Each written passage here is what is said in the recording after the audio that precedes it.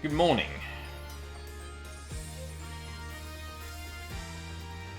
I love getting phone calls in the middle of preparing for a stream. It's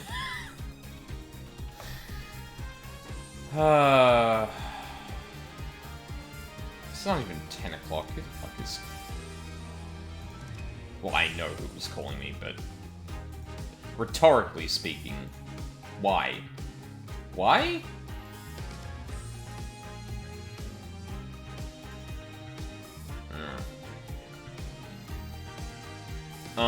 Yeah, since we took a bit, let's just get straight into it. Welcome back, Mina. Hello. Good to see you again. Feels good to after be the back. New Year. Yeah.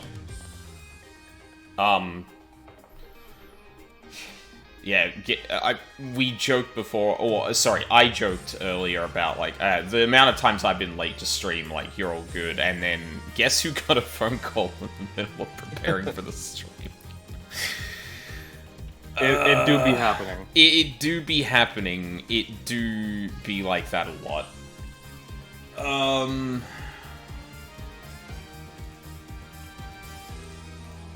Yeah.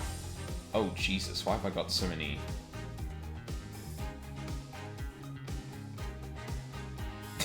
Fucking Luca!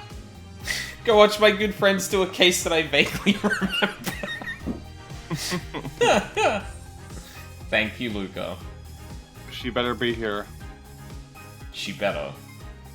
She better be here. I'm not... no. I don't think I see her on Discord, so... Curious. Yeah, so... We got done with, the whale case. Which... having time to chew on that now, like... Yeah, I stand by, that's probably one of my favorite cases in the entire series. Like, just... Yeah, it's fucking fantastic. Yeah, like, absolutely stellar. And it feels like one of those cases that, like, obviously development might have been a bit, less like this in terms of the timeline, but it definitely feels like one of those post-game, or post-first game development, like, okay, we want to add a case to this, let's go all out with everything we've learned, kind of thing. Where you see a lot of the more complex stuff they've introduced, like, refined there. They do well, and probably the biggest thing is just them, like, getting me so bad and so good with, like, the whole, like, playing the, what is it? Law of economy of character against you. Because they always do the thing where it's like, oh, the guy that, the person that never turned up in the first investigation and suddenly relevant now, and like, I wonder if that person might be, and then it wasn't. Yeah, it's just and like, they double fake you up because he has 5 psyche locks that you don't get to open before the case. yeah, which is crazy. We just never. We're never gonna get anything about that. That, like, complete and utter red herring. That's real good. It's real good. Yeah, and then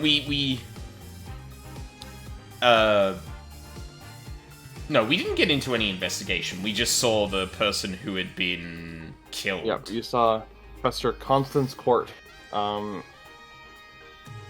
who Phoenix was supposed to meet with. Yes. Unfortunately deceased. Yep. Rip. I'm sure she was great. Oh man. That's like I made the Danganronpa illusion in the post I sent out on Blue Sky, but like my eyes hit the sentence "a body is found" and just like A body has been discovered. yeah, really. Fucking Monokuma jump scare in my brain.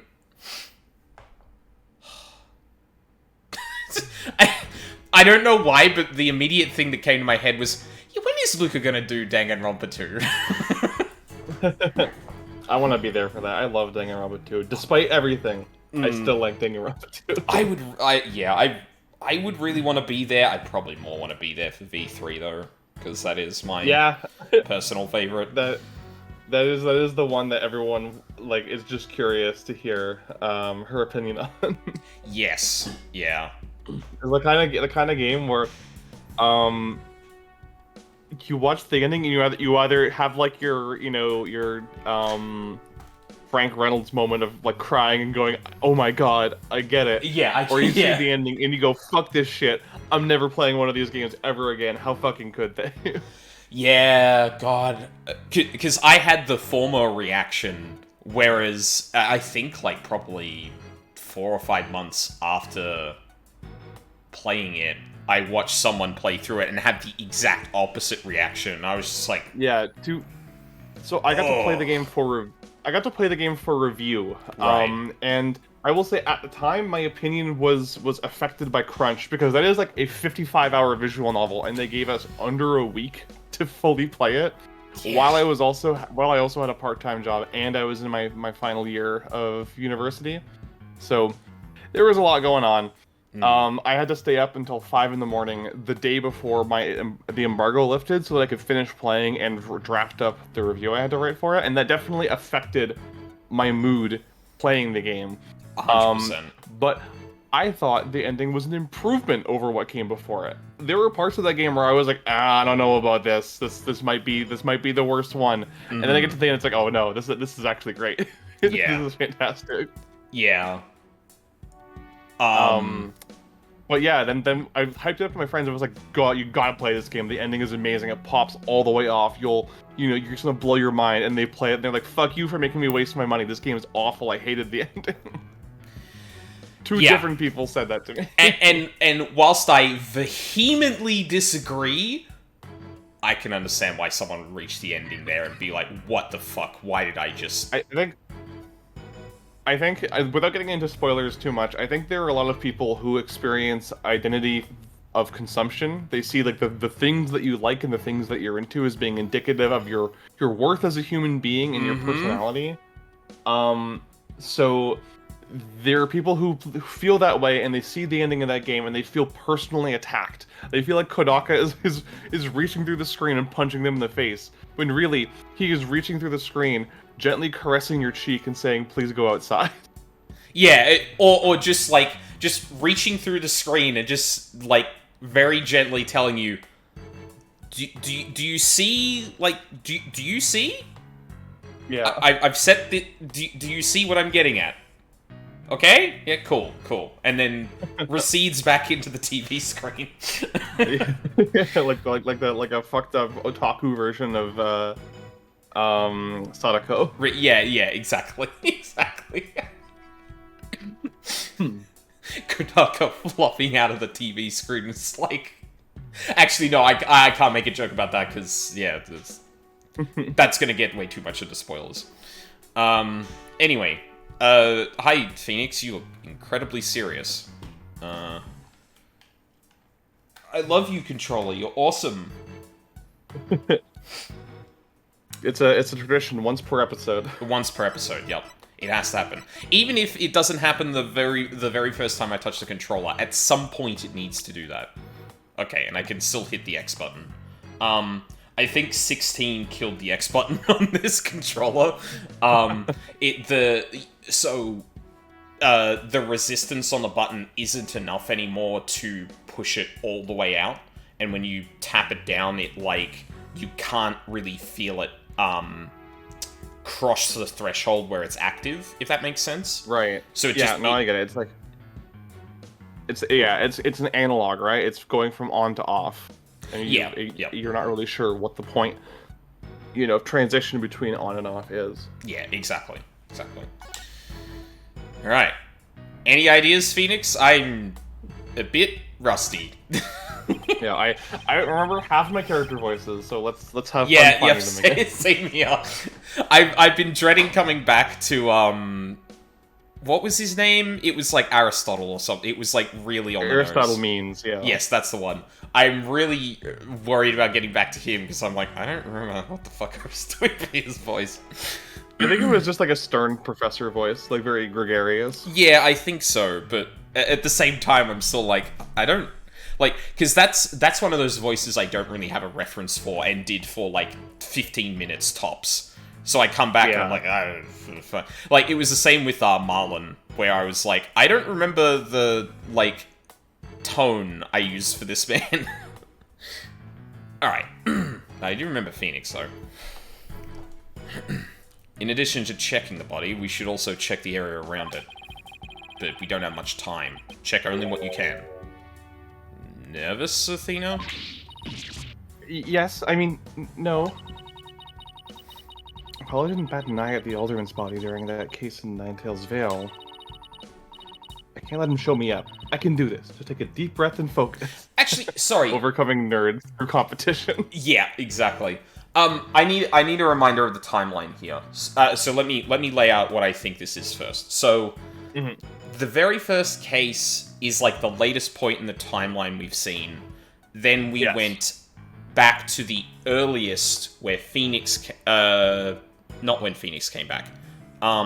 We went back to the yokai bit, which is the earliest, and then this is afterward. And the special this is after episode, the whale case. Yes, yeah. Yeah. So in the monstrous turnabout, Phoenix announces to the office that he's got his badge back and he can start taking cases again. Turnabout reclaimed, the whale case is his first case back, and then because he's back now and practicing again, he got invited to give a special seminar at this legal academy, and that's why he's here for this. Right. Yes. Okay. Cool. And the other like puzzle piece in this is that so the character Juniper Woods in case 1, which is like you said the furthest point in the timeline, she is a nervous wreck. Yes. Extremely timid and scared. But in this she's not here. Yeah, in this one she appears and she is confident and very, very authoritative. God. Alright, about the murder. So, Professor Court was... Yep. The professor I was here to meet with. Turns out she wasn't running late after all. How awful. Here she was lying dead and we thought she was late. What was that you were saying before, boss? You never finished. Oh, that. Don't worry. I'll fill you in later. Right now, let's focus on the investigation, okay? Okay, sure. Ugh, the suspense is killing me. Oh, we're not really getting a 360 view on this yet. We should start by studying the body. I wonder what's the best angle for this. You can click the arrows on the side, I think, to rotate Oh, it. no, okay, no, it is doing the thing. Right. Oh, and yeah, we're probably not gonna get, good opportunity to... Well, because I look at those and I'm like, any comments, Phoenix? But, yes, I suppose we should look at the body first. Ugh. Guess I really do have to examine the body. Well, guess I better get used to stuff like this if I want to be a full-fledged lawyer. That's so crazy that, like, both Athena's just like, yep, this is what lawyers do, and Phoenix is just there like, yep, no, this is what lawyers do. We examine crime scenes. I guess at the very least you do have to get used to seeing, like, crime scene photos and, like, angles and whatever. Absolutely, yeah. I remember I was watching a documentary on the O.J. Simpson trial, and there was actually a member of the prosecution who got like physically ill when they showed the crime scene photos because Nicole Brown's head was taken almost all the way off in that brutal murder. Ugh, and like the fact that like they were like showing that shit on TV is just unbelievable. Like that's crazy. No privacy or dignity for the victim's family. Yeah, I mean, one could argue that there was a reason that maybe they felt the need to look at how violent this was, but I don't want to get into that discussion on this stream. Alright. Book. What do we have here? A book? I'm guessing it fell out of her chest pocket. Wait, what if it's her diary? That's the most private thing a girl has. True, but considering the situation at hand... My apologies to the late Professor Court. No, don't. I'ma do it. It's more like a planner than a diary. Routine report. Need to speak with Hugh O'Connor. Meet with Hugh about that report yesterday. Important. 9 AM prep for the mock trial final confirmation. 1 PM meet with Mr. Wright about training seminar. 2 o'clock mock trial begins. Every page seems to have the same sword mark printed on it at that. I still think a girl deserves her privacy, but this may help us solve the case. Constance Colt's planner, a sword emblem is printed on the cover and on each page. It looks like the Fire Emblem Falchion. It does! It really does. Oh. Okay. Oh, that's good to know. It's not just 16 being weird. So, yeah, there it goes. You can also see the dead zone on my controller is a bit fucked up too. God, that drives me crazy when I've got a little walk pad now, and I've been playing like Balatro on that, and what can happen is if I jostle the controller, and while I'm moving between cards, it can move forward and then backward really quickly, and I don't register it, and I immediately hit A. So I'm trying to select 4 cards. First card, second card. I pick up the third card, I try to go to the fourth, it doesn't move, I hit A, and then I immediately hit play hand. So now I played 2 cards instead of 4. Yep. My Switch controller started drifting right when Fire Emblem Three Houses came out, so many times I would be scrolling down to check items or something, and it would scroll down too far and go to attack or something. Yep. It sucked. That's frustrating. There's an arrow stuck in her side. Gunshot wounds and stab wounds are pretty common, but arrow wounds? This is a homicide any way you slice it. In other words, we have a murder on our hands. Murder? Here? So that makes this arrow the murder weapon. Well, that and the bow that shot it. Right, but where could the killer have shot her from? The stage is a sea of obstructions. I'm no expert on archery, but it can't be easy to hit a target with this much stuff around. Would it be possible to kill someone by stabbing them with an arrow? I'm not sure. I guess we better do some more investigating before jumping to conclusions. I'm pretty sure you could. You could kill someone with a thumbtack if you shoved it in the right place. Yeah, this is true. And it's not like it's only deadly when used as a projectile, like a bullet. Because if you tried to press a bullet into someone, I imagine that'd be pretty fucking hard to do that with. But yeah, this is essentially. That one part. Oh, sorry, go on. There's that one part in John Wick where he slams a bullet onto a table and then takes someone's head and slams their head into the bullet. But yeah, I see what you mean. Yep, yeah, that would crack a skull. That's for damn sure. That would do it. Fuck. I gotta watch John Wick. I haven't seen any of them, and every time I hear about some very specific scene in that, I'm like, he does what?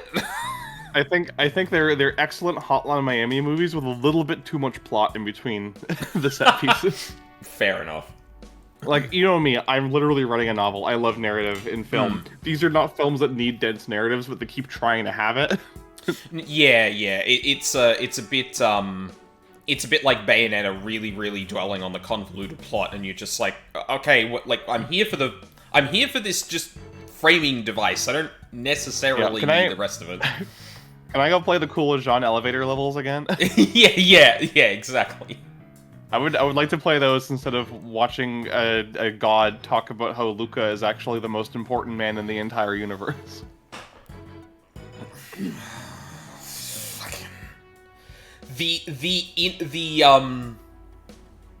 What the fuck did I call it? The pan-dimensional relationship between fucking Bayo and Luca is like I don't know how you write Bayonetta 2 and then write Bayonetta 3 the way you did. Like, it's baffling. It's just like, because the thing, yeah, sorry, I'm gonna go on a Bayonetta tangent. Fuck it, my stream. Because like, the thing I pointed out after I played it was that like I feel like the first biggest emotional beat you have in that series that's like very resonant and very clearly like, nah, fuck the plot for a second, I'm gonna prioritize this, is when Jean gets taken to hell. And Bayo's just like, yeah, I know fucking whatever his name is like doing some shit there, I'm going to hell to save Jean. I don't care about what the angels are doing, I don't care about what the devils are doing, I'm going down there. And like and her being like genuinely like worried and that Jean died, and then her very clearly failing to collect herself well and putting on her air again as Jean actually wakes up. It's just like, that's like that's all the plot really needs, is a resonant moment and a contrived thing for like, yeah, we're going to hell before we go to heaven first. Perfect. 10 out of 10, no notes. But like, then you go to Bayonetta 3 and it's like, well, I don't even know like how to even approach, like, it's that baffling. It's that baffling that I can't even formulate like a reasonable kind of line of thinking. Like, why across all dimensions? Like, I guess they needed and oh man, it's just so much about the utilization of Luca in that game that's just fucking. It feels like 3 was written by a different person than 1 and 2, which is weird because we know that that's not true. Yeah, like, exactly. God, Viola deserves so much better. Yeah. I will die mad about that, and especially because of the state that Platinum's in now, like, that's never getting. That's probably just dead. That's just dead. The Bayonetta's gone. GG. And it ended on that note. Fucking hell. Like, for what it's worth, I still really did enjoy the gameplay of Bayonetta 3, and I think the reason it didn't annoy me as much as some people is because if a movie like John Wick has too much plot, you can't fast forward the movie. Like, that's not an acceptable thing to do. No. But when playing Bayonetta 3, if the cutscenes got too long in the tooth, or if I found myself rolling my eyes, I would just pull out my phone. I would just go and do something else, because I know that when the gameplay kicks back in, I'll be back in and engaged again. Exactly. You go back in, and then you summon your big demon who just flattens an enemy, and you're like, okay, yeah, I'm back in. Yeah. I wanna hit people with a train and summon a clock tower that shoots Gatling guns at them. Like, that's what I'm here for. I'm not here to watch the most heterosexual man on Earth write about how heterosexual love will save the world. Can I just axe drop Luca with Madame Butterfly? Is this a thing we can do? which I guess, avoiding spoilers, technically. Do you remember at the end of Bayonetta 1 when Jean and Bayonetta's patron demons fused together into a giant like goddess form that drop kicked Jubileus into the sun? Yes. Yeah, let's do that to him. Yeah. Yeah. baffling. I'm sorry to my friend and sister Luca if you're listening to this. It sounds like you're catching strays, but I swear to God. Yeah, oh, yeah, We just mean the stinky scarf man. Yep. Yeah. Anyway, dead body. Yeah. How did we get onto that? Oh, John Wick, and then... Yeah, Bayonetta. Right, Yeah. that was how it... Yeah, and the thing I was going to say before we jumped onto that tangent, I mean, an arrow is just basically a tiny spear, so, like... Yeah. Yeah, you can stab someone with that. The arrow that pierced the victim's side, it's stained with blood. An interesting pattern on there, but I don't know how much to read into that. Bayo 3 with no plot, and it's just a wacky alien invasion. Yeah, like, for real. All games would be improved by becoming more like Kid Icarus Uprising. That's my personal philosophy. I don't think I think I've watched someone like, I think it might have been Barry play a little bit of that, and just catching out of context, story beats. I will say the dialogue during the combat in that game is kind of fire. It's great, really yeah. fun. It's fantastic. My number one, if we have to live in an age of remakes and remasters, why not that game? Give it to me with a control scheme that won't give me carpal tunnel syndrome. I will be yours forever. If I could not grind my wrist to dust playing that game, it would be nice. Yeah. So here's a fun fact. Shortly after that game came out, me and two friends entered a Nintendo-sponsored online tournament for its multiplayer mode, and we actually did win. And I still have like the one-of-a-kind T-shirt that they sent us as like a reward for beating it. Yeah. But yeah, like it's too small for me now, so all Castillo wears it as a sleep shirt. But I still have it. Like I can take a photo of it if anyone wants to see it. But like training for that and grinding out a good weapon to use for that tournament, I just couldn't like play any handheld games for like a week afterwards. Yeah, I believe it. I believe it. Because, yeah. Because when Barry was playing it, he had a, he was on webcam, so he could just show you, like, yeah, this is what I'm trying to do, control it. I'm just looking at, because Best Friends had talked about that a fair bit, and I was already like, okay, yeah, like, that, it's hard to do. But, like, seeing a person's hands actually try and achieve that was just a wake-up call of, like, oh, yeah, that really is bad. It really is bad for your wrists.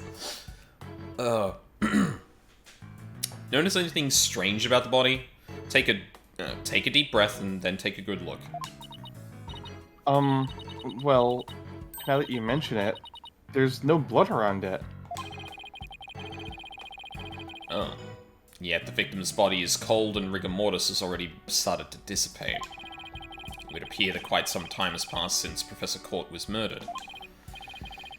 The thing is, the quad was packed with students up until the start of the mock trial. Wait, then doesn't that mean she was killed at a different location? You know, you're fucked when you're used to making the claw grip. Yeah. Yeah. Honestly, I've probably got to adjust my button layout for Warframe, because bullet jumping by pressing forward with W and then hitting Control and then space. It's not like I'm used to stretching my fingers around a fair bit, from, like, you know, macros and stuff like that I have at work. But that one just repeated all the time is, like, that's asking for my pinky to fall off. Unless I hit it with my palm, but I don't think I'm too dexterous with that kind of thing. Ooh, I know. The killer moved the body here while everyone was in the lecture hall. I really should get back into Warframe. They've been going wilder in the time I haven't played. You should. 1999 is really good. The like messaging system they put in there to facilitate like the romance options in that is honestly a really inspired choice, because they use it to both characterize obviously the characters that are there, but your player character as well, which they've been doing more and more of, but like you also kind of get to pick like what they focus on when someone asks them about, hey, what's your past like? It's really, really cool. It's gotten a bit overwhelming to catch up and everything. Yeah, yeah. Yeah. Personally, I would say that's by design, because you can platinum your way through anything. But, yeah. That's a definite possibility. Notice anything else? Her arms are raised over her head, and there are dark bruises around her wrists. Someone use her for target practice or something first? Yeah, the professor was probably tied up with something. Eventually, her wrists were unbound, and as she reached up to stretch, she was killed? Actually, I'm not so sure about this theory. Well, there's not exactly a lot to go on.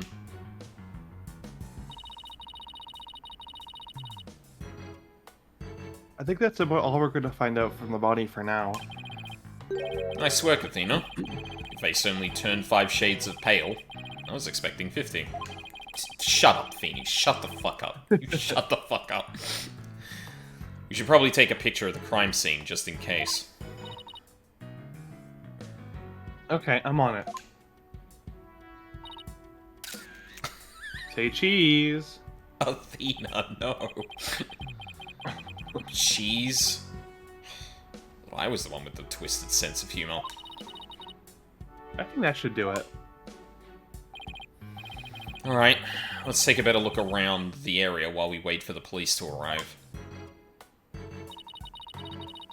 This pile of rubble sticks out like a sore thumb.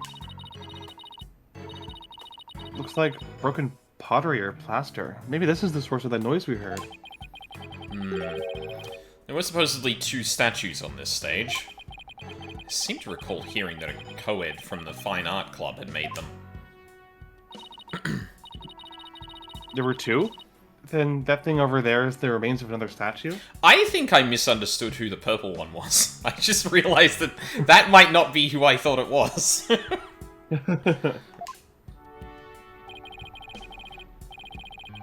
Yeah, especially now that I see the top of the screen and that particular outfit. Mm-hmm. This could be related to the case. Let's take a closer look. Hey, what's that? I wonder what this was a statue of. Whatever it was reddish-purple in color. When Apollo and I first got here, both statues were already here, but they were covered up.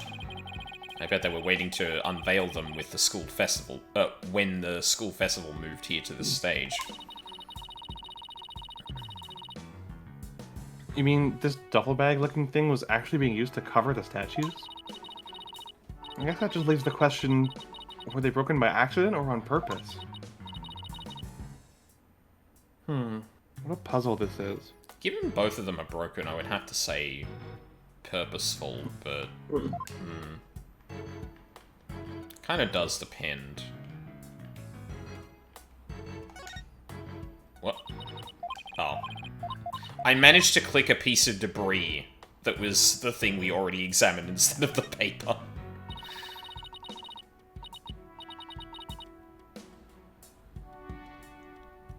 There's something buried in the rubble. The Themis Herald? Wait, we shouldn't disturb it. Let's just read what we can.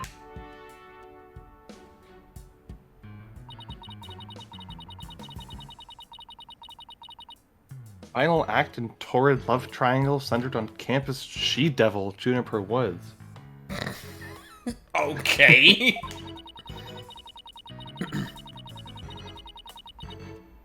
Level-headed lawyer course genius and hot-blooded prosecutor course student.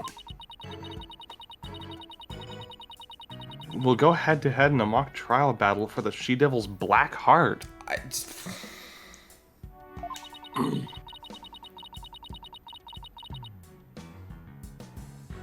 Hugh O'Connor has declared that he will confess to her if he wins. Me slowly turning up a dial, labeled misogyny, looking back at the writer's room until they all cheer. Like, what the actual fuck? When you find out the reason why this is written like this, I personally think it's hysterical. I really like the characters in this case. It's the plot of this case that I have issues with. The cast, Okay. The cast is stellar. I love the cast. They're a bunch of goofy idiots. Awesome. Wait, what? I seriously wish I hadn't read that. Yeah, Cookie, this new space was written with the cadence of a light novel title. That's good. I'm also glad Athena's like, hey, what the fuck? You find that more shocking than discovering a murder victim's body? Yeah, Phoenix, look at how misogynistic this is. Like, what the fuck? But yeah. we're talking about my friend Junie here. She never lead guys on like that. Athena, you don't believe everything you read, do you? This article is clearly written with malicious intent. I'm not buying a word of it. You're right, but it's still disturbing, even if it's third-rate tabloid material. Fourth-rate writer with a third-rate paper.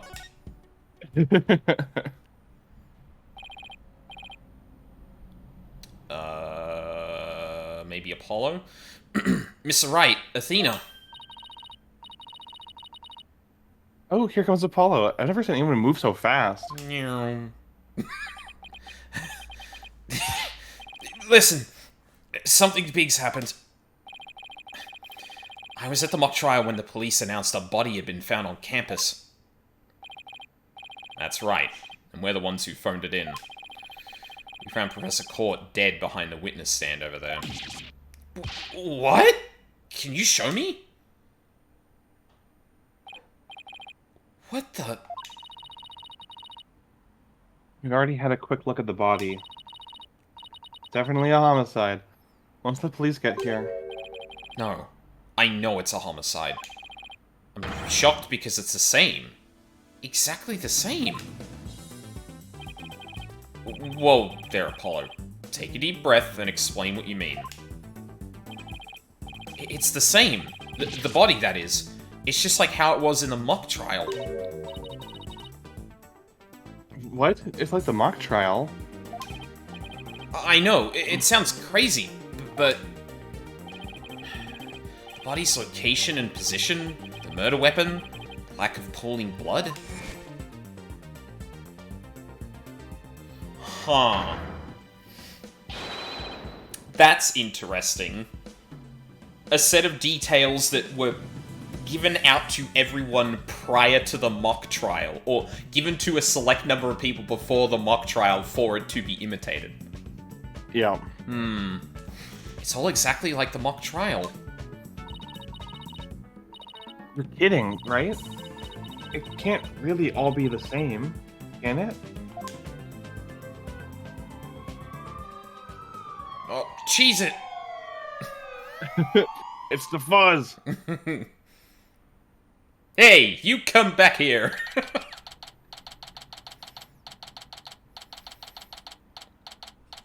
Murder done in accordance to a piece of writing significant to the current circumstance. The stages involved. Clavier is there. Oh no! Not again! The whole school's... It is the third case. It is the third case. Not even Phoenix Wright can escape that. Well, yeah, I guess, like, the third case is, like, kind of weird and... eh. I was thinking more... Third case curse. Yep.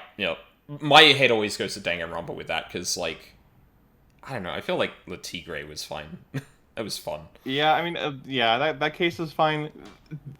Like I said, I like the characters a lot in this one, so it has that going for it, at least. And Investigations 2 and Great Ace Attorney 1 and 2 both have amazing third cases, so it's definitely not a hard and fast rule. It's just something that people observed because, you know, writing middles is hard. That's the hardest part of something to write. Don't let anyone tell you that the ending is the hardest part of a story to write. It's always the fucking middle. Yeah.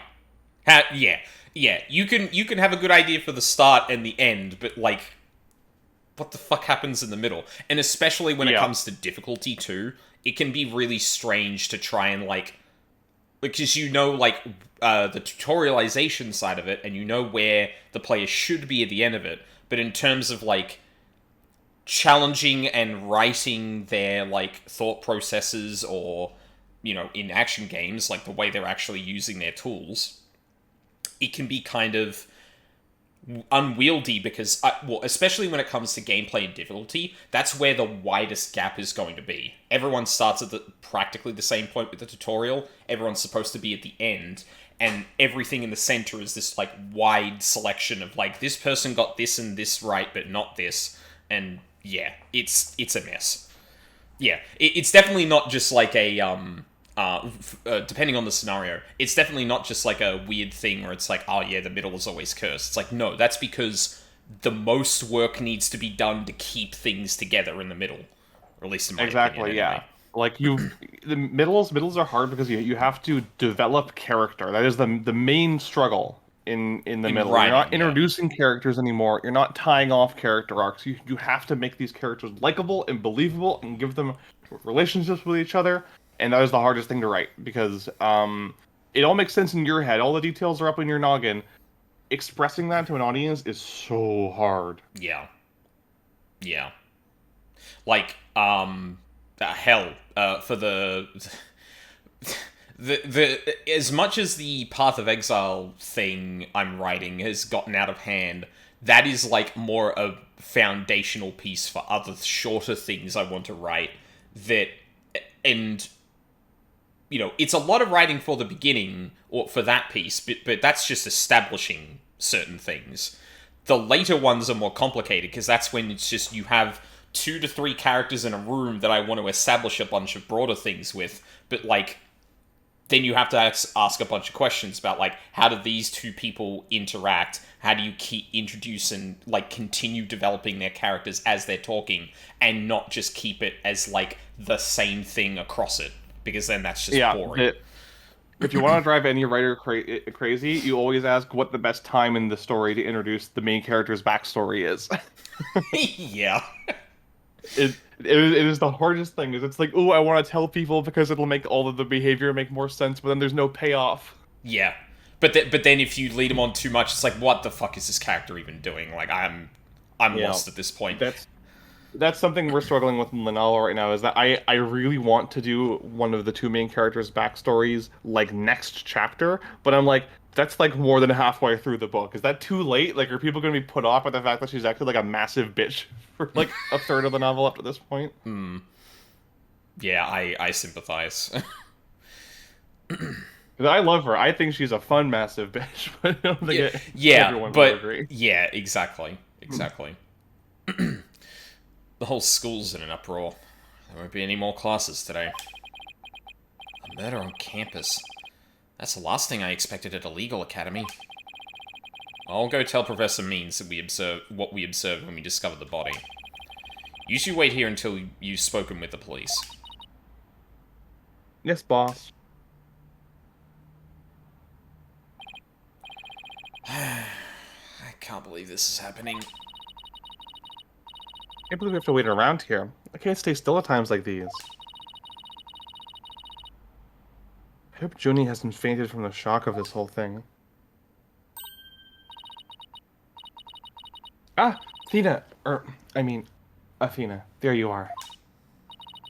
Junie, am I glad to see you? I was worried that... Don't worry about me. I am student council president, after all. I need to be strong. Wait for me here, Athena. I'm gonna check for gas leaks. UFO was like, I've seen this shit before. I'm not letting this happen again. Student council president? Wow, I'm impressed. She's really changed. She used to be kind of sickly and shy. Juniper, was it? You mind if we ask you a few questions? Yeah, we're stuck here waiting for the police, and there's really not much to do. Sure, what would you like to know?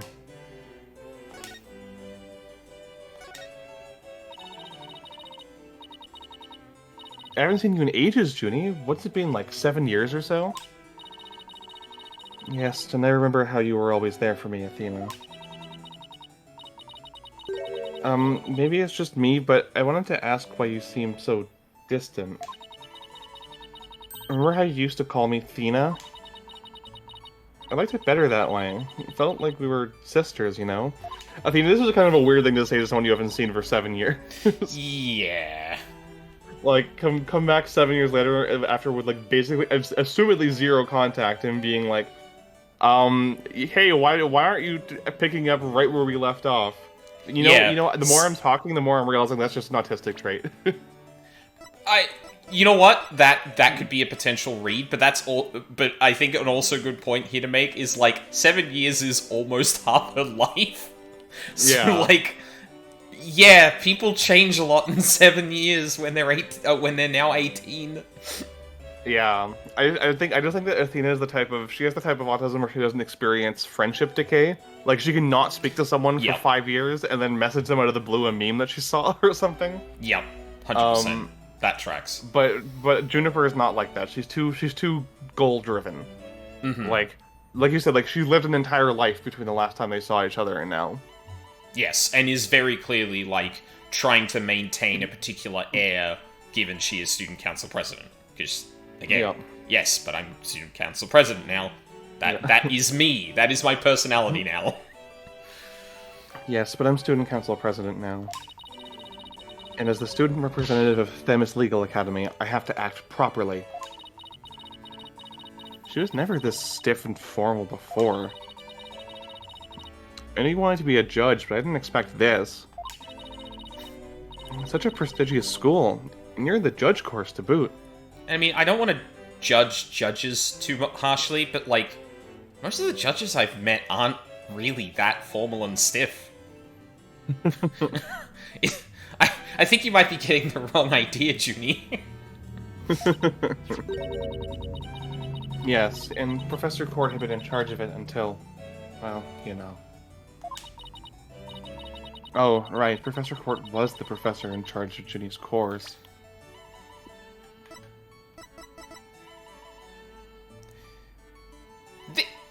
I don't know if this is a weird observation to make, but this feels like the most, like, on-point character design for someone her age that I think I've seen in the series. I know, right? Like, she actually looks her age. Yeah, because usually it's like, oh, that's a 20-something-year-old. What do you mean they're 18? Or like, oh, wow, they must be like 60 or 70. What do you mean they're 35? Like, I feel like it's way too often been the extremes, and it just struck me as just like, oh yeah, subtle kind of crow's feet, a little wrinkle on the side of the mouth. Yeah, she's got some laugh lines. Yeah. What? Sorry, laugh lines, not crow's feet. Crow's feet is different. I don't know why I thought that. I mean, the design would be even better if she did have crow's feet. This is true. Yeah. Constance Court. What sort of teacher was Professor Court? I had to sum her up in a single word. I'd say she was amazing. A judge must always seek the truth. That was her mantra, and she used it in trying to fix what was wrong with our school. She was a beacon of hope in this dark age of the law. What's wrong with your school? What did you mean by that? Oh, nothing. Never mind. Am I imagining things, or did I just detect something in Junie's voice? Professor Court chose my script for the mock trial. Oh? You mean all the students in the judge course had to submit a script? And yours was the one she selected? Wow, that's amazing, Junie. Oh my god, someone's gonna frame her for this, isn't she? Aren't they? Oh, thank you. But now, Professor Court is... Who would do such a thing? Just yesterday, we were working together, trying to get things ready. Excuse me. Are you alright, Junie? Maybe you should take it easy for a while. She still got that cough. I guess she's not as strong as she pretends to be.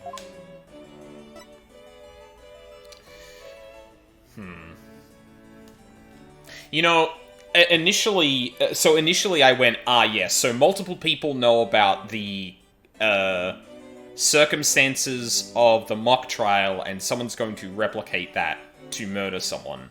And then this started establishing that Junie wrote that.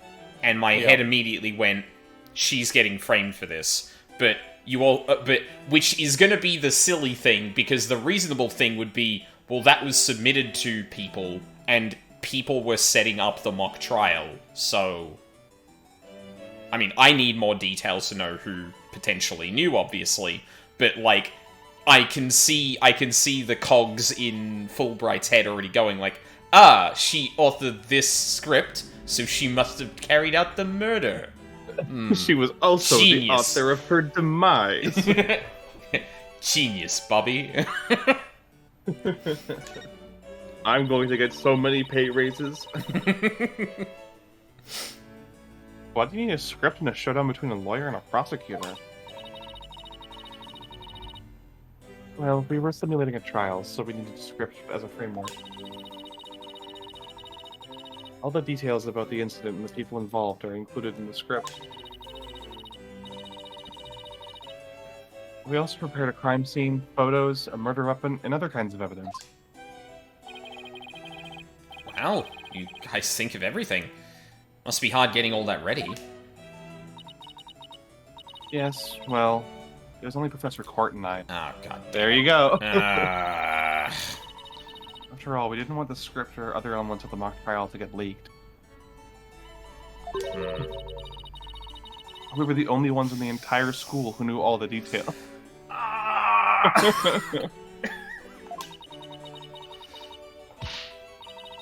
Must have been a big pain in the... I mean, that must have been really difficult. See, if I'm her lawyer, I go, the fact that she's admitting that shows that, you know, she's not guilty. Because if you were the guilty party, why would you not just say, oh yeah, everyone knew it? You know, it was super common. Anyone could have done it. Yeah, like, why are you not getting defensive about that? Why are you just telling me that that's the circumstance? That's off. Like, surely, like, it's weak in terms of just, being the whole thing, but it is definitely indicative of a character that, like, no, she's not lying about the circumstances. If anything, she is literally implicating herself by confirming that is the case. Why would someone trying to get away with murder do that? It seems kind of dumb to implicate yourself in murder when you did it. Exactly, yeah. I wrote the script so that the case could go either way. That way, the defense and the prosecution both had an equal chance of winning.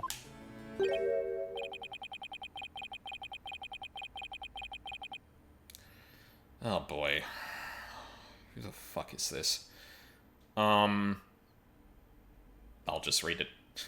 You think that's all she's capable of? You got another thing coming. Huh? Who said that?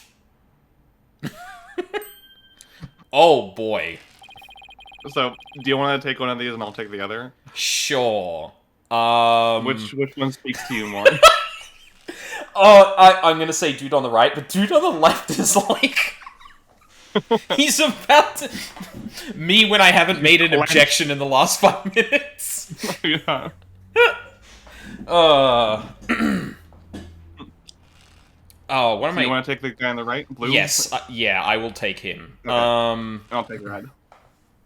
Juniper's genius doesn't stop at her brilliant script. Yeah! She gave an award-winning performance as the defendant, man! Thank you, Apollo. I think I found a rival to my Courts of Steel. He turns to Phoenix and Apollo. Like, is that what I'm like? Oh god! Is that me? Apollo's finally forced to be self-aware.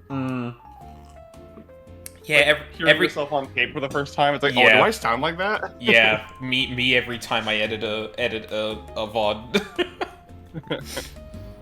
You, Robin, aren't you going to introduce yourselves to our guests? As student council president, I won't have you treating them rudely. You're right. I heard Mr. Wright was bringing a couple of guests with him. That would be you two, Apollo Justice and Athena Sykes. Yep, I'm Athena Sykes.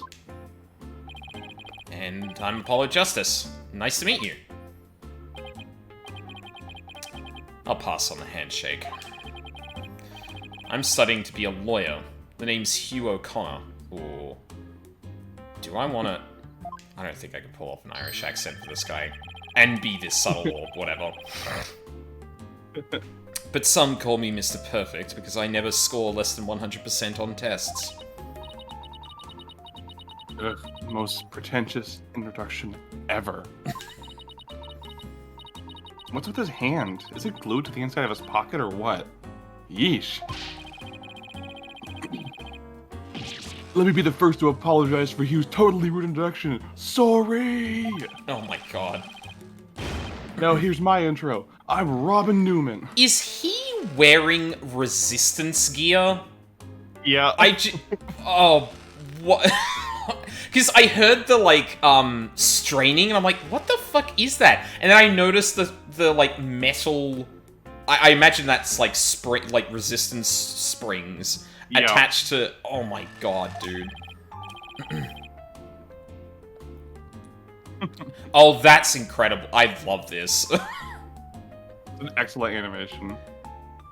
I'm studying to be a prosecutor, like the really cool kind that nails the bad guys. I really hope that at some point during this case, they change out that object for an actual piece of evidence he's looking at.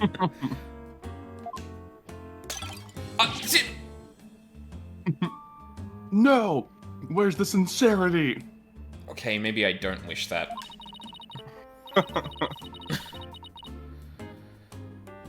So he makes pottery too? What's that bracelet contraption for? He sure has made some unusual friends. Athena, have you seen everyone in this school? They're nothing but freaks. I mean, you're tagging along with Phoenix, right? Like, I don't know what you expected. These two were the lawyer and the prosecutor in today's mock trial. And even though I wrote the script, I also played the part of the defendant. Final act, Lord Love Triangle centered on campus she-devil Juniper Woods. Wearing a macro brace. Oh, macho brace. See, Cookie, that was my first thought as well. When I first saw him, I was like, oh, he's wearing a macho brace. Yeah. Yeah. Oh my god. Level-headed lawyer course genius and hot-blooded prosecutor course student. That's kind of mean. One's a genius and the other's just a student. Yeah. We'll go head-to-head in a mock trial battle for the she-devil's black heart. Wait, these two are the guys who supposedly have a thing for Junie? Juniper, come on. Your role's way beyond just that. That's right! The mock trial is just the start. She's also in the school festival's main event. Live on stage, Juniper Woods, and the crowd goes bananas. Wow!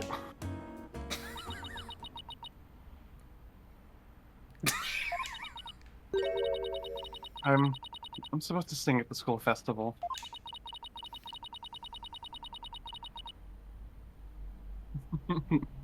Thank you, Cookie. All the other girls were too embarrassed to try out, so... Gay. So fucking heterosexual. Yeah, incredible. No, yeah, straight as an arrow, this Athena. Maya Junie singing on stage in front of people? Wow, it surely has changed. Anyway, enough of those two.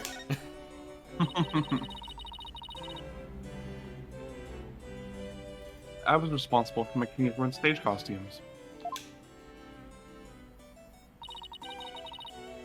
And this is what I'll be wearing. Oh no. No, no, no, no, no, no, wait. That's amazing, Junie, but then again, you were always good at that kind of thing. Phoenix sees that and goes, oh, it's Apollo's mom, and Apollo just turns to him. Huh?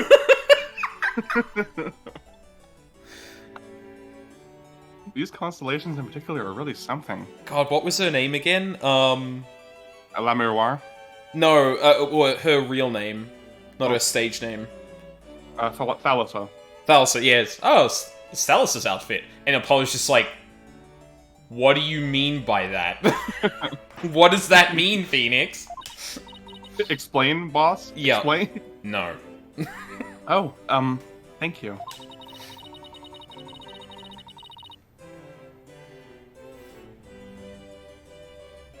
One of my favorite things to do is look up at the stars in the middle of the forest. Huh. So you're a fan of the night sky then? Fellow Skywatcher here. Mm-hmm. Remember, I'm pretty big into constellations. Yeah. Wow, Apollo. Didn't know you were such a romantic. It's not like that. I have this friend, he and I go way back, who got me really interested in space. Is there anyone we know that would be referring to? I don't think so. This character has never been referred to before. Okay, yeah. He is a newly introduced character who suddenly means the world to Apollo and is the most inspiring person in his life. Oh no. The second of his 3 backstories. Awesome. Wait, you had friends when you were young? Color me surprised.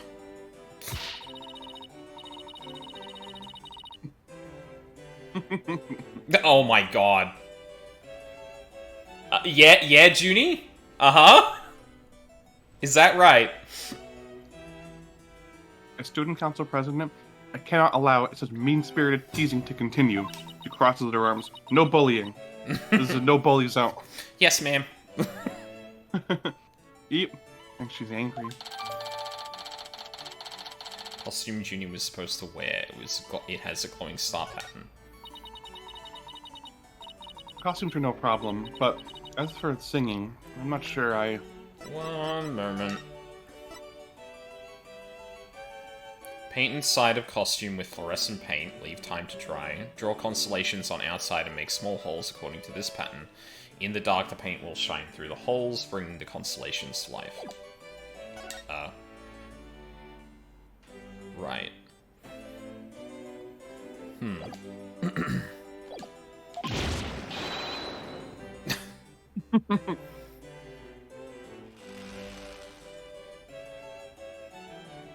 No! You can do it!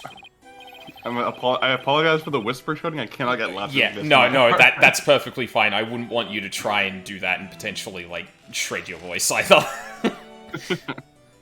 That's right. And anyone who says otherwise will have to answer to me.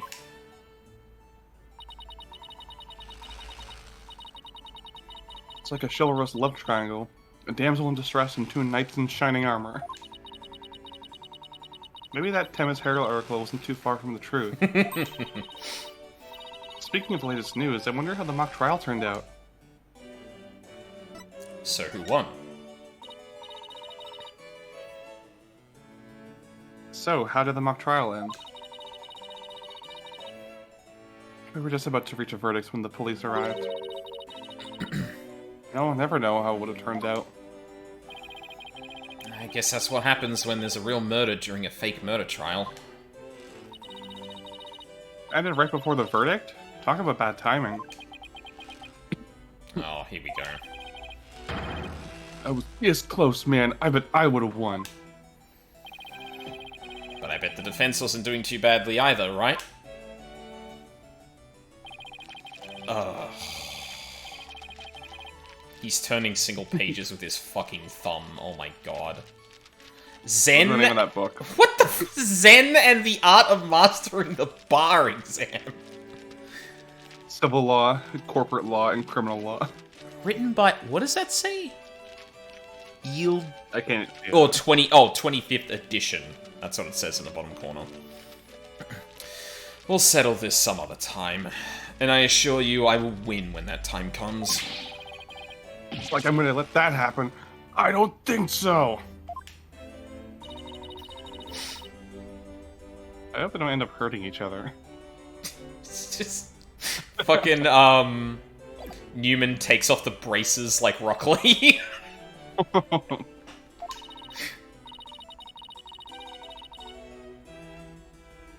Oh, don't worry. The 3 of us have been good friends since we enrolled here. We even have proof of our friendship. Proof? Like, physical evidence proof?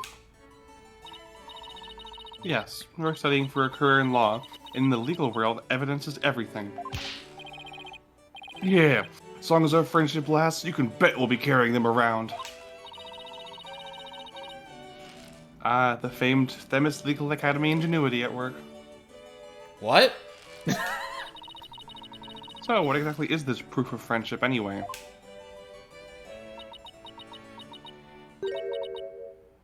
Well, it's a secret, and if I show you, it would be bad luck. Oh, okay. I knew it. Definitely some discord in Juni's voice. Oh no. It even made the going- buzz sound. She's going robot. Yup. Our friendship is sacred and inviolable. It's not something to put cheaply on display.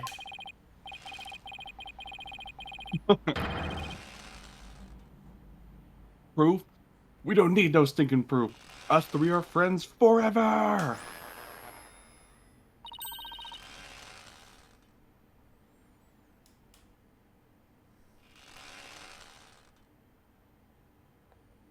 I bet one of them set her up. That's my shot in the dark right now. I can hear discord in their voices too. But they're talking about their friendship. What's going on here? Something wrong, Athena? No, it's nothing. Oh. Oh, right then. Hey, isn't that... Everyone stay right where you are. Don't move a muscle. Yeah, I knew it.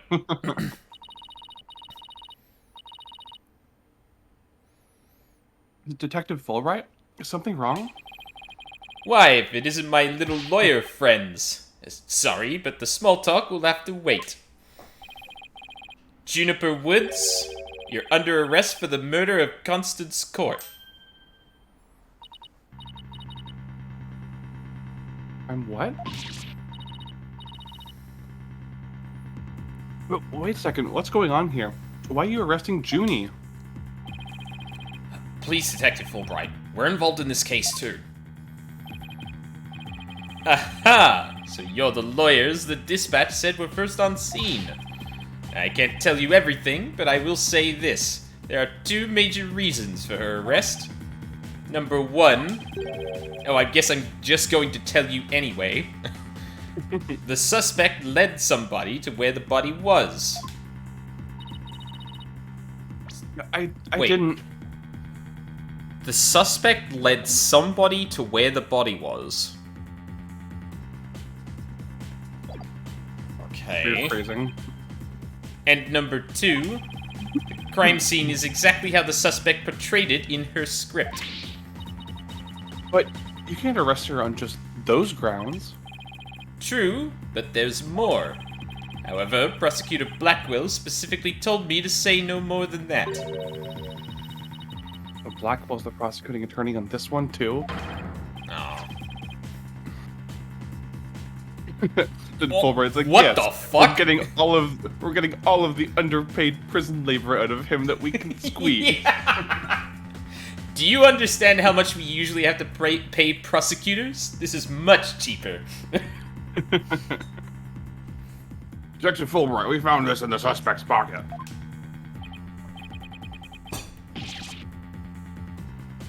What? Sorry, did they just search Junie? That... Okay. Why, there's blood on this. That's evidence we made for the mock trial. Oh no. A mock trial? Never heard of such a thing, but it sounds fishy to me. Real fishy. This is so accurate to how cops actually work. Fucking dipshit, yeah. Like, you just stepped into a theater room where people are, like, acting out a murder scene or something like that, and you're like, ah, there's the guy right there with the murder weapon. Get him! Like, fuck off. Now, if you would, officers. Yes, sir. But Junie, I have to do something. I can't let them take her away like this. Now, if you'll excuse me, I have work to do. Hold it! Get his ass, Athena. Hold it! I refuse to believe that she's the killer! Junie! I've decided. I'm going to defend you. I'll fight with everything I've got.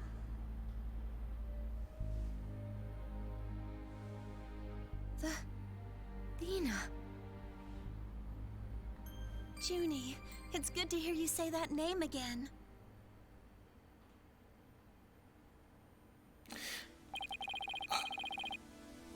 Oh my god! They're gay! These bitches gay. Good for them. Good for but them. One of them is still going to jail. Yeah. Wow, I'm creating Doomed Yuri in real time. Oh my god. Sorry. Really quick sidebar. I don't think I've been a fan of any of the dialogue that strictly happened in those animated scenes. It always feels incredibly anime, if that makes It's sense. so basic, yeah. Yeah. And I don't really understand how they choose which moments to highlight, because, like, yeah, you know, that's the first time that Juniper calls her Athena, but, like, I don't know, I feel like maybe, like, the body being discovered would have been better. Or, like, even then, just, like, maybe seeing, like, Athena kind of, like, have a, like, changing character now that Junie's being kind of, arrested, and maybe linking that to the first case or something like that. Like, there I could see, like, a cutscene would make a bit more sense, but, like, yeah, it's just...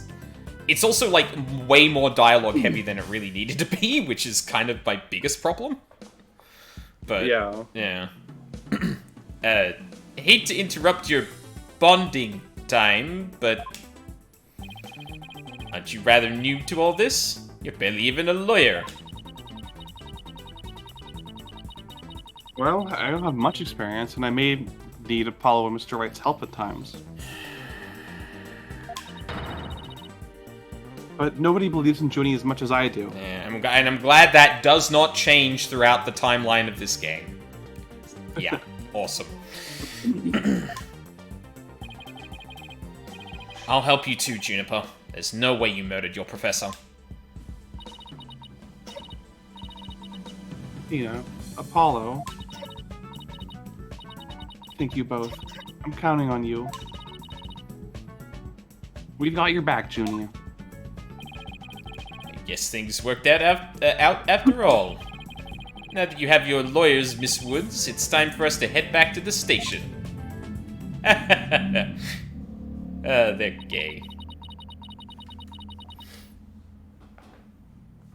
I can't believe Junie's been arrested for murder. And I can't believe I accepted her case without asking Mr. Wright.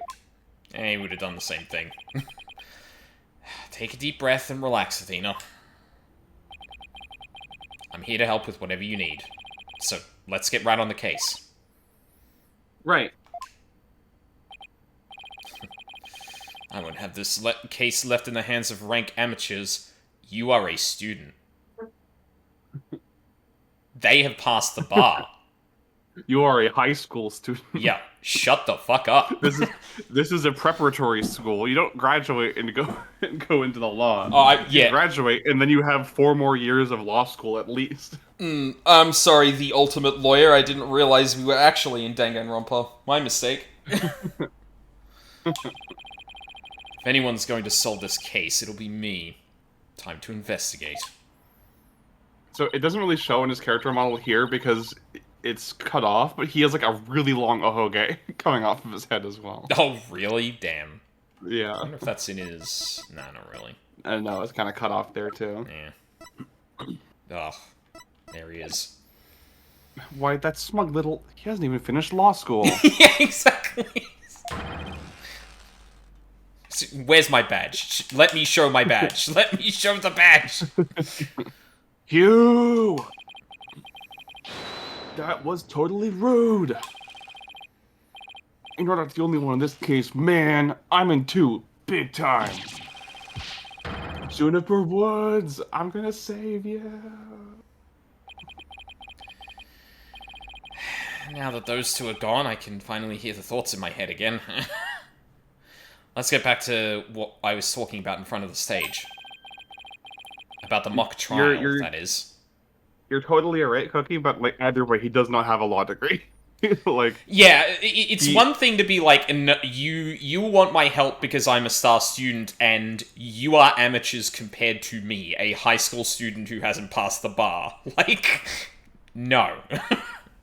Absolutely not.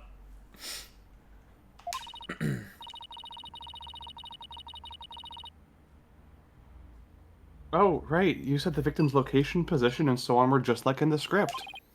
Exactly. Without the script or any props, it's kind of hard to explain.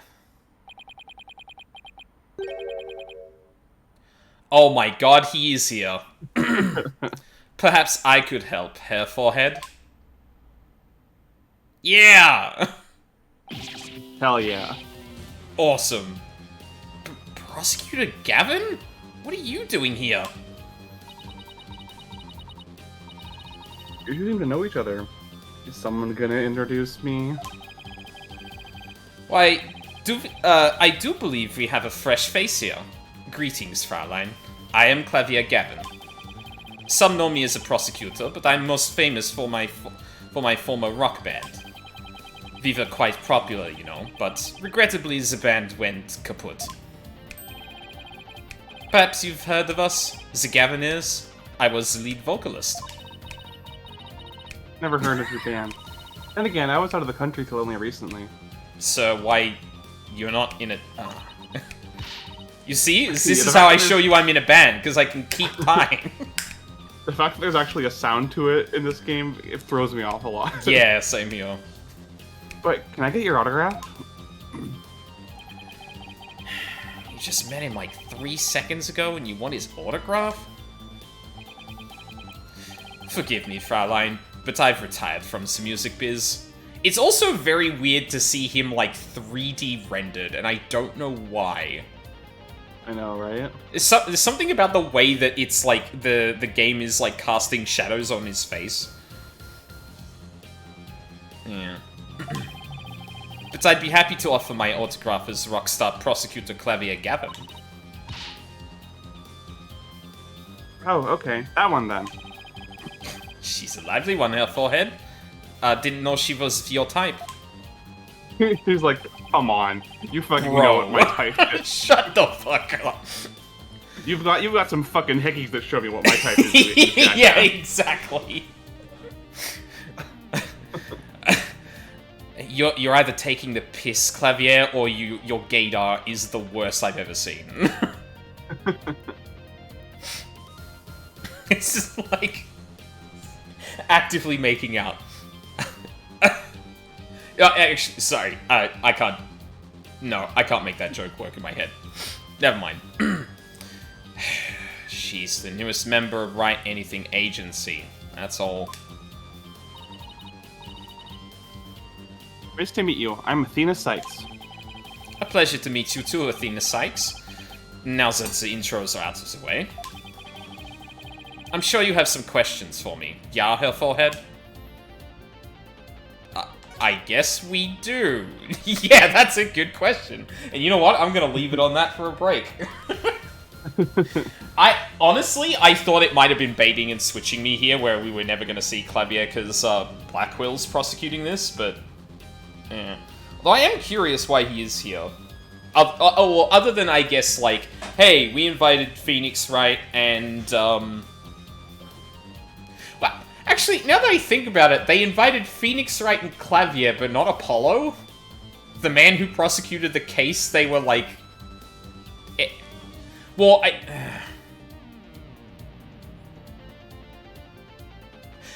maybe I'm reading too much into the constellation thing, looking a little bit like La Miroir, but like I get the feeling they were inspired by that. But that wasn't part of the trial. That was for the school festival. Like on stage. Yes, okay, right. Yeah, it was just funny that it was like, oh look, especially with the drawing pointing out the brooch. I'm like, oh no. Yeah. Oh no. Yeah. Okay. So yeah, it's more, huh. Why would they have the Clavier and Phoenix statue specifically then? That's an interesting choice. I hope we find that out soon, but yeah, that's probably not coming until later. In the meantime, we've got to shoot the shit with Clavier now, so we're gonna take a break, I'm gonna get some more water, and when we come back, I mean, at least he fixes his tan.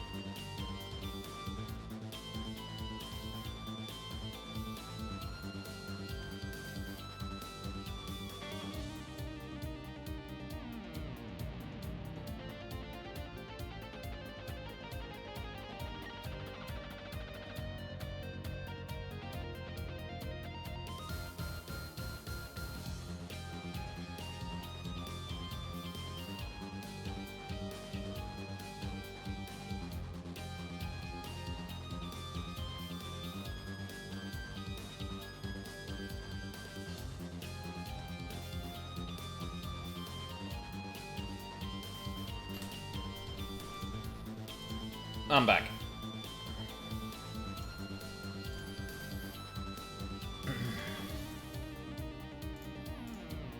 He's back. The good, well, the orange man. Thank you, Cookie.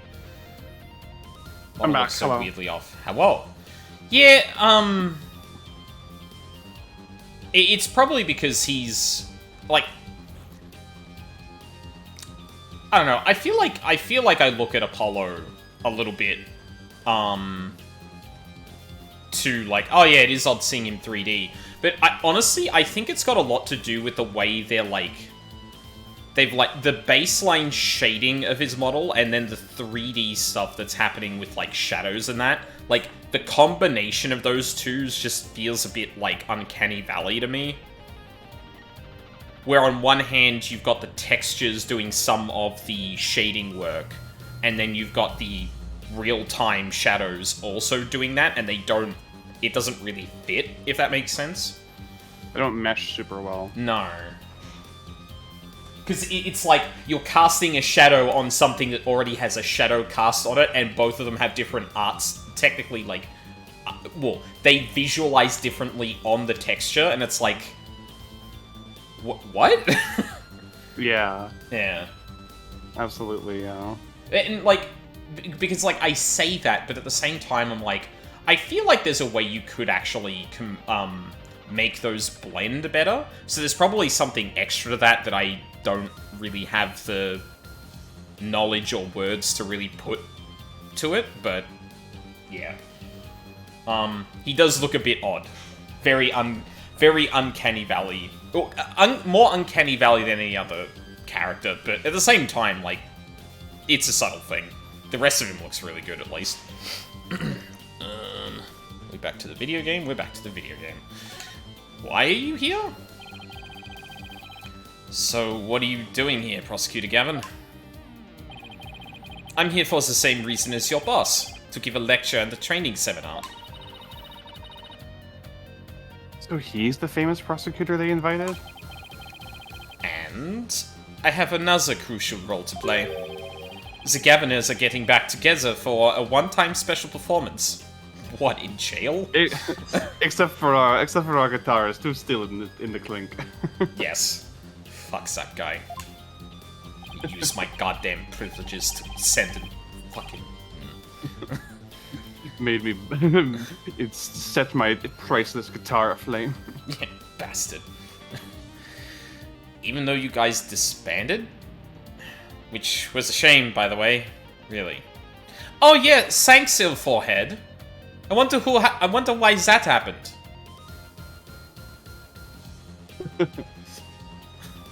Apollo's just like, yeah. Yeah. Yeah, I know how much you adore our music, Herr Forehead. Anyway, I studied abroad in Germany to get my badge early, but I did graduate from here. Wait, so that performance Junie mentioned? Oh my god, they were gonna... oh no! They were gonna emulate that fucking thing. God. I see you've already heard about that. One student representative was selected to sing with us on stage. And the stage was supposed to look like this tomorrow. God.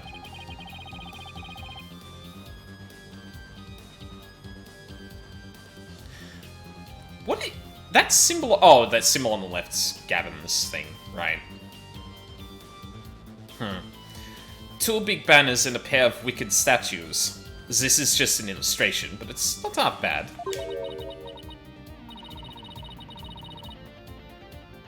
Wicked statues?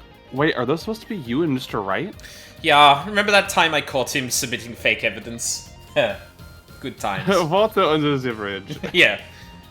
Also, I'm pretty sure my hair wasn't that long when that happened, but artistic choices, I understand.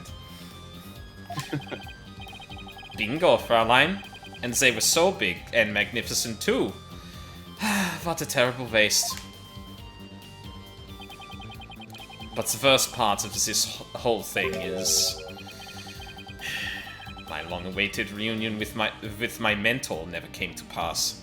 Oh, Court?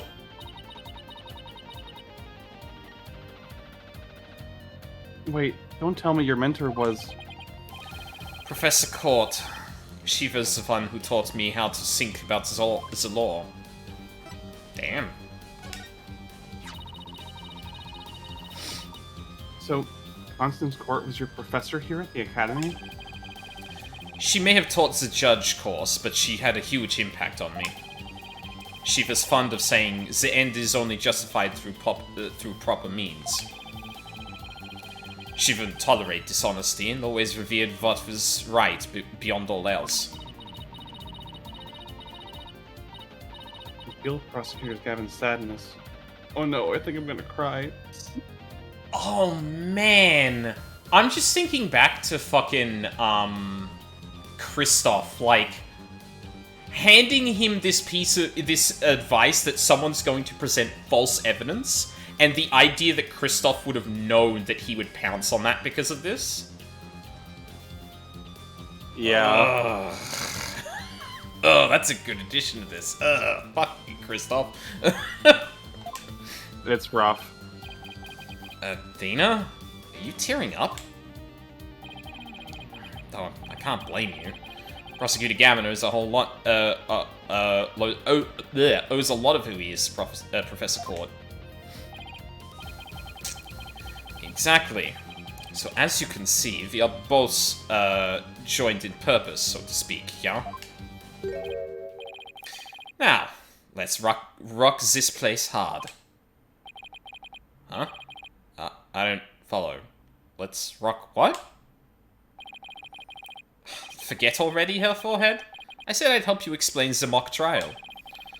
We're going to reprise it right here in the lecture hall. It might help us catch a killer.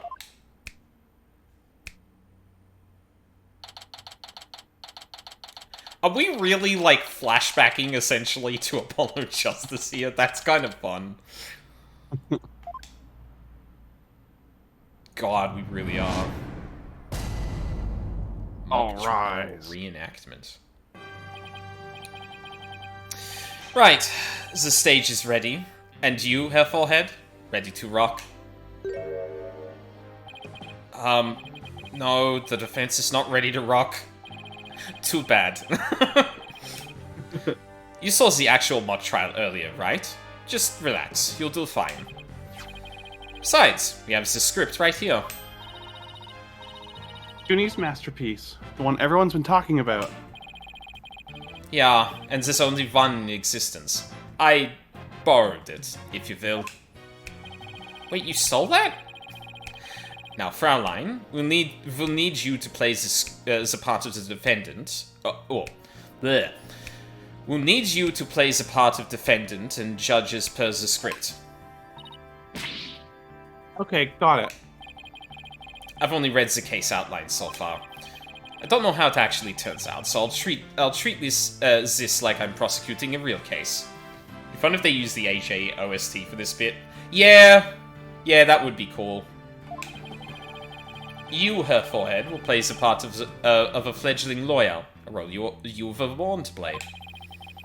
All the evidence is also here with us. We have everything we need. Oh my god. I feel like I had the accent, like, immediately upon, like, starting to talk to it as him again, but then it's been falling apart. Jesus. The easiest way to remember is TH becomes Z, W becomes V, and becomes UNT. Oh, no, I know. And, well, in particular, I leave out the and one because I like to think his accent's kind of softened over time. But yeah. My problem is my head is going faster than I can realize I need to do the thing. That's fair, yeah. Yeah.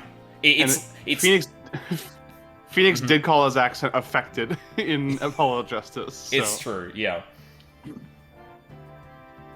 But yeah, especially personality-wise, I like the idea that Kristoff being a bit more, like, reserved, prim and proper, and that would have kept his accent.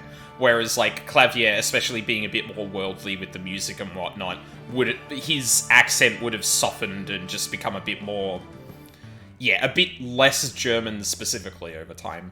Yeah, Clavier keeps it, or not Clavier. Kristoff keeps the sound refined and mysterious. Exactly. He's like the kindly German lawyer. Yep. You have no idea how many men find it exotic. We have everything we need to reprise the mock trial. Très bien. Let's get started.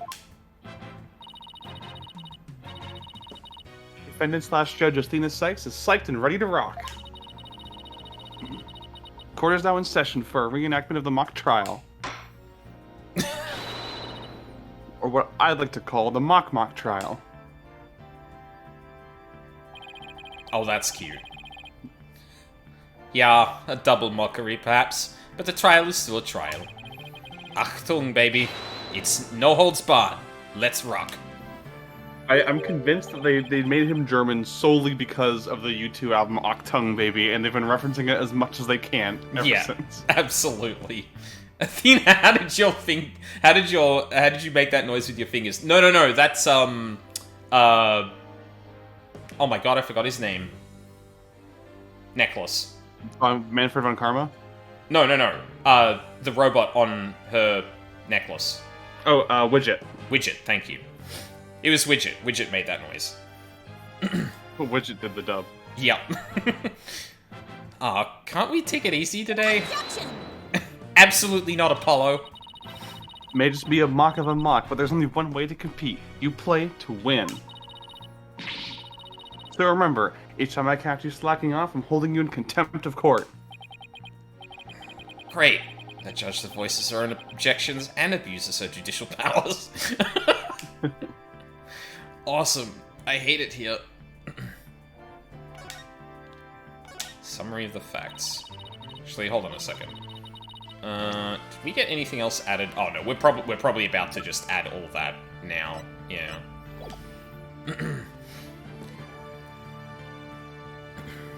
Now then, Prosecutor Gavin, your opening statement, if you please. You got it, Fraulein Judge. Our case is set in a school very much like this one. The victim, a professor, female. The defendant, an archery club member, also female. Oh, good. Archery club. Awesome.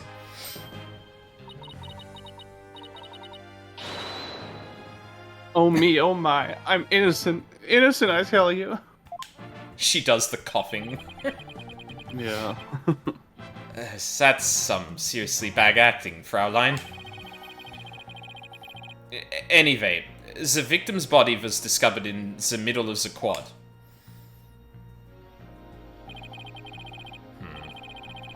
Just folding it to her side. Yeah, good. Here's a shot of the crime scene.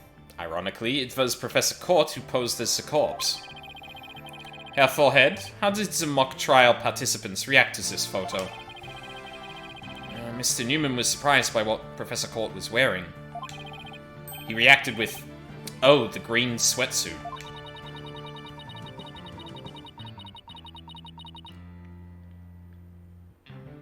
That's not exactly what I would pick to focus on, so why would he care about that? Too much of a fledgling to know what's important, that one. In any case. Wait, was that Newman? Yeah, he was talking about Newman, yeah. Fuck. Hello, Newman. Both in the mock trial and the actual case, Professor Court was wearing a sweatsuit. Moving right along. Hey, wait a sec.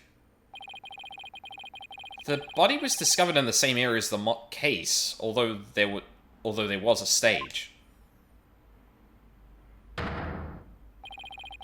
Plus, the murder weapon, an arrow, and the lack of blood are also the same. That's right. And therein lies the significance of this mock trial. So let's keep rocking it hard, just like that. Before the crime occurred, the defendant was to meet with the victim in the quad. Ahem. Let's see here. When I arrived at our meeting place, I found the professor with an arrow in her stomach. I don't know why I'm rolling with this now. It's fine. But it wasn't me. I didn't kill her. Is that really how you hear her? You don't have to ham it up like that, Athena. It's called getting into character, Herr Forehead. Be such a vet blanket. Right. Let's see. Oh yeah, then Hugh said... A frail co-ed used her bare hands to stab her professor with an arrow. I don't think so.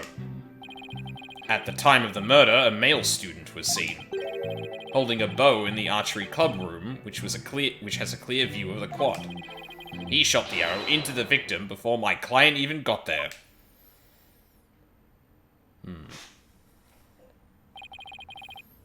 9, Hell Forehead. That faint swagger does not suit you in the least. Order! Order! Order! Especially you, Mr. Justice. What the fuck did he do? Me? I was just trying to get into it like Mr. Euro Rocker said. Oh, so you can do a funny accent, but I can't? Ugh. Fuck this mock trial. It's a mock kangaroo court.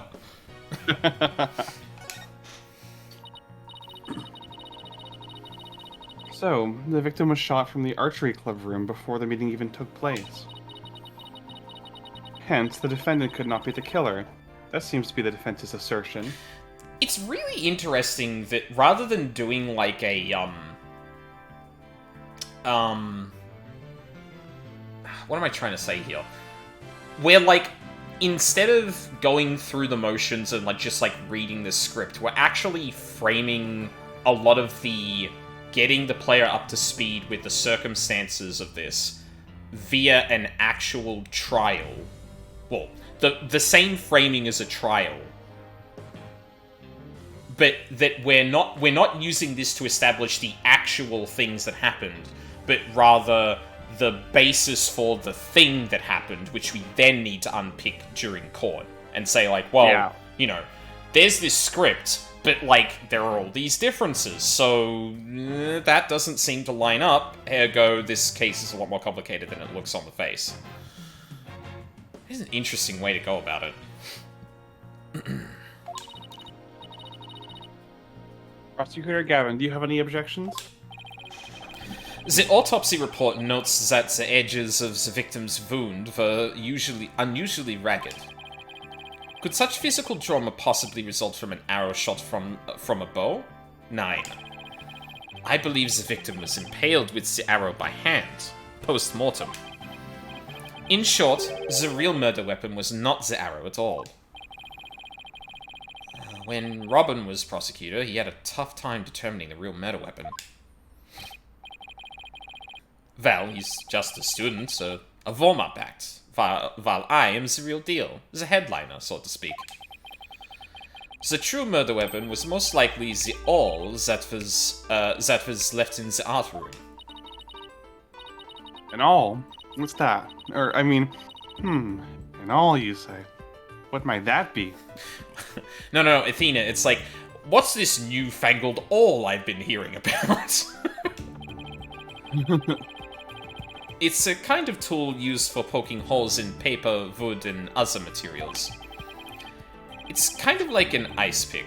I have a photo here if you're interested. Gross. It's all bloody up to the handle. Please tell me it's just paint. Most likely, Fraulein. Pretty realistic, y'all. Let's pretend it's real blood for now. The defendant's prints were lifted from the murder weapon.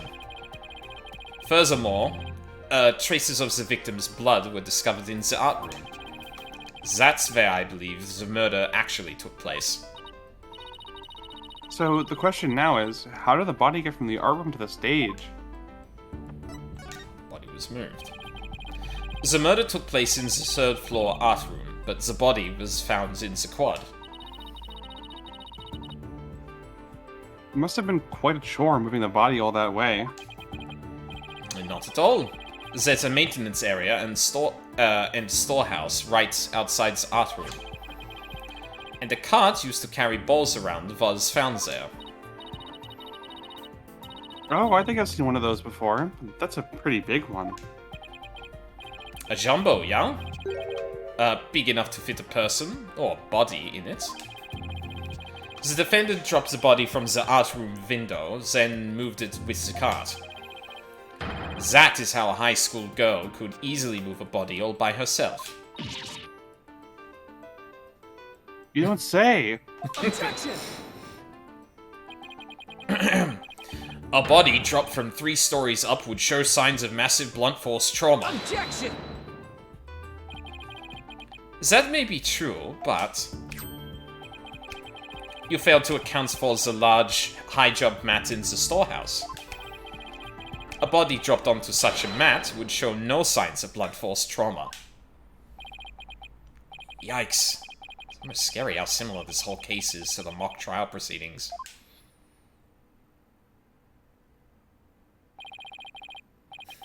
Quite a crafty killer.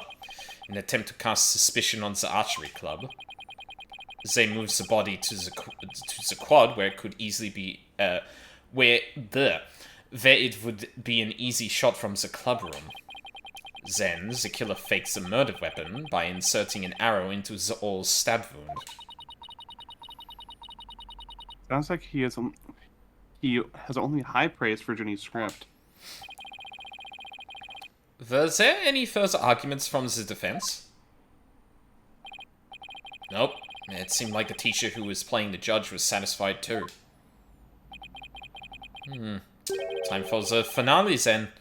Your verdict, if you please, Fraulein Judge. Huh? Oh, right, that's me. Very well, this court finds the defendant, Juniper Woods. Wait a second. Even if this is just a mock trial of a mock trial, I don't want to declare Junie guilty. Yeah, perhaps that's not such a good idea. Let's end our mock trial here. Besides, it's about time I get back to my investigation. Thanks, you two. The little run-through of the mock trial cleared up quite a few things. Oh boy. Top secret script written by Junie. There's only one copy. Yeah, hold on a second. Body with a protruding arrow was found in the quad, but the murder weapon was an awl, the arrow was inserted as a ruse, the actual murder scene was the art room where traces of blood were found on the floor. The body was dropped from the 3rd floor art room to the maintenance area below. The mat was laid out to cushion the fall. The ball cart from the storehouse was then used to move the body to the stage. The archery club's window has a good view of the quad. The body was moved to the quad to make it look like an archery club member had shot the victim with an arrow. All buy with school festival funds, get from hardware store. Arrow. If I borrow one from the archery club, it could give away part of the script's plot, TBD. Sweatsuit. Victim's outfit will be a red one from the prosecutor course. Huh. And the photo we had was colored, right? Yeah, it was green. Yep. Huh. Ah, Tom, baby. The prosecution's already got a witness sized up, too. That was quick. Professor Blackwell's almost too good. You're sure in a helpful mood today, Prosecutor Gavin. Well, like I said, I just want to catch whoever killed Professor Court. And there's no reason for me to start butting heads with you two. Anyway, I won't say goodbye, as I'm sure I'll be seeing you later. Okay, bye. Oh, right. I always thought prosecutors were all a rather scary bunch. Prosecutor Gavin seems pretty nice. Yeah, he's not so bad as prosecutors go. They're far worse. We should get back to investigating too. We don't have nearly enough information yet. And we also have to tell Mr. Wright that we accepted Junie's case. Right. Let's look. Looks like we have our work cut out for us. We sure do. Probably need to... Oh, okay. No, this is our office, I guess, equivalent. I don't think Wright's gonna be back at the agency.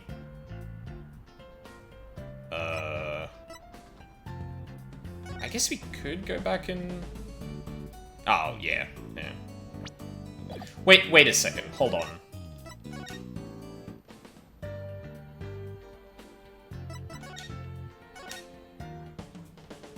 Oh no, that must have... Wow. That seemed to transition incredibly cleanly the first time I did that, but then I went back and forth and it didn't. I thought for a second it might have been doing the, what the hell do you call it? The Banjo-Kazooie thing. It's like a core track and they add and remove, Oh. channels based on where you are. Yeah, like dynamic music? Yeah. I feel like there's a more particular word for it, but I can't think of it right now. Back to the stage? Right, what do you think you're doing? The crime scene is off limits to students. And here comes Newman. Oh. I'm no student, I'm a lawyer. I don't think that makes any difference. Yeah, right. Just because you're in law school doesn't mean you're a lawyer. You're just... You should see what she did to the last cop who said something like that to her. She's never living that down. Nope. Why, are you threatening an officer of the law? Yikes. No. It's not a threat. It's more like a friendly warning. Guess we should go before I get myself arrested for assaulting an officer. Okay, hear me out, Athena. Alright. Hallway.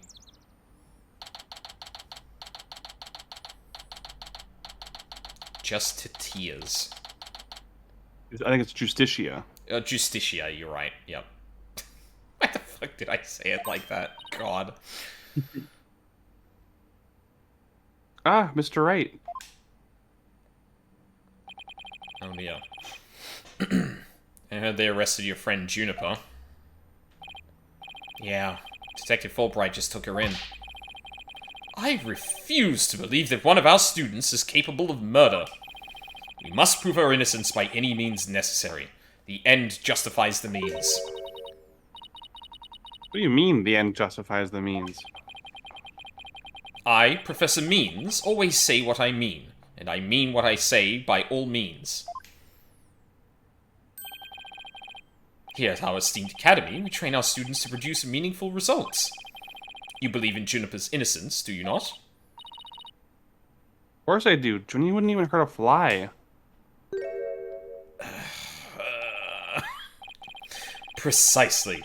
We have justice on our side, and not just Apollo. The only other thing we need are results. It is the height of folly to endanger your client by failing to pursue all means possible. Sure I want to prove her innocence, but... I don't like the sound of that the ends justify the means part. Well, you are still young and idealistic. It's no wonder you fail to see the wisdom therein. There is but one thing to do now. I must personally take up Juniper's defense.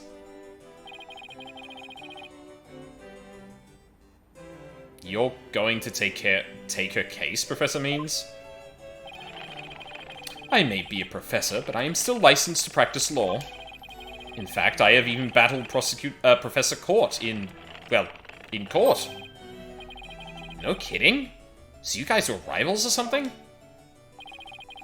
But no, nothing of the sort. She was an esteemed colleague at the academy and in court. You see, both Professor Court and I graduated from this academy at the top of our class. Wow, I bet they both used to really bring it. Now, if you would excuse me, I had best go discuss the case with Juniper. Professor Means, wait, please. I didn't want to say anything, but Apollo and I already agreed to take her case. It's true. Juniper is counting on us to prove her innocence. Really now? You two? And when were you planning on telling me? Sorry, boss. I know we should have asked first, but... Relax. Your friend was just hauled away in front of your eyes. Sometimes you just have to make snap decisions. And I think you made the right one. How wonderful! Very well, Athena Sykes. Let me ask you just one thing. As a lawyer, what is it that you treasure beyond all else? That's an easy one, Professor. Seeking justice for my clients. What a wonderful answer. Juniper must be overjoyed to have a friend such as you. As her professor, I too shall do whatever I may to help her. And if you decide to take the end justifies the means strategy, come see me at once.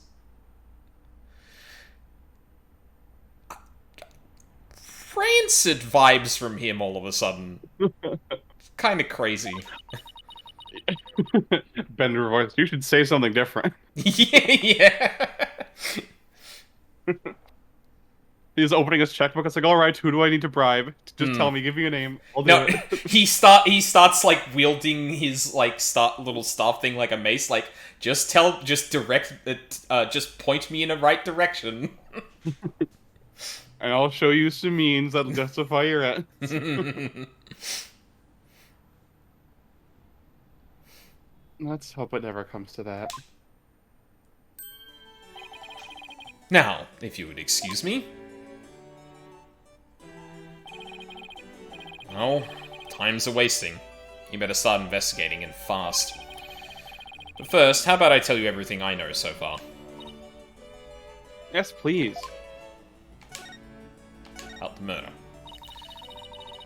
Have you learned anything new about the case? Actually, I ran into Prosecutor Gavin, and he told me something interesting. Seems the murder took place in the art room. There's traces of a large pool of blood there. So the police believe the body was moved from there to the stage. So this is where I have a major question about, like, well, and to be clear, question to the air, less question to be explicitly answered. But, like, we're dealing with a mock trial here. I don't know how much they actually set up in the real world to mimic the script. So, I hear there's blood in the art room, and I go, you mean like the blood on the wall that's meant to be... Well, actually, I guess we don't know if that's just paint, and it would be funny if, I don't know, the mock trial was being set up, and someone handed the awl to Juniper and said, yeah, I painted it with I painted it to make it look like it's blood, and it's actually blood, or some shit like that. Which... Wouldn't that be fucked up? That would be fucked up, because then it would probably have her prints on it. Shit. Okay, mate, so if I'm guessing that's probably going to be what's happening, then I would have to assume that it wasn't meant to be set up in the real world like it actually happened. It's just meant to be, you know, the script is the script and we have a mock trial to talk about it like it did happen, but then someone makes it actually happen and the evidence is where it is. So the police believe the body was moved from there to the stage. What? Really? Just like the mock trial again. The police are searching the art room, but whether they'll find anything, well... Well, what? What to think of it? Let's do our crime scene investigation before it gets too crowded around here. Huh? Are we even allowed to do that? It's no big deal, as long as we leave it exactly like we found it. Plus... No, never mind. You know, where was I again? But there's really no need to talk about it right here, right now. I want you two to find out for yourselves. Okay. So, were you shocked by your conversation with Professor Means? Oh, I guess so. Actually, that was pretty shocking. The Dark Age of the Law. I'm sure you've heard those words before. And you'll hear him again! Yep.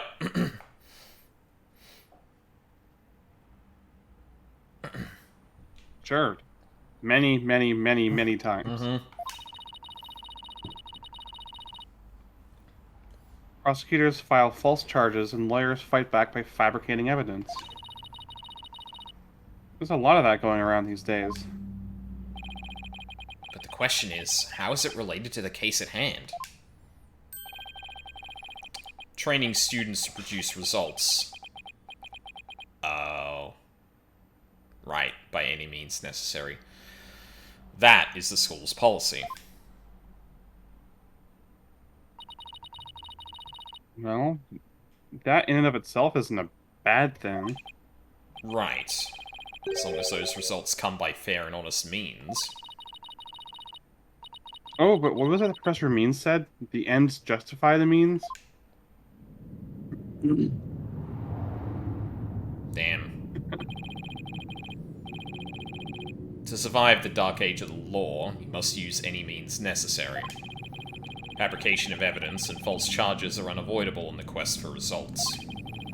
That's what they're preaching here at Themis Legal Academy. What'll happen to our legal system if results are all that matter anymore? Relax. It's just a rumor. I'd take it with a grain of salt if I were you. He's doing the Phoenix pose. Yep. Oh, that's a relief. Yeah, be going there for a minute. Oh, Athena. Wait a second, what if Mr. Wright examined the victim's body for a reason? Maybe he was worried someone might tamper with the evidence. I think that about wraps up what I know so far. The fact that this case closely resembles Miss Wood's script is obviously important. Knowing that, you should probably try and identify what's the same and what's different.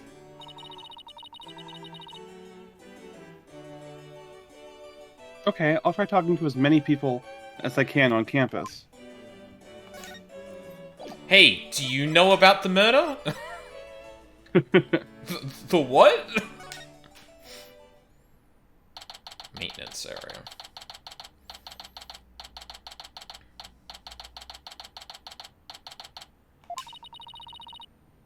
So this is the maintenance area. Let's see. During the mock trial, Prosecutor Gavin said... Professor Gavin, what am I saying? That the art room is right above here on the 3rd floor.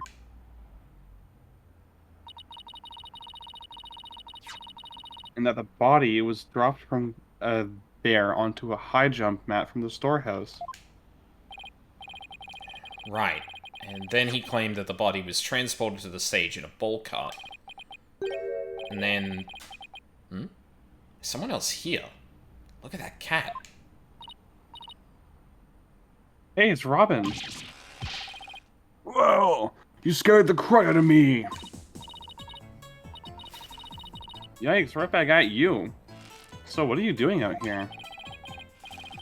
I'm working out so that I can become strong enough to save Juniper. But I'm so worked up, my training brace is almost breaking at the seams. Oh, right. The girl you got arrested, so you're psyching yourself up to rescue her? Me too. I mean... Yes, because I'm the manliest of manly men.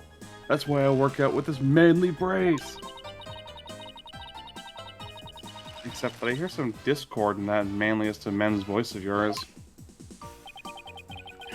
I don't mean to be rude, but you can't you talk without shouting? Sorry, I'll try not to shout so much. If at all possible, that is. Which is not at all possible by the sound of it. So do you mind if I ask you some questions about, as Junie's lawyer? No problem. Ask away. Keep them coming, man. Ouch, my ears ache already. Tell me about yourself. Robin, can you tell me a little bit more about yourself? You want to know about me? I'm a second-rate member of the Fine Arts Club. Oh. Fine Arts Club?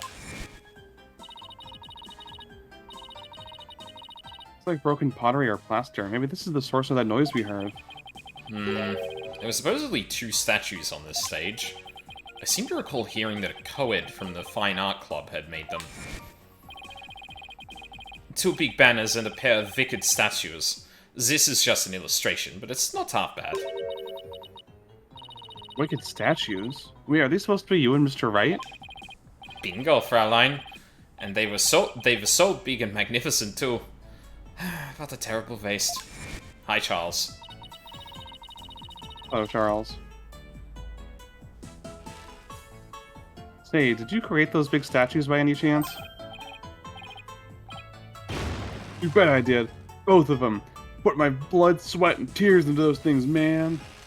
You finally finished 16. I can watch stream. Yay. Yeah, I was focusing on 16 a fair bit. Charles. Oh god. You know what happened when I beat the game? I was in the credit sequence, or like seeing the credit sequence starting, and the game crashed. Oh my god. So I have to go back and beat it again to actually get to New Game Plus and the DLC and shit.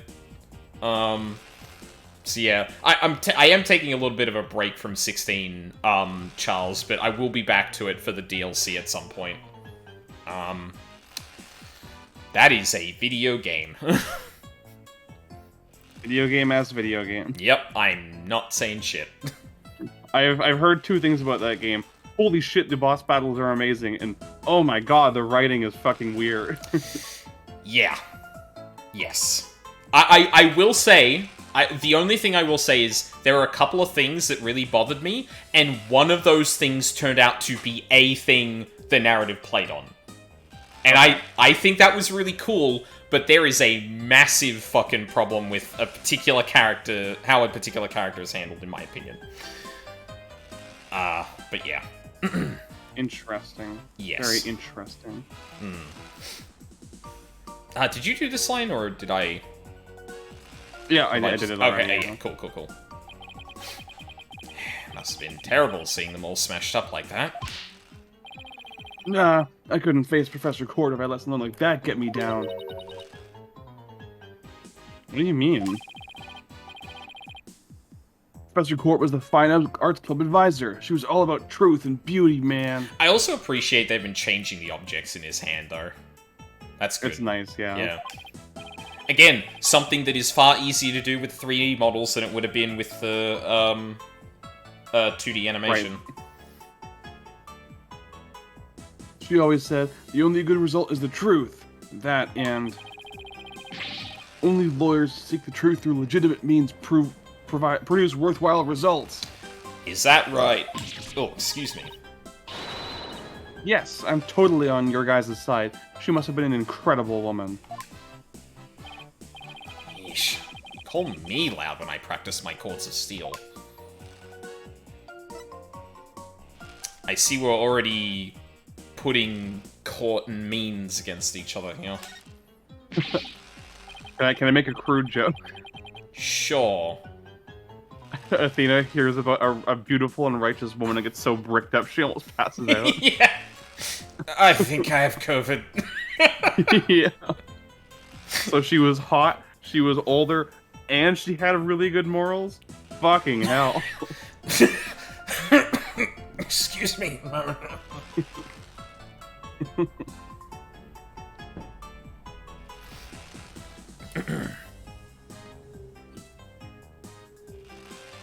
Yep.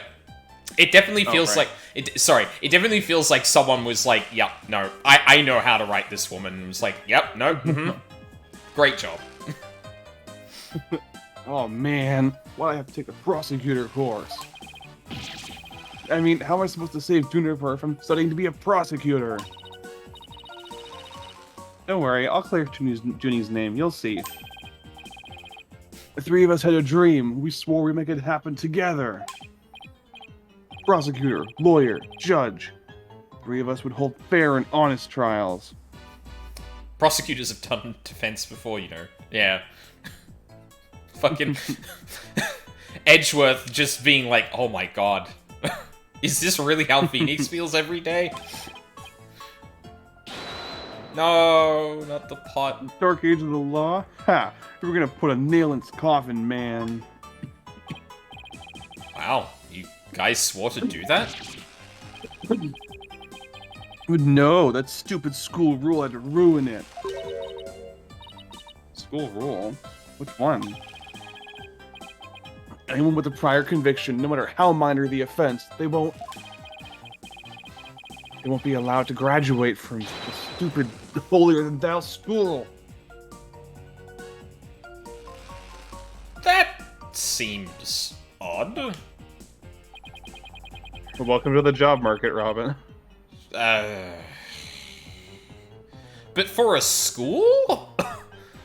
Like, that seems fucked, but... A tough legal academy with even tougher rules.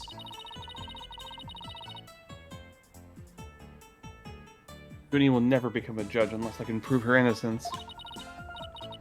And if I fail, the three of them will never realize their dream.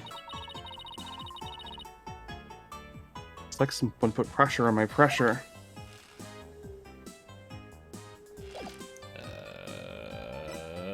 Oh.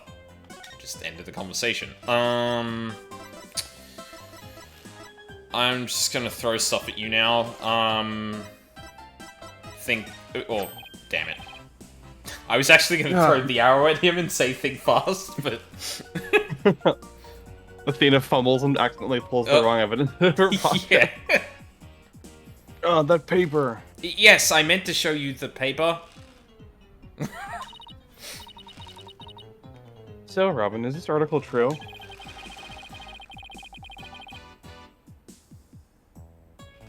The author of that article has been gunning for the three of us for some reason.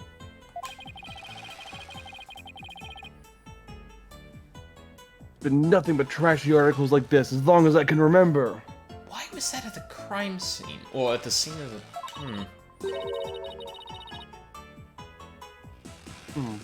Maybe the author just wants your attention? No way, man. The venom in those articles is way beyond that. I wonder.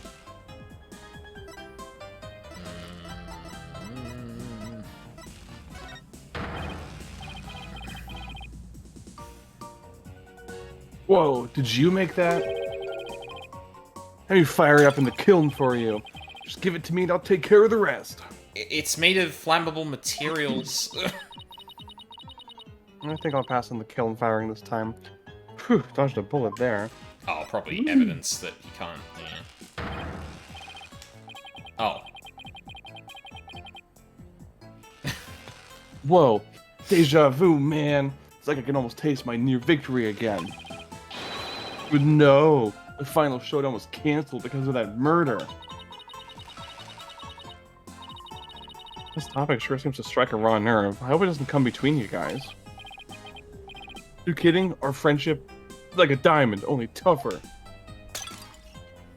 It's like a powder keg before a spark. Yeah. It's like the calm before the storm. Good bit. In other words, it's under a lot of pressure and ready to blow at any moment. Yeah, huh? Arrowed. No. Arrow. Do you know anything about it? Let me put that book in the incinerator for you. Hey, look, I'm a real lawyer. Whoa, check out your badge. What do you think? Nice and shiny and new, huh? Yeah, it's awesome. If the plating ever starts to peel or it gets all bent up, let me fix it for you. Really? Thanks. No problemo. I have some primo clay and glaze at the ready, just in case.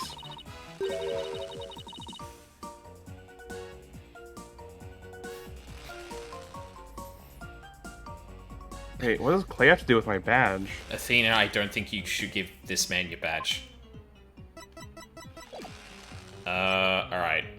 Can't examine the cat? Rude. Unless there's a new... No? Okay. Can I go back to the stage? Yes. You sure can.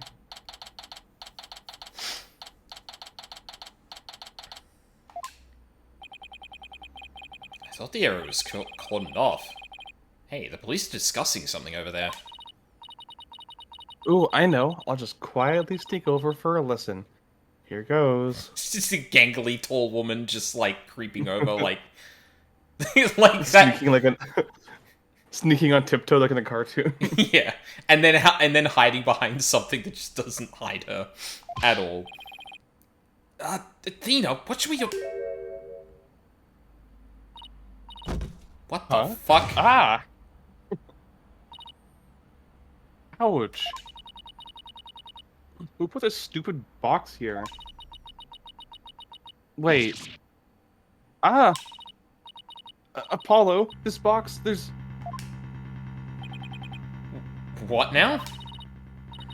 there's someone or something inside.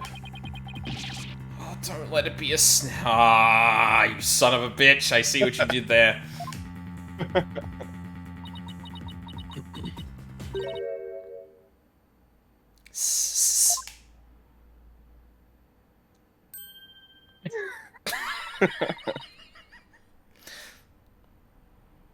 Yeah, you morons just blew my cover.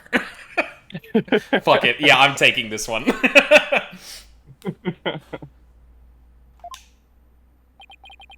What the... There really is someone inside. Okay, I'm not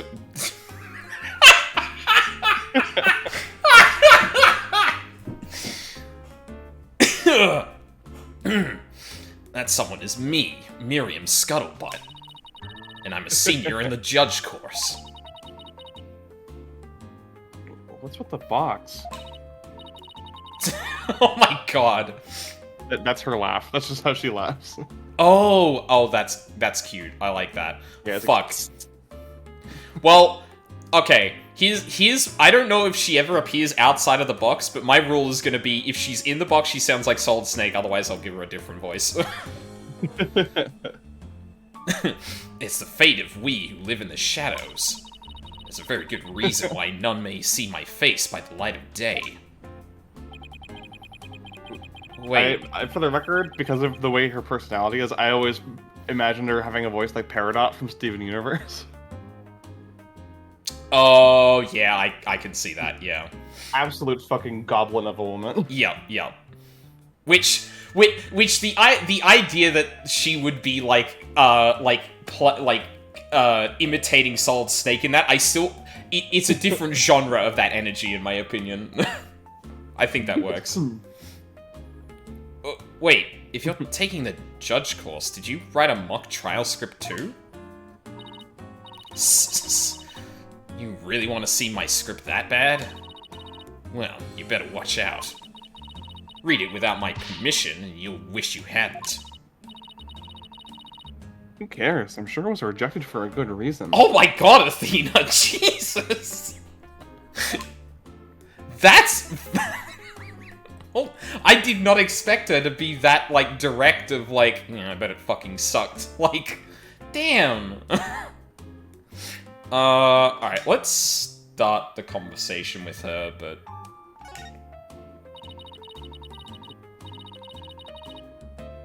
Oh, so you're studying to be a judge too? You must be classmates with Juniper.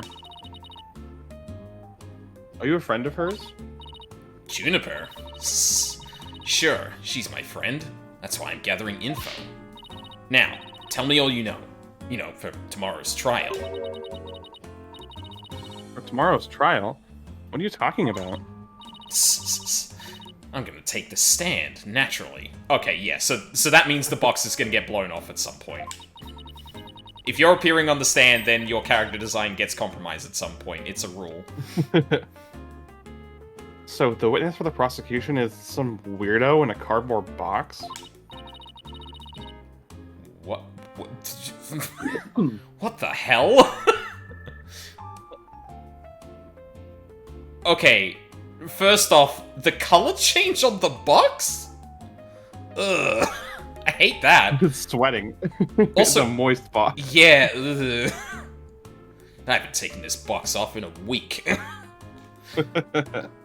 Also, cat, what is that onomatopoeia for? I think it's supposed to be like, like it's like a surprise squawk, kind of. Oh, huh. This disguise is how I get my scoops. Something really funny about the idea that Solid Snake quits the military, becomes a journalist, but still uses the same tactics. Yeah.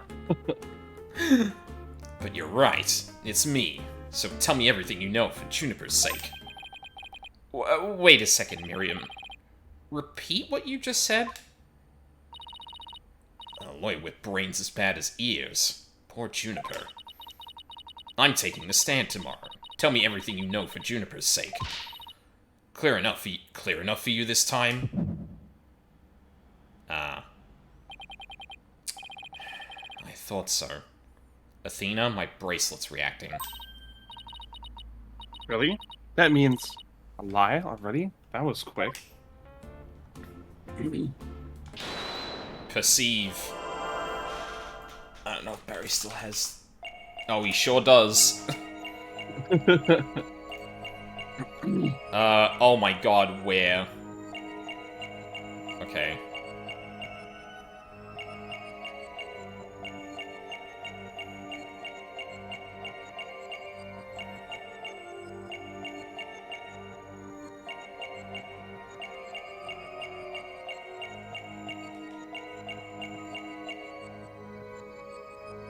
Oh, that doesn't... That autoplay is not autoplay things. Okay.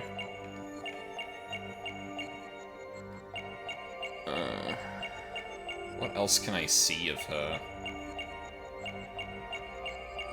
I love, like, I feel like there's all these cute little details in the characters now, like the bandages on their fingers.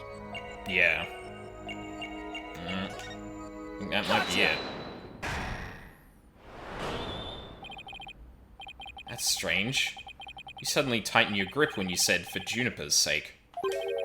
It's like you subconsciously tensed up because you're lying. What's with you? Oh my god, that's great. That is also like fist-shaped, too. Yeah. She's punching things out of her box, yeah. Mm. I feel like you could get away with doing like a solid state, like whenever she does like a cough. I don't know if I can pull that off, if I'm being honest. My voice is already kind of... there. What are you talking about? When did I ever lie? Okay, then let me ask you this. Why were you selected as a witness? That's an easy one. I'm the editor-in-chief of the Themis Herald. I know everything there is to know around campus, even the darkest of secrets. Editor-in-chief, huh? Pretty impressive. Yeah, well, it's a lonely one-woman operation. I do it all myself, from reporting to editing to publishing. Still impressed? I'm a perfect storm of journalism because I bring it all to the table. And this is the evidence. Here.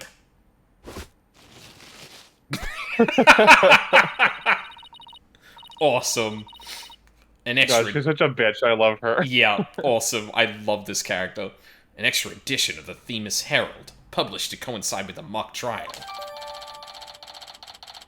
Extra edition of the school paper that covers the mock trial.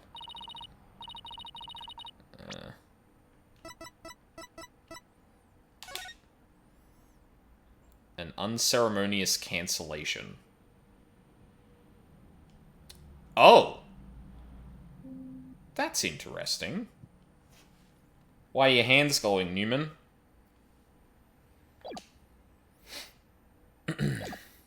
Alright. Thanks, Miriam. You've revealed who you truly are. Someone who's never had Junie's best interest in mind. What? Are you questioning our friendship? Look, you may want answers, but... No can do, because what you're saying conflicts with this piece of evidence. Take that! That's the Themis Herald, the paper I publish. What about it? Are you really that dense? What the fuck do you mean, what about it? This article is full of malicious lies about Junie. You can't print this as slander. Yeah. She's like, it is not. I resent that. Mm. When it's slander is spoken, when it's printed, it's Yeah. libel. Yeah, you beat me to that joke, damn it. It's definitely not something a true friend of hers would write. Ugh. You got it all wrong. Another staff member wrote that one. You just said it was a one-woman job, girl. What are you doing? I don't think so, Miriam. You even said it yourself a moment ago. It's a one-woman operation, or did you forget already? If you're just giving me the info, you have... Stupid pawn. Juniper's just using you. Right. I love her big poofy sleeves. Yeah. Is that just the uniform, or...? Yeah, she's wearing like a modified version of the girl's uniform. It's got like a slightly longer skirt and bigger sleeves. Ah, gotcha. Now, I want the truth, Miriam. You hide in your box in order to collect gossip for your sleazy paper, isn't that right? You're not really friends with Juniper, are you? Duh.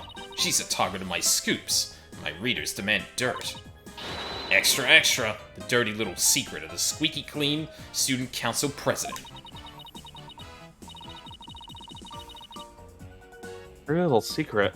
Alright, what are you planning to say in court, huh? I'm a witness to her part in the crime.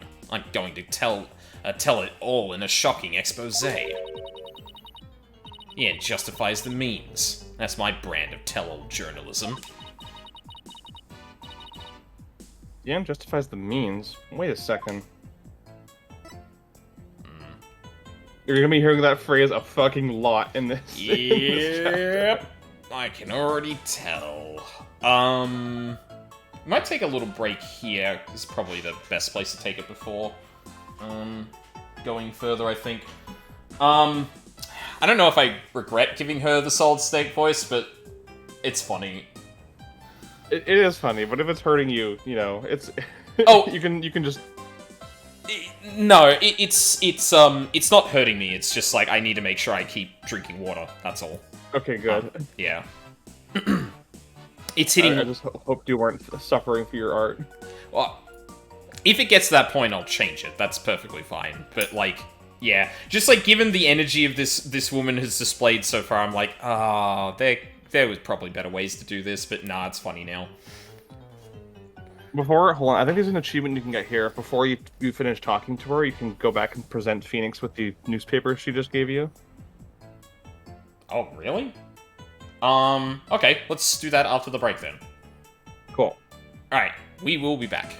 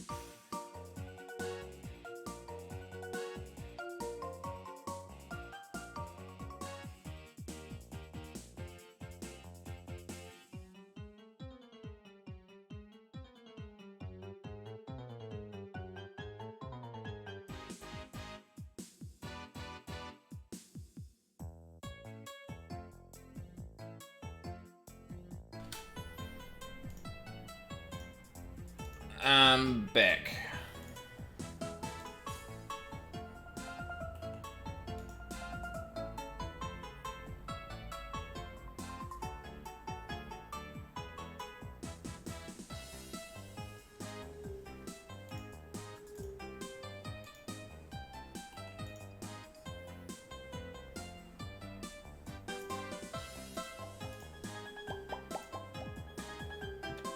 Ugh.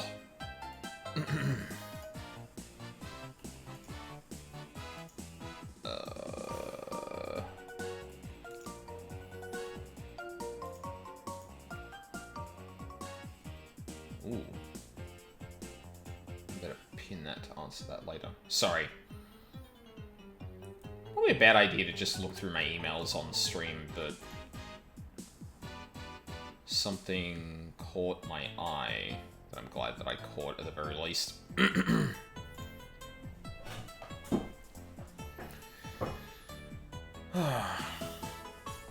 How is chat doing?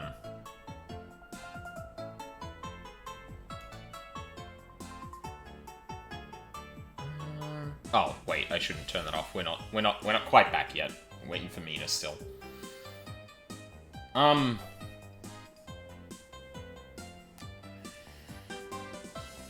Yeah, so, I was initially thinking Means, obviously, because he's, like, the person teaching everyone, like, you know, ends justifies the means and all that. But it really feels like we're gonna get, like, multiple people who really, really dislike the way Court has been, championing truth over, results.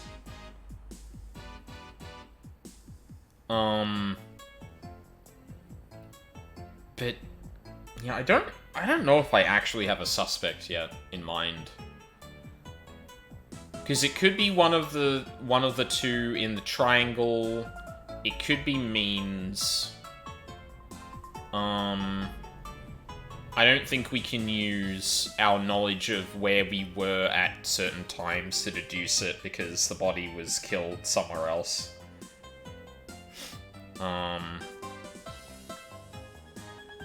But then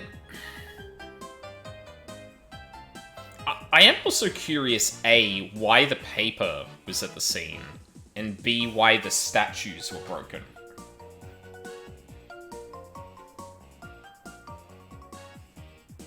Like, if I were to read into the whole, like, ends justify the means and kind of expand on that, I could, like, both Clavier and Phoenix are pretty prominent people that do champion that. Which isn't surprising from the defendant side of things, but for the prosecutors, like Edgeworth, no, definitely. Or Edgeworth does probably now, but Clavier's done that probably more consistently. Francisca, no. Godot, no. Blackwell just doesn't give a fuck, I think. He's less ends justify the means and just, like, whatever gets this fucking trial over as quick as possible. But yeah, I could see, like... I could see that this whole thing is meant to be bringing more of the truth angle to the school. Whereas people take issue with that. And then, therefore, you know, besmirching the statues of the two prosecutors, or of the two, the prosecutor and lawyer and defense lawyer that court thinks are good models, get knocked over in a symbolic thing. Actually, that reminds me, do we have...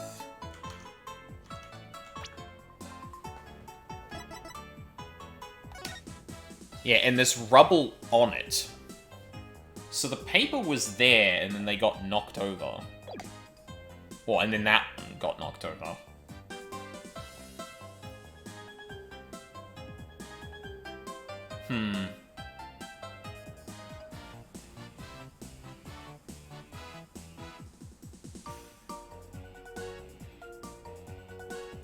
Hello, I'm back. Welcome back. Just contemplating. I'm wondering why the statues were knocked over. Outside of just, like, a symbolic, fuck these people. Like, my current thinking is... Court was all about truth, and Clavier and Phoenix are two particularly big examples of people who aren't looking for results. They are looking for the truth. And that, you know... Much of the school doesn't agree with Court's view on things, therefore, you know, smash those statues along with her. And, yeah. But beyond that... was it necessary to some degree? Potentially? Maybe. And, yeah, I did notice in the thing we're looking at now that the rubble is on top of the paper as well. Because my other thought is just, why the fuck is that there? That seems very conspicuous to leave at the crime scene, or at the scene of the body, but... yeah. Anyway, let's go shove a paper in Phoenix's face.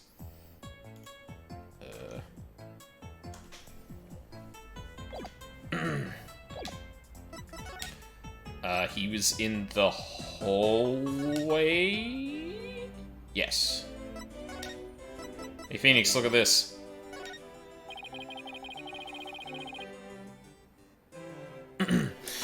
Things like that sure scream out school days, don't they? Were you involved in any extracurricular activities like school papers or mock trials? Nah, that wasn't my thing. I was an art major. An art major? And how did you become a famous attorney? It's kind of complicated. And when I say kind of, I mean really, really complicated.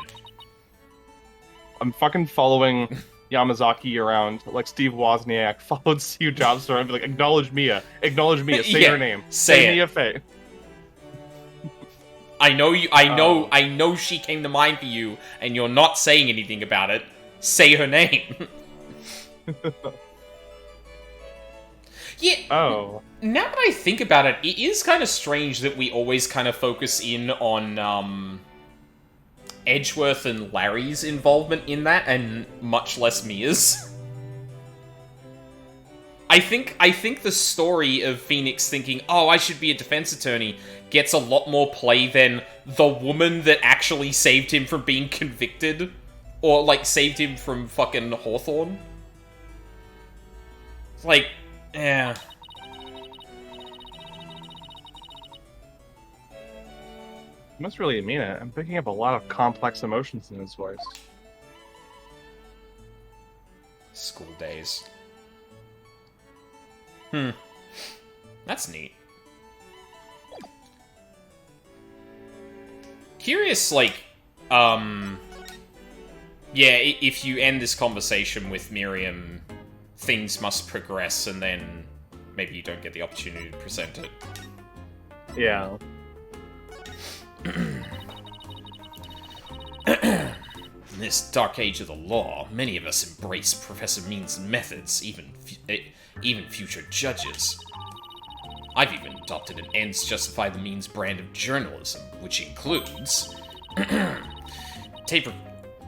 oh, I thought there was going to be a list.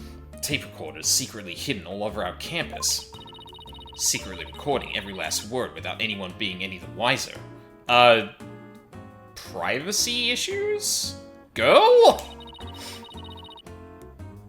Yeah, thank you, Athena. Doesn't she realize that's totally illegal? And one of them was at the scene of the crime, the art room. Oh, you put a tape recorder in the art room? What did it record? You want to know? You really want to know? Yes, that's evidence, girl. Oh, whoop. Sorry. That order proceeded, but I talked over it. Oh, yes, please. That's so nice of you to... Like I'd really tell you now. The big scoop comes out in court tomorrow.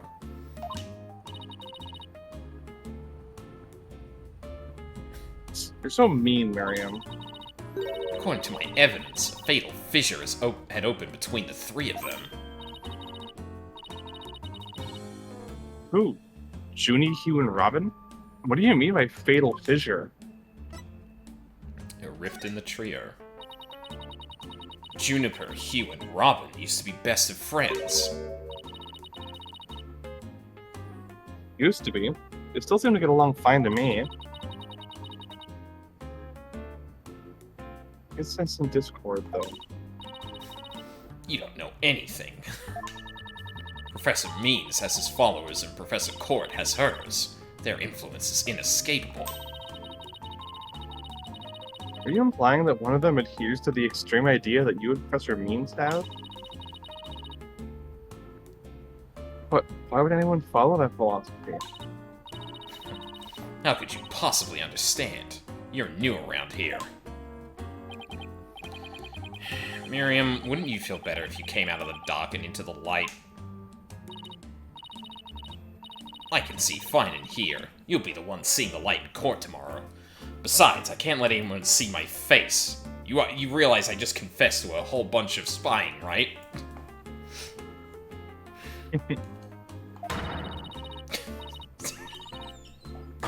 Someone gets a picture of her and it's like, yeah, this is the woman that's been spying on everyone. And she's just like, no, that is not Miriam Scuttlebutt.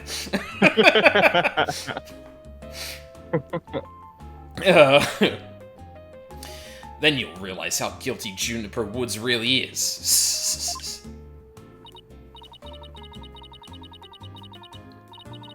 Ugh.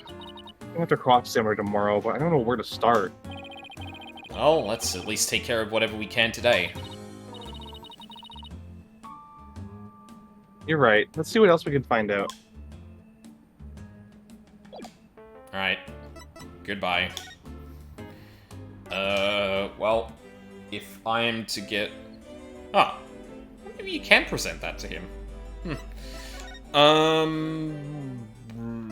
We haven't been back to the lecture hall at all.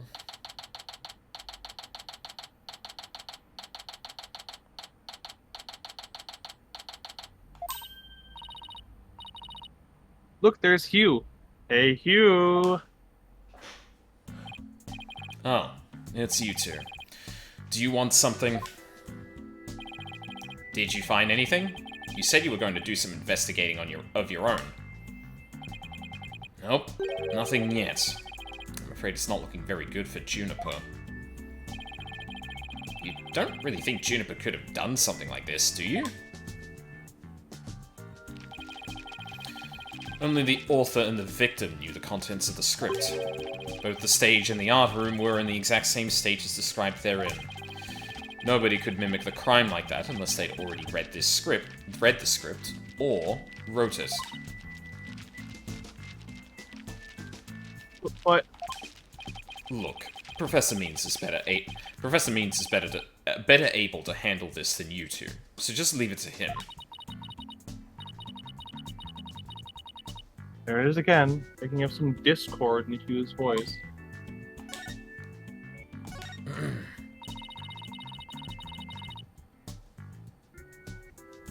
Hugh, would you mind telling me a little bit about yourself? I do like whoever's theme this is, or if this is just the school's theme to some degree.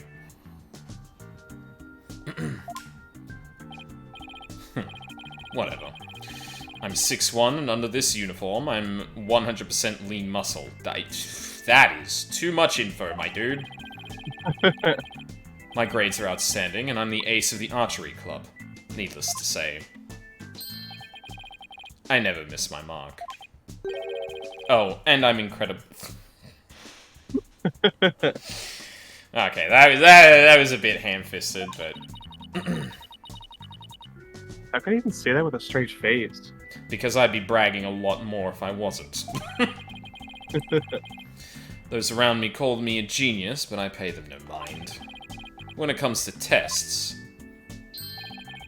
I always get 100%, so I suppose it's only natural for them to say I'm a genius. But, as I said before, I pay them no mind. I heard you the first time. I really don't pay attention to the opinions other people have of me, especially their opinions that tell me I'm a genius. I assure you. But what about the mock trial? It sounded like you were about to lose to Robin. There's a very good reason for that. You see, right before the mock trial started, I saw the body. You saw the body? Right. And I was so distraught that I basically handed Robin a victory. I appreciate that his face is barely changed. Well, I guess his eyebrows twitching a bit, but like, same facial expression, but just sweating now. That's good. Yeah. Hugh, would you mind telling us a little more about that? Right before the mock trial, the campus was empty. Everyone was here in the lecture hall.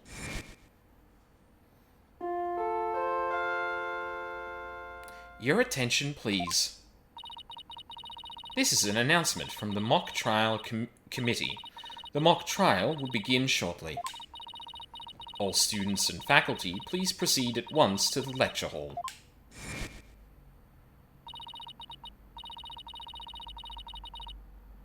That's right. There was that announcement, and then everyone came in here. The only exceptions were the mock trial participants. Oh, Jesus. Juniper, Robin, and I were in our personal dressing rooms next door. Wow, your own personal dressing rooms? That's total VIP treatment. Actually, they're for student-teacher meetings. They don't even have windows. Oh, interesting. The other two waited patiently in their rooms, but that's not my style. So I headed over to the archery range on the other side of the quad. I did some meditation while I waited. That's the best way to relax. Then, just before the mock trial was to start, I headed back toward the main building.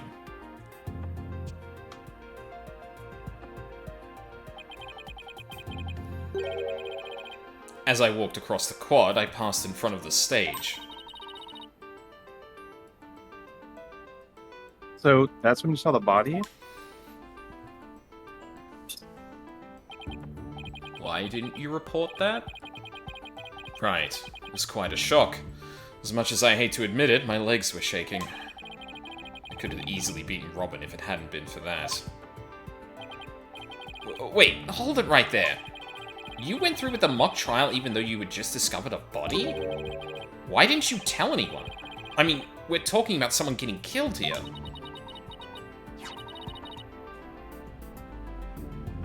I think I know why. Was it because of this?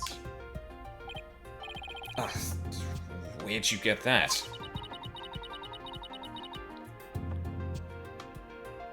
So, this article on the Famous Herald is true. The winner of the mock trial would get to make his confession to Junie. Right. But if I reported the body I'd found, the whole thing would be called off. Junie wanted to win that bad? Bad enough to ignore a dead body? Damn. Sorry, but that's not normal. Would their love for Junie really be that strong? I'm just imagining, like, if it actually, like, went through, like, if I actually went through with it, the trial's over. Juniper is, like, sobbing because her mentor and favorite teacher is dead, and he's just like, so now's a great time for me to ask you. Yeah, 100%. I won, so I get to do this now. Would you like to go on a perfect dinner date with me? Yeah. I always leave women satisfied 100% of the time. Oh, I bet. Thanks for sharing that important piece of information with us. It may prove useful at tomorrow's trial. Good, 'cause that's all I have to say about the matter. Thanks. And don't worry, we'll prove Juniper's innocence. You'll see. I can't say you two inspire much confidence.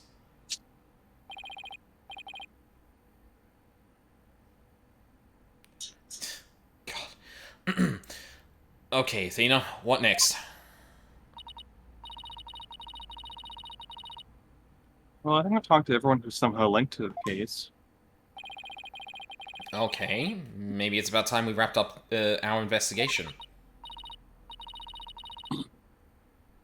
Oh, wait, we haven't met with Junie yet. Yeah, you're right. Let's head over to the detention center. Oh boy.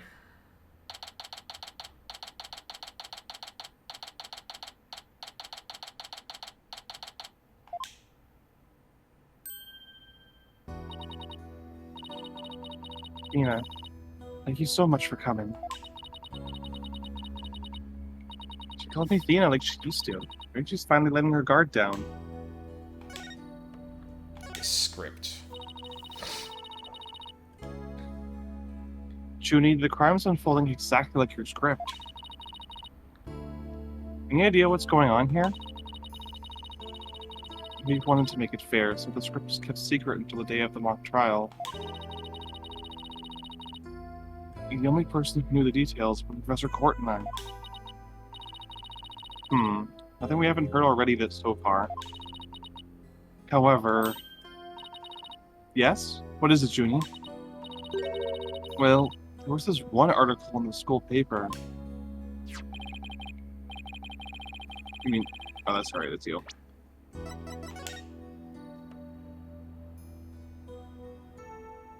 Fuck, I really wish I could see the actual text we read out. Because I'm trying to think now, was there actually information about the trial in there?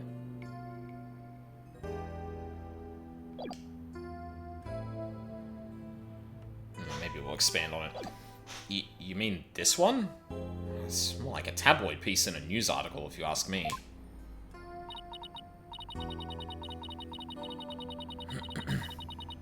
I've been worried that the trial would wreck the friendship between Robin, Hugh, and me. She wants to stay friends, but both of the guys are hoping to take it to the next level. Oh, the passion of high school drama. Wish I could have experienced it. I wouldn't recommend it. The only people who romanticize high school are the people who peaked in high school. Yeah. Yeah.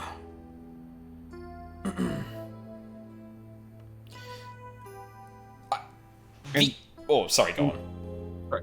I know I shouldn't have, but... The only thing I really miss about school is just, like, learning more. I have to set aside a lot more time to do that now, and it's a hassle. Yeah. The structure was nice. It was like, you know, you go in at a certain time, you come home at a certain time, and you actually get to have free time and spend time with friends. It's not just like go and grind for 8 hours, then come home and take a fucking nap because you're too tired to do anything else. Exactly, yeah.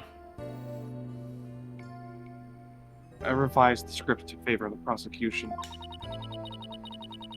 But Professor Court noticed it immediately and changed it back.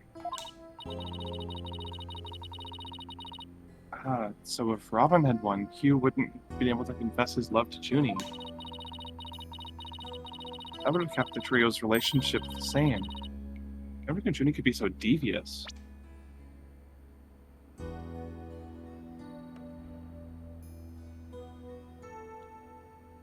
I'm not sure I understand what they're driving at with that. Like, what? Like, why would it make a difference if Hugh specifically got to be able to say that instead of Robin? Does she not think Robin's into her? I think Robin, at the very least, Robin didn't announce the intention to confess to her if Robin won the trial. Oh, yeah. Because I mean, he certainly feels a way. Hugh was the one who was building it up, like whoever wins gets to confess. Oh, Robin was just like, okay. I just want to win, man. Oh, okay, sure, all right. Sorry, I guess my personal problems probably won't be of any help in court, huh? What was the difference you made in the script, I wonder?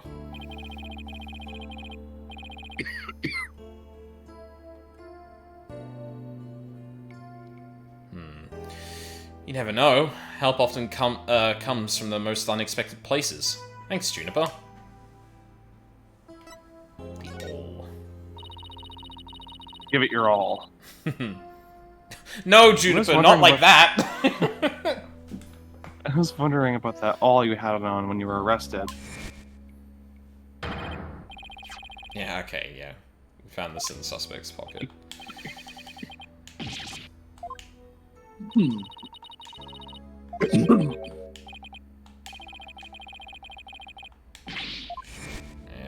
dunce. You dunce. It was the murder weapon from the mock trial.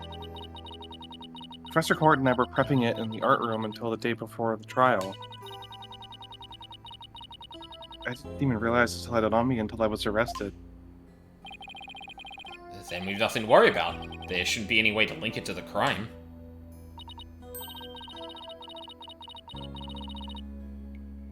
Still, that blood red color on the all bothers me. Mm-hmm.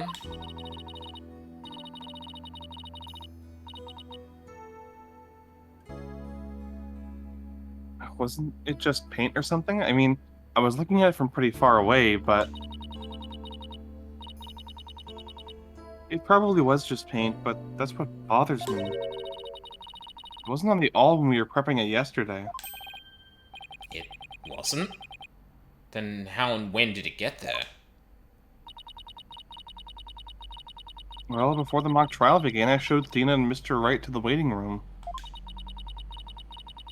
And then I went back to my dressing room to get the trial props we were going to use. That's when I found the art room key and the all with what looked like blood on it. A key and the all? Professor Core normally has the art room key since she's the Fine Art Club's advisor. And since that key was in the dressing room, I thought she was the one who had painted the all to look like it had blood on it. After all, she always had insisted the props should be realistic, so... Thank you, Mino.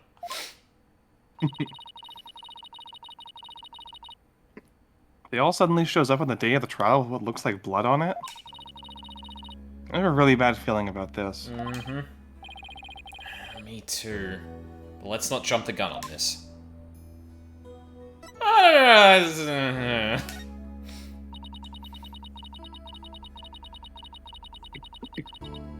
You and Professor Court were busy preparing for the mock trial together yeah.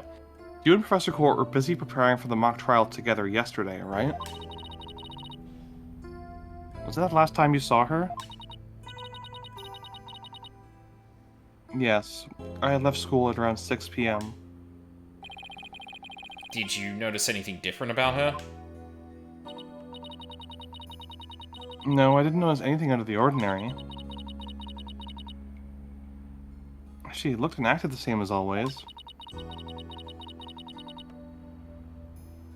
I would have never guessed she'd end up like this. Looks like we're about out of time. Thank you for coming to see me. We'll do everything we can to prove you innocent tomorrow. I know, and I believe in you, Thena.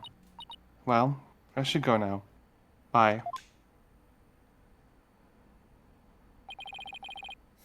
Is she gonna be alright? He's like a shadow of the girl we met back at the academy. Junie I knew was always like that, a little weak and sickly. But the fact that she's lifted her facade shows that she trusts us. Even still. What is it? Well, when Junie and her two friends were talking about their friendship, I sensed some discord in their hearts. Seriously? Yeah, but it was really faint. I might have been mistaken.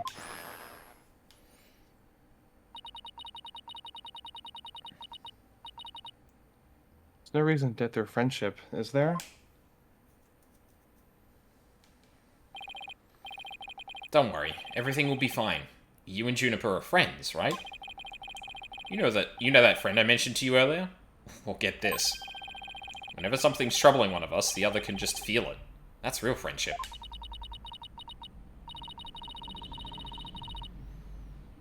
I suppose you're right. You may as well forget about that and concentrate on the trial. Yep, tomorrow's the big day.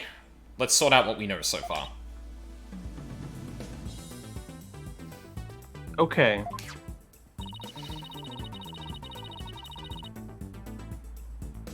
Victim Professor Constance Court was murdered in the art room on the 3rd floor. Then her body was moved to the outdoor stage on the quad. Also, the location where we found the body was just as the mock trial script described. Wish those were the only similarities they shared. What do you mean? What I mean is the script in this case are exactly the same in almost every aspect.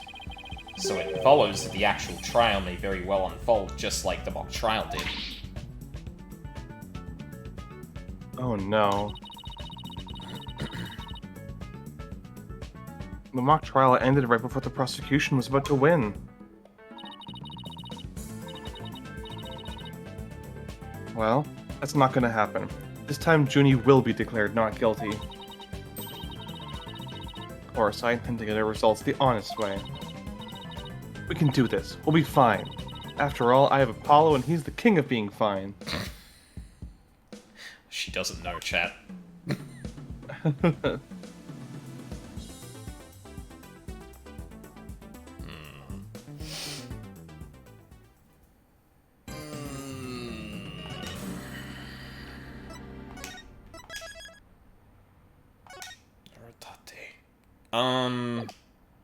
I think we're good to dip a little bit into the trial, yeah? Yeah.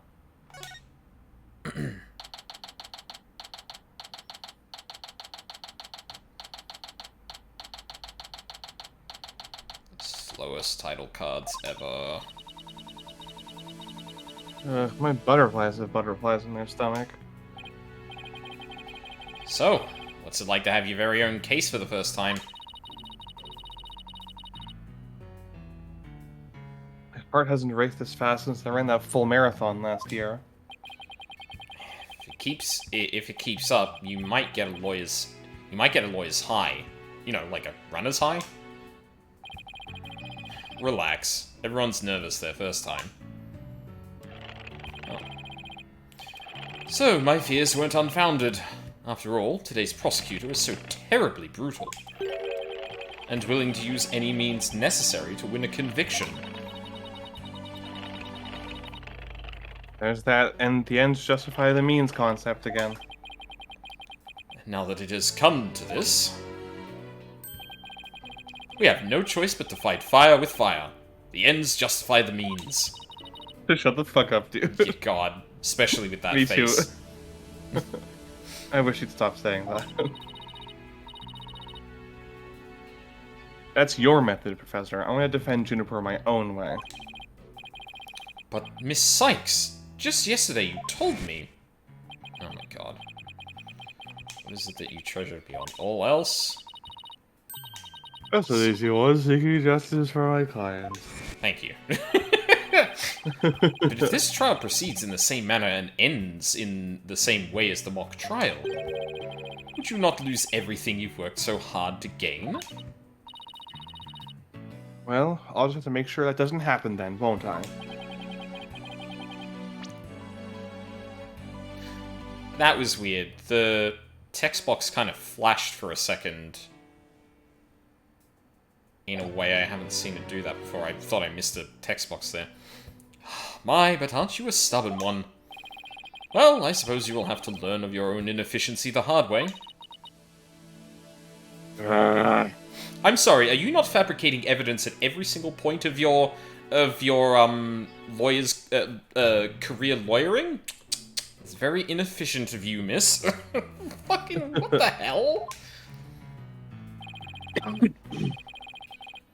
Forgive me, Professor Means, but can we just leave it at that? Oh dear, please forgive me. It's just I wish to protect Juniper by any means I can. You too, but... Now, if you would excuse me...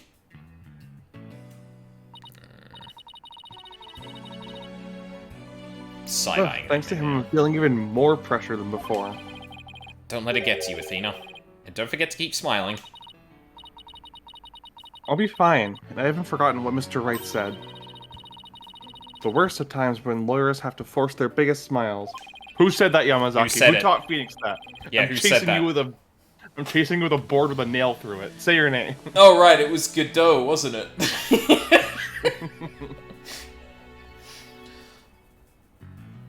Do you want to take this one? Sure. The trial is about to begin. I'll show you to the courtroom if you please. I don't know why every bailiff and police officer I voice just becomes Richard Nixon. Yeah. I mean, yeah. Apollo, I'm counting on you to support Athena this time. Okay, Mr. Wright, leave it to me. That's right. I have Apollo to back me up. Junie's fate rests in my hands. I won't rest until she walks free.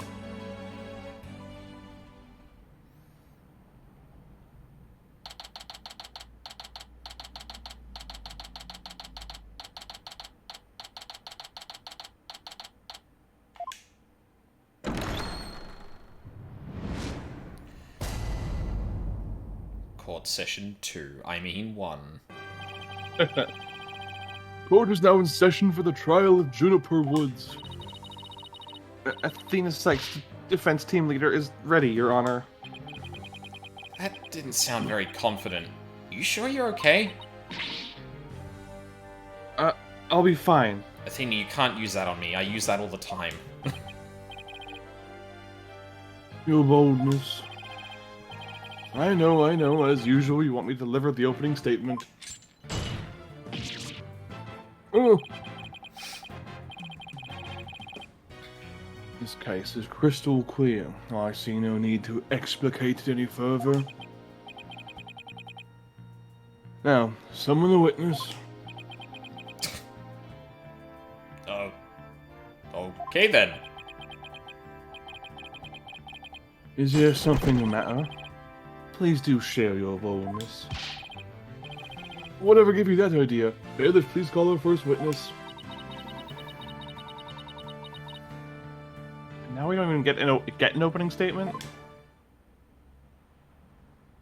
Ugh.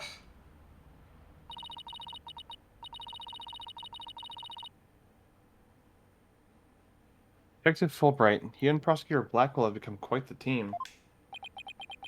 I thought I requested the witness, not you.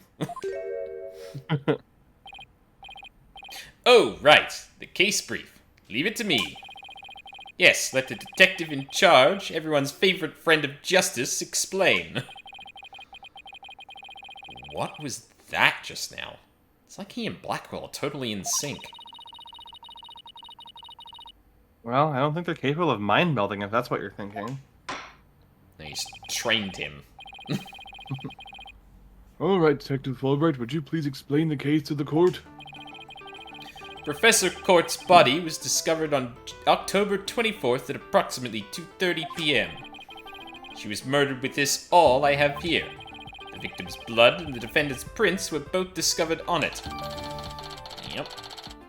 Weapon used to murder Constance Court. Her blood was found on it along with Junie's fingerprints.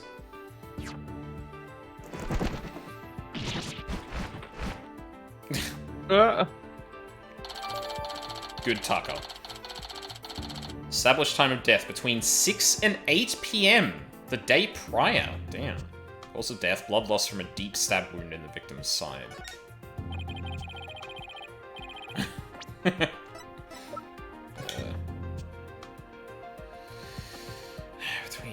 Yeah, so 6 to 8 p.m. the day before. That means, yeah, last time Junie saw her was 6 p.m., right?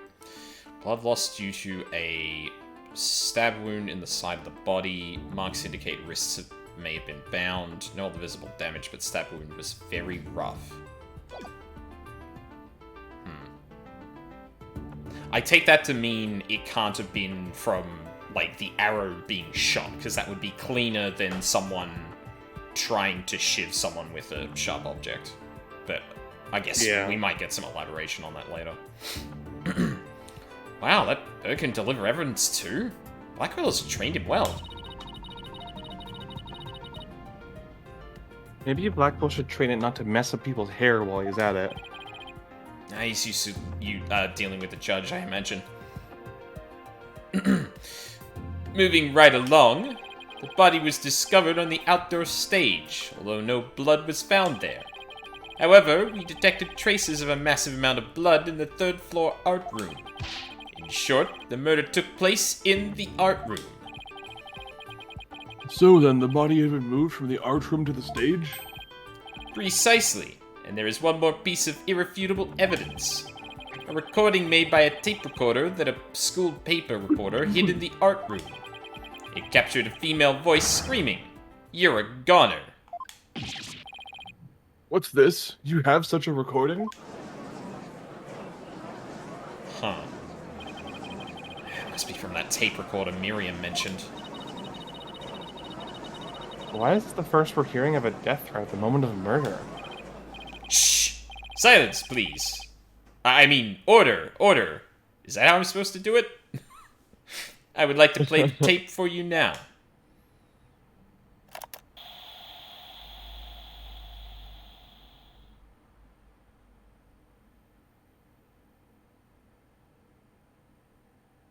You're a goner. Yeah, I was gonna say, an actual voice coming out of that would be, like, literally nothing to the player. It is quite hard to hear. The voice does sound female. It's a weird route we're going down, considering, like, the game isn't voiced. Because, like, at least then you could listen to people's voices and be like, okay, this probably sounds a bit like them or something like that, but, eh. Yeah. Used by Miriam to secretly record the conversation. In the art room, a woman can be heard shouting, "You're a goner." The noise and the volume of the voice have made voice print analysis all but impossible. Then you haven't identified the voice as belonging to the defendant. Not so fast. After all, voice print analysis isn't everything.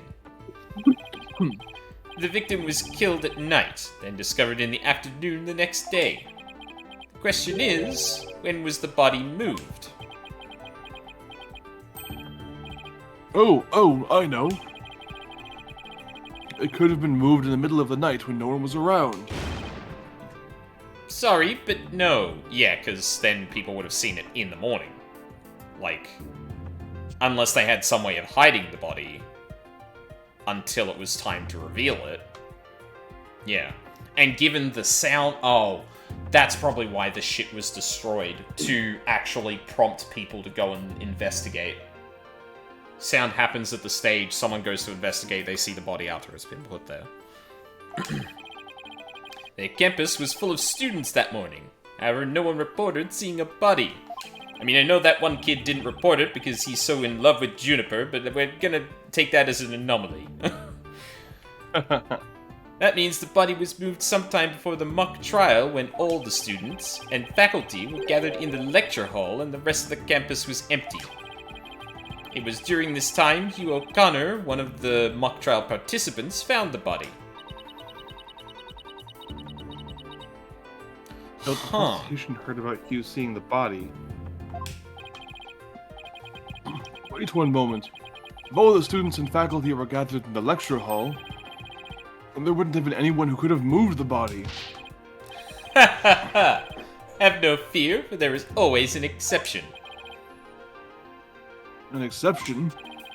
The 3 mock trial participants were standing by in individual dressing rooms.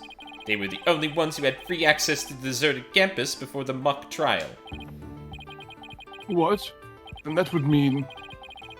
What would that mean?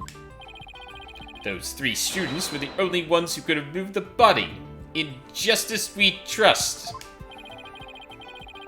I don't like where this is headed, Athena. Me neither. And by those 3, I mean... Hugh O'Connor, Robin Newman, and Juniper Woods. I knew it. Please, Detective Fulbright, don't say what I think you're about to say. Oh, but I will. In justice we trust. I know I just said that, but I take it everyone understands now? The voice believed to be that of the murderer was female. Okay, this is shaky. And out of the 3 people who could have moved the body, just 1 is a girl. There's no way they could have had an accomplice or anything. It's not a possibility we should consider. That leaves the defendant, Juniper Woods, as the only possibility.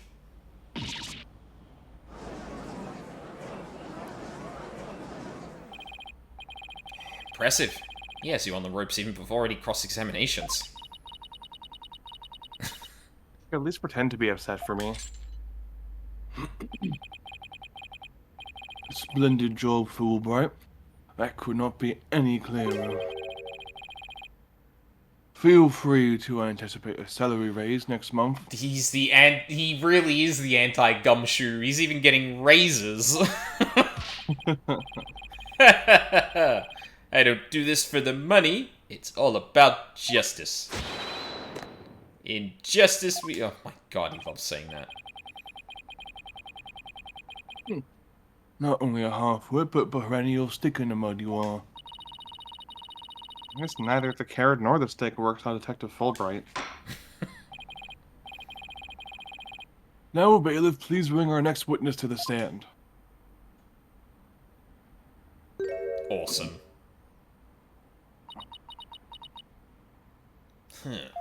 I like to picture that the bailiff just picked up the cardboard box and brought it in here. Oh, is the witness very short again? Oh, we haven't done this in a while. So, our first witness is a cardboard box.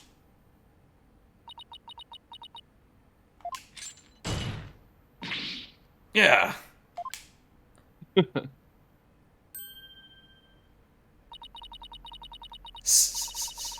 Stealth mode deactivated. Oh my, the box has hands. I'm gonna box this box. Damn. Oh my god. Smile, Your Honor.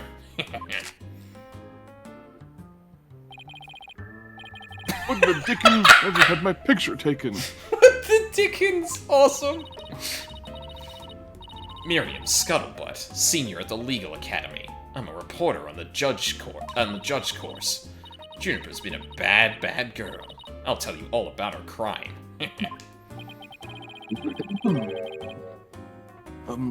Might I ask whether you could come out of that box?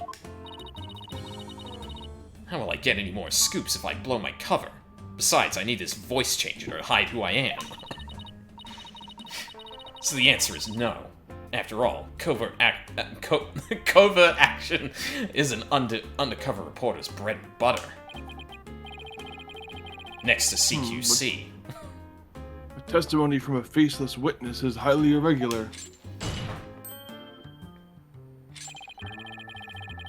Former ninja I met in the clink said exposing those who work in the shadows is to pass the death sentence upon them.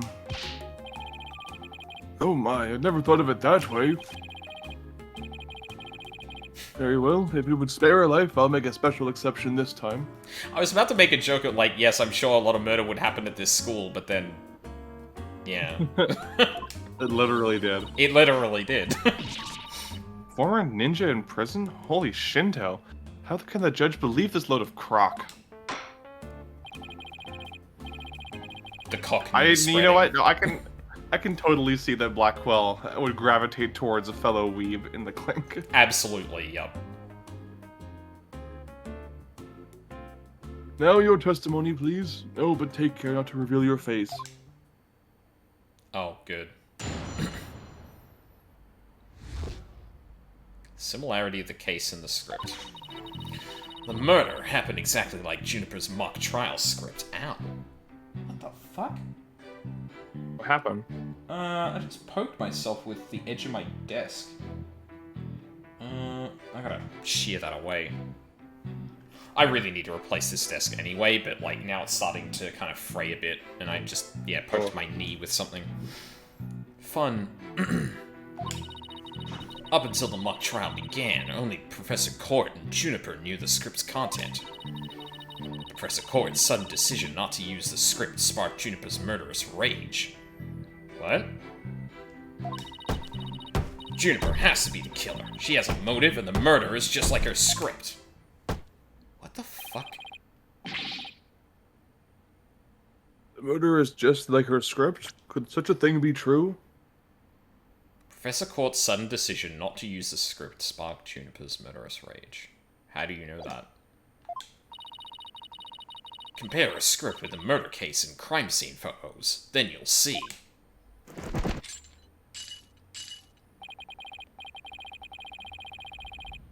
This is so simple, even an ape posing as a decrepit old judge could understand. Only the victim and the defendant were privy to the script. Ergo, the defendant is a killer. Furthermore, in the art room where the crime supposedly occurred, those witnesses' script, along with an envelope on which "use" was written, were found. This proves that the accused's scripts had been rejected the day before the mock trial.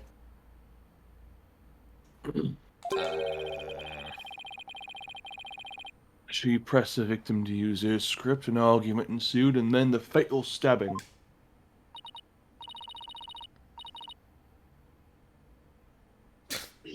Well, that makes perfect sense. What now?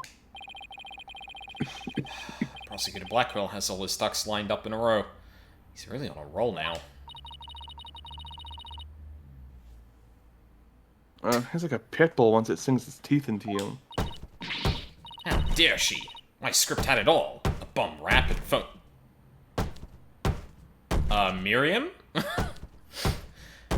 A bum rap and phony evidence. Grudges and betrayals. I trust the defense is ready to cross-examine the witness.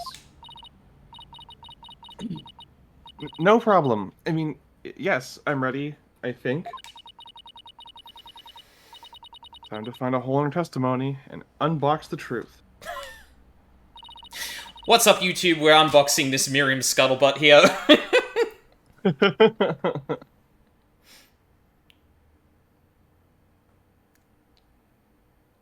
I've seen it done over and over. I know I can do this.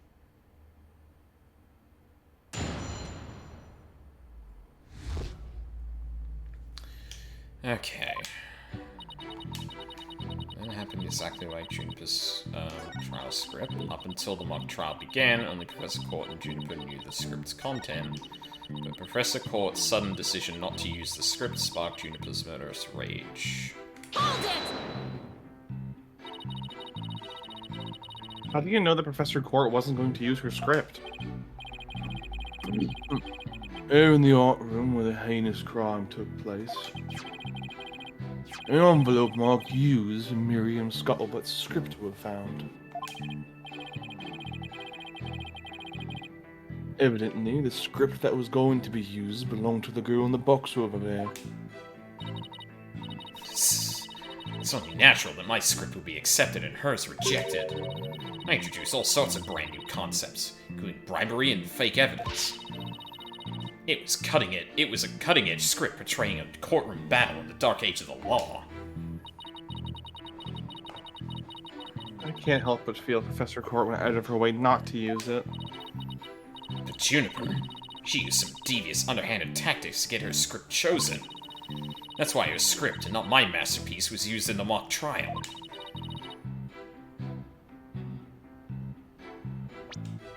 Fucking what?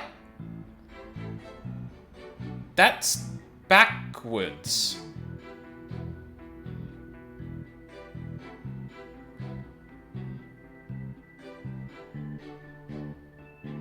Oh, okay, sorry. No. I'm misunderstanding. So the implication is that Miriam's script was actually going to be used, then Juniper kills Court in order for the mock trial to use her script instead. Which, like, is still, like, ridiculously incorrect given that they prepared it for multiple days, but, you know. How's that for an explanation?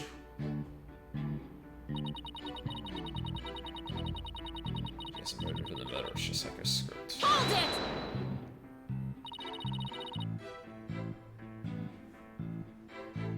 it! Anyone who saw the mock trial could have recreated the crime. Oh no, Athena.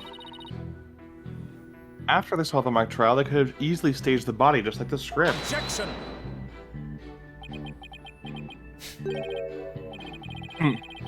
Where is a trial which pits Hawk against Canary? Objection!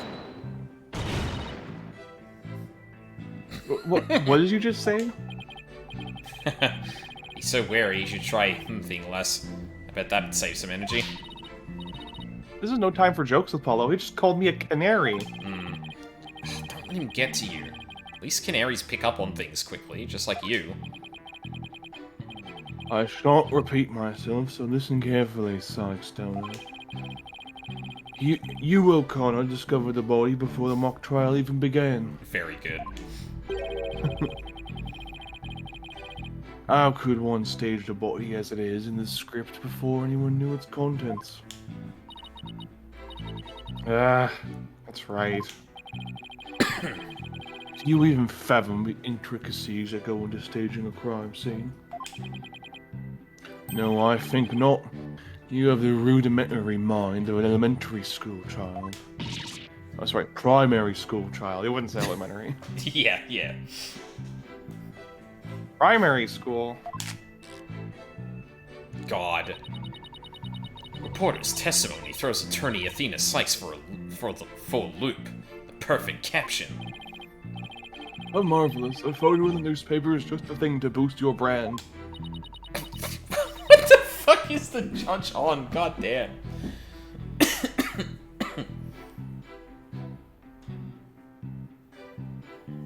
A school paper? Seriously? Anyone can see the similarities between the script in this case. But that doesn't mean Junie's the killer. I know it's frustrating, Athena, but we don't have much to go on at this point. All you can do is relentlessly press the witness and hope you find a hole. Okay, got it. Press relentlessly. Right. Sure.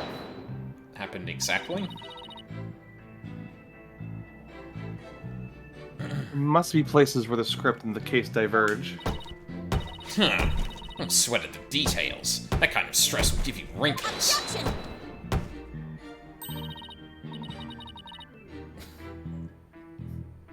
I'm not worried. My skin is as fair as silk. My skincare routine is second to none. Objection!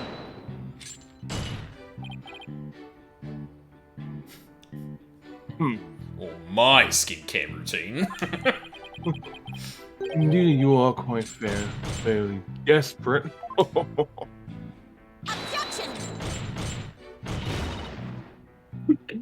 What did you just say? I feel like she's going to launch herself over the table every single time she does that. It's I know, such she a good leans into animation. Like, will really turn that one around on you.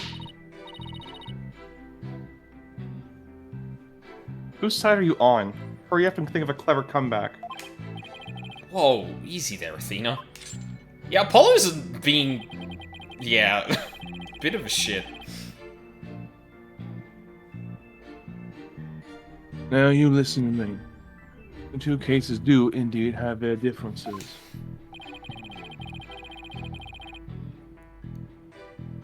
For one, the stage hadn't been yet erected in the mock trial script. In the actual case, there were signs indicating the victim's wrists had been bound.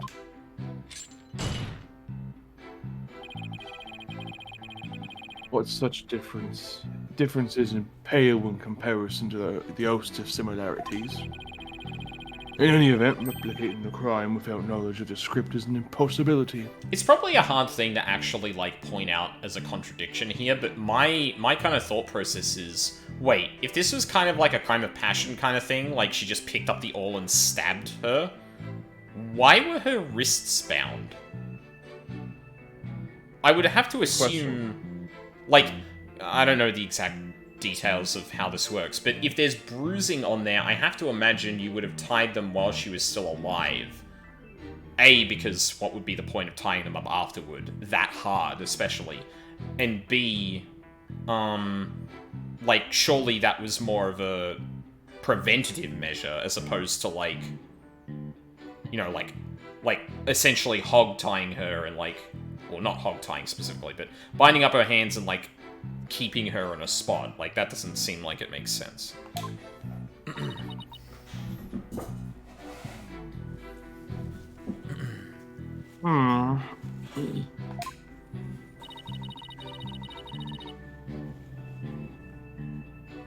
It's like I'm always passing this off as a coincidence. What a total burn. Try again, why don't you, pawn of woods?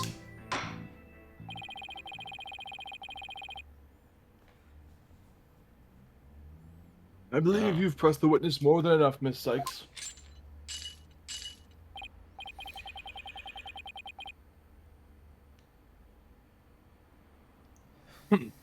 Now, do you see how clear-cut my case is? Take it now, and in that fair, desperate mind of yours.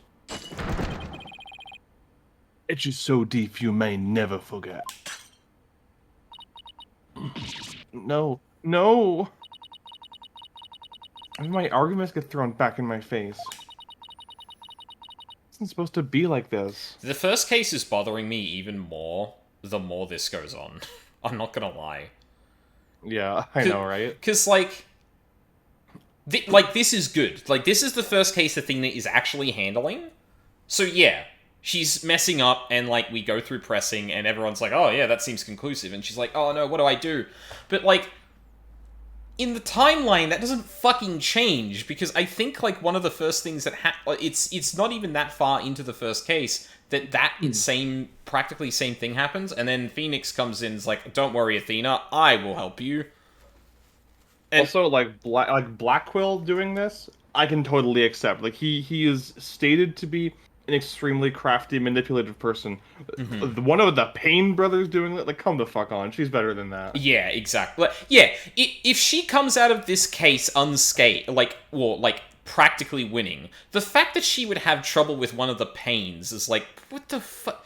And it's an unfortunate thing of, like, I think doing the weird time, or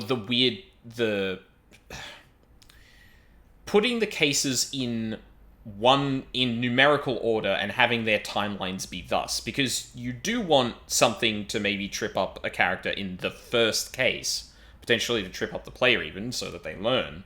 But, like, when that's meant to be later on, it makes less sense that she was actually struggling that much when we see she's going up against fuck Blackwell. And not even in a, okay, Phoenix is here to support the way Apollo is. It's like Phoenix takes over. Like, it's even, yeah. Yeah, it's weird. I don't like it. Nope. Not at all. What am I gonna do? And to be fair here, this is completely understandable to get stumped on, too. Someone wrote down a script and then framed someone for the murder using that script. That's kind of airtight, because someone would have thought through, how do I make this so that it's really hard to discern, or maybe even has a particular conclusion I'm thinking of. So all the person mimicking it has to do is mimic that, and everyone's like, well, yeah, it matches the script, so obviously it went the way the script did. Yeah. Athena? You should just about have all the answers you've been looking for now. Huh? Think about it this way. If the killer knew the details of the mock trial, would they really commit the crime in the exact same way?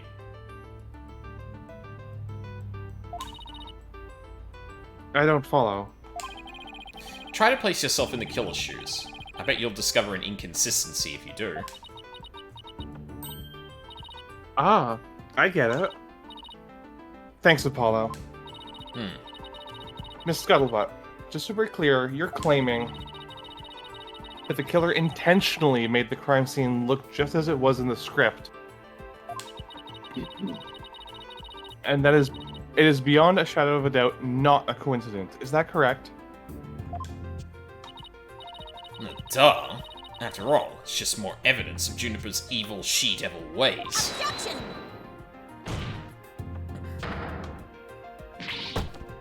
Yeah. What did I say? What did I say? Our client made the crime scene look just like in the script, something only known to her. That would be not just foolhardy, but completely irrational. What do you mean? Yes, Miss Sykes, please tell the court what you mean by irrational. Makes any It sense. wouldn't make any sense for Junie to mimic her own script on purpose, because it would... Make her the culprit.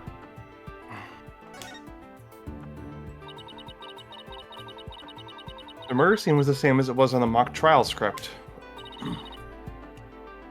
That, in and of itself, is irrational. Ah, what's wrong with them being the same? Yes, Miss Sykes, care to explain what you mean?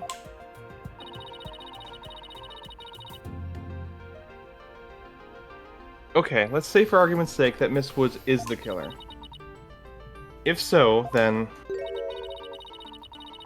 what reason would she have to intentionally make the actual murder mimic her own script? That's easy. She was admitting that she was the... Ah! Oh, her! Yeah. Ah! Miriam? That's right. Miriam! If she had really done that, it would have been like proclaiming to the world that she was the killer. So what we actually have here is evidence of someone trying to frame our client. Yeah. Where were you keeping those? The body was found the day of the mock trial. In short, the day the details were revealed. So it would be completely inconceivable for the murder to go exactly like the script. Don't let it get to your head just yet. Objection!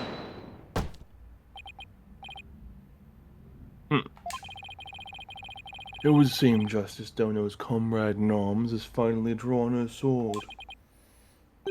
However, the blade is dull, and it shall remain so until you master its use. Enough with the stupid sword metaphors already. Be normal, please. I'm begging you. There is a perfectly good reason for the inconsistency of which you speak. Reason? What reason? You must fold your blade 1,000 times. Must I spell out everything? You are what people today call high maintenance. I don't think that quite applies in that. The accused had intended to stop the mock trial, and in that event, Mary's soul would have been a wiser to the similarities of the case and the script. Objection! What? No, the mock trial was only stopped after the body was accidentally discovered. Objection! Our witness here had also discovered the body. In fact, she was led to our dearly departed professor by the accused herself. What? Miss Scuttlebutt saw the body too? Precisely. And with the discovery of a body, the mock trial ought to have been cancelled. Wait, so you didn't call the police? Nope. I kept it secret for my big scoop. You can't do that. That's illegal. Judge, can she do that? Well, apparently she did, so I think she can. Mods? Mods, unpack this box. I made her pay long and hard penance for her sin. Did I not, my little box top? Yeah. Compared to the work of a war correspondent, the sheer terror of that was... Yeah. Jeez. I wonder what the Twisted Samurai did to her. Lock up all the holes in her box. And spin her like a top while Detective Fulbright cackled in delight. That sounds more nauseating than scary. I do love the mental image of him doing that to her, though. Yep. He's like, he hears about that and just goes, "1 moment, please." Just grabs her and spins her. If you will allow me. Enough jabbering. Witness, continue your testimony. Sure, Mr. Samurai. I'm ready to finish off that she-devil.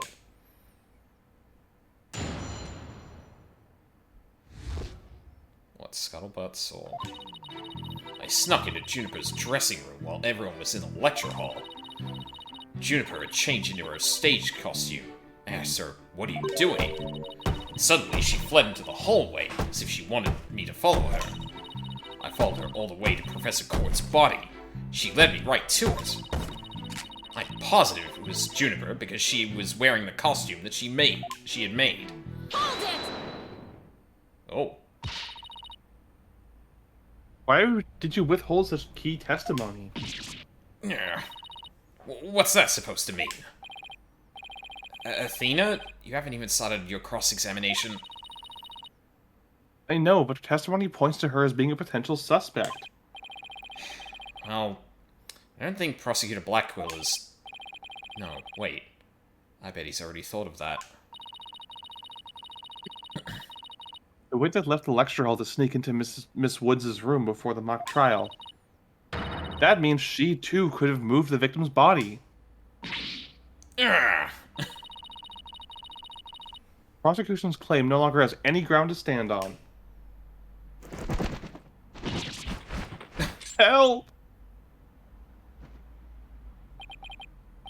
Now, no need to ruffle your feathers so. When you squeak like a little brat, it agitates Taka. Do you want him to peck your eyes out? No thanks. The sound effect on that animation makes me so happy. Yeah, it's very good. It's such a pleasingly meaty clank. Mm-hmm. You listen to him. The witness has a perfectly good alibi. Oh, yeah, I do. Around the estimated time of death. I was at undercover reporter class. It's right near my home. What the fuck? Undercover reporter class? The proverbial rug has been pulled from under you. The witness could not be the killer. The defense must look before leaping, or at least make sure the rug's secured to the floor. I tried to warn you. Oh.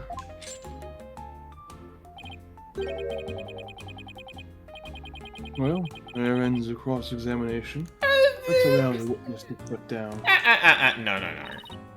Huh? No, wait a minute.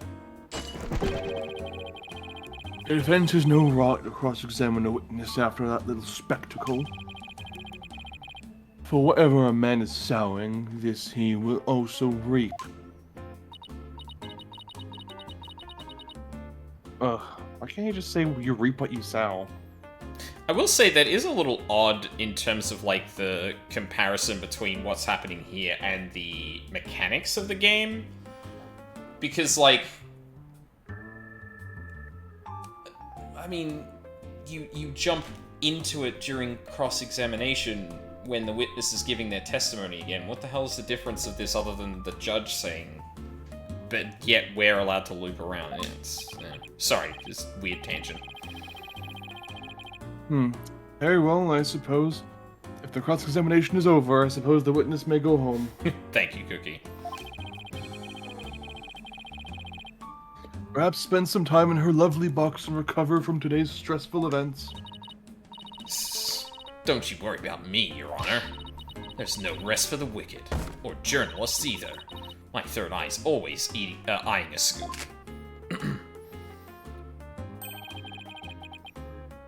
She's always eyeing a scoop. Well, back to the trenches. Bye-bye. Oh, really? Hold it! Okay, thank you, Apollo. Not so fast, Miss Scuttlebutt. Apollo? There's just one thing I'd like to ask. Oh my god, he's doing the thing.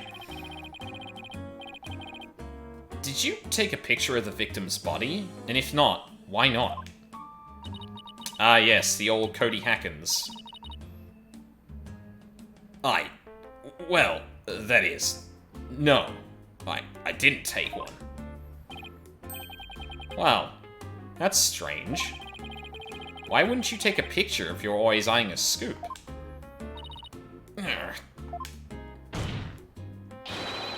Did you or didn't you really see the victim's body? It's not like I, actually saw it, but... What the devil? Did you hear that, Your Honor? The witness didn't actually see the body. That completely overturns the prosecution's claims that the witness was led to it. Justice Dono, you dare bear steel at me again? Yes. Fuck you. Hold it. Nice try, Boy Wonder. So what if I didn't see the body? The fact remains that Juniper led me there. What? Feast your eyes on this. Oh my fucking god. Girl!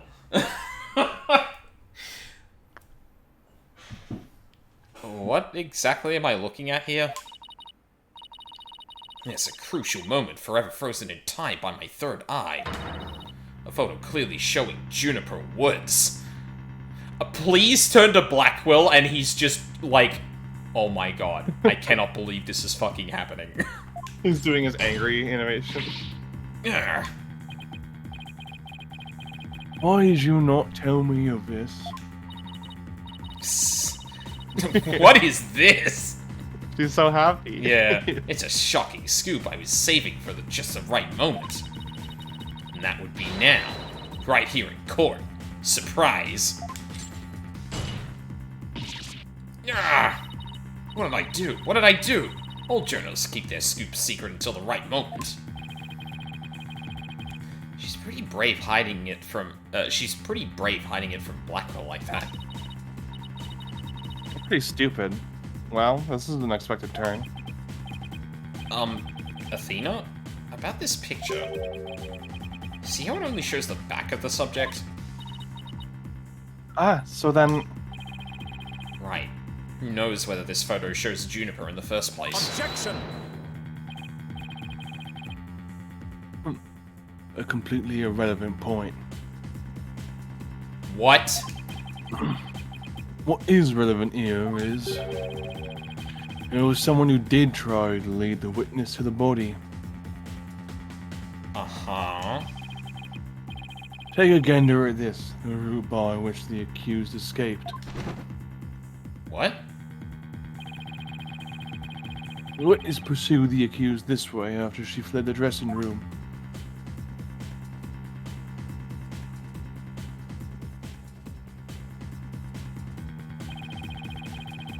The accused ascended to the first floor and exited to the quad. Then what, Cotton Cretin?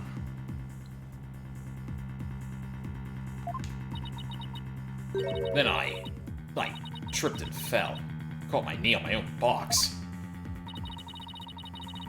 She stayed under her box even while running after someone? Sounds difficult. Recall a body was already there for Hugh O'Connor had already seen it. It's very Oi, important Huey. to hit that inflection. Yeah. She was trying to show someone a body because she wanted to stop the mock trial. Hold it! But if the facts have changed, that's all the more reason to cross-examine the witness. The defense has a point there. Very well, you may proceed with your cross-examination. Huh. Seems Justice Dono has saved you a pretty little hide, Missy. For now, at least. Whew. Guess I pulled that off somehow. Thanks, Apollo. You're a lifesaver. Incidentally, my compliments to the witness for a very fine box. You can't say that, Blackwell. It's primo cardboard, lovingly selected from among many.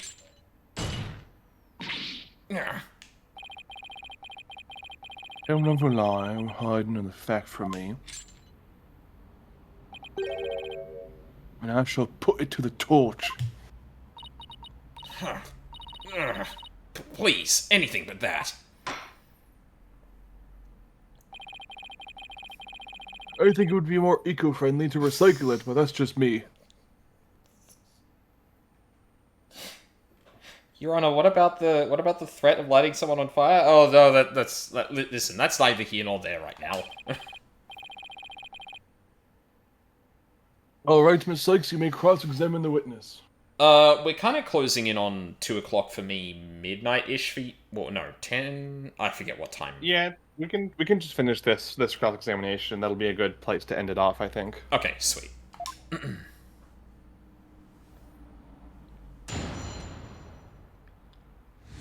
This is a very long time between the actual first testimony, or the uninterrupted version of the testimony being given, and then us being cross-examining it. Did we? I don't think we even presented anything during that time. It was just Apollo going off. Yeah. Go off, King. Oh, I didn't mean it like that, but yeah, no, true. Snuck into Juniper's dressing room while everyone was in the lecture hall. Juniper had changed into her stage costume. I asked her what you're doing. When suddenly she fled into the hallway as if she wanted me to follow her. Followed her all the way to Professor Court's body. She led me right to it. I'm positive if it was Juniper because she was wearing the costume that she had made. You can see the awl there with the key. Now, if I remember correctly, this one here clearly shows the glowing paint in there. Now, we know that paint inside of costume with fluorescent paint. Wait. There are constellations on the outside. I read that as paint, and went, wait a minute, why did they use the same word 2 times in that sentence? And had to remember that paint is also a verb. Draw constellations on It's a noun and a verb. Mm-hmm. Yeah, that is not the same. Objection! Miss Scuttlebutt's sole basis for identifying our client as the figure in this photo is the fact that it shows someone in Miss Wood's stage costume. Well, it is Juniper's costume, so that must be Juniper in it. It's clear cut. This fucking Steel Samurai ass logic. No, that's where you're completely mistaken. What? This is a design drawing of our client's stage costume. Oh my, what a wonderful creation. The constellations are extraordinary. He's wearing Santa's clothes. He must be Santa. We're assuming the Santa Claus hasn't taken him. I'm glad you noticed, because those stars are precisely what's important here. In the drawing, there are constellations all over the outside of the costume. But there's not a single star on the costume in the photo. Oh, and that means... what exactly? Your Honor, there were no other blue costumes at the scene. Which leads me to believe... the figure in the photo was wearing our client's costume inside out.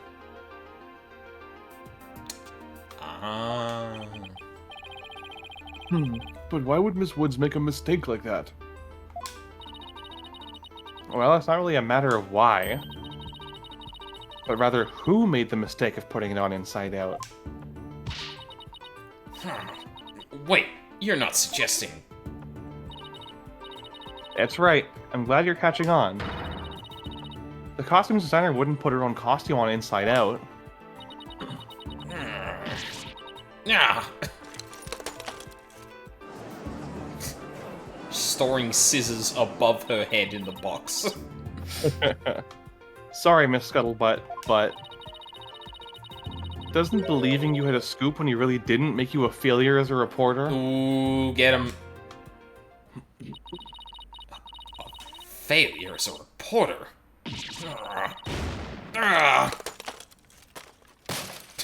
That a whole ass laptop.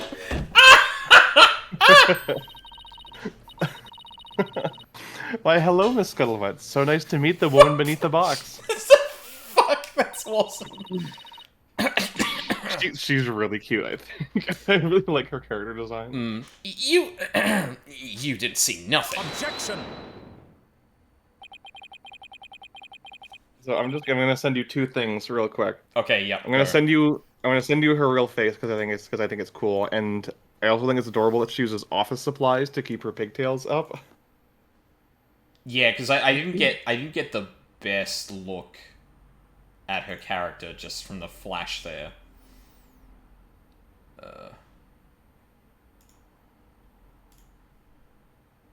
Oh yeah, they're fucking Like binder metal clips. clamps, yeah. And then this is like there's no way that you can see this without either pausing a video of the game or just checking the data mined textures. But her laptop background is also really, really funny. I'm just finding that for you real quick. Okay, cool. I'm gonna throw this on the screen just so people can see what I'm looking at. Where's my window capture? There you are. It's the one. Okay, so yeah, this is data mined right from the textures. Otherwise it's really, really hard to see it. There she is. Yeah, she's got the. I don't know if there's a particular word for them, but like, they're the kind of thing people would like clamp together for like when you have like papers outside of binders and stuff like that. Yeah, I think they're called binder clips. Oh, I see. I love that she's shittily photoshopped in. It's so funny. Yeah, it's kind of hard to tell from that resolution because it is very small. But yeah, she does look like she's been fucking photoshopped in. That's hilarious. She's got the sky and a tree behind her. Oh my god, yeah, she didn't even cut herself out correctly! Fucking hell. Awesome. It's so funny, but it's also so sad. Like, that's the reason why she's so vitriolic about them. Yeah, Jesus. I want to be friends with him, god damn it. Holy shit, that's awesome. A+ character. I love her so dearly. Cookie, clearly you don't own an air fryer. Yeah, she does have that. She does have that face. I'm just so impressed that they made such a character design for her, despite the fact that you only see it for like the brief 1-second glimpse there. Yeah, that's awesome.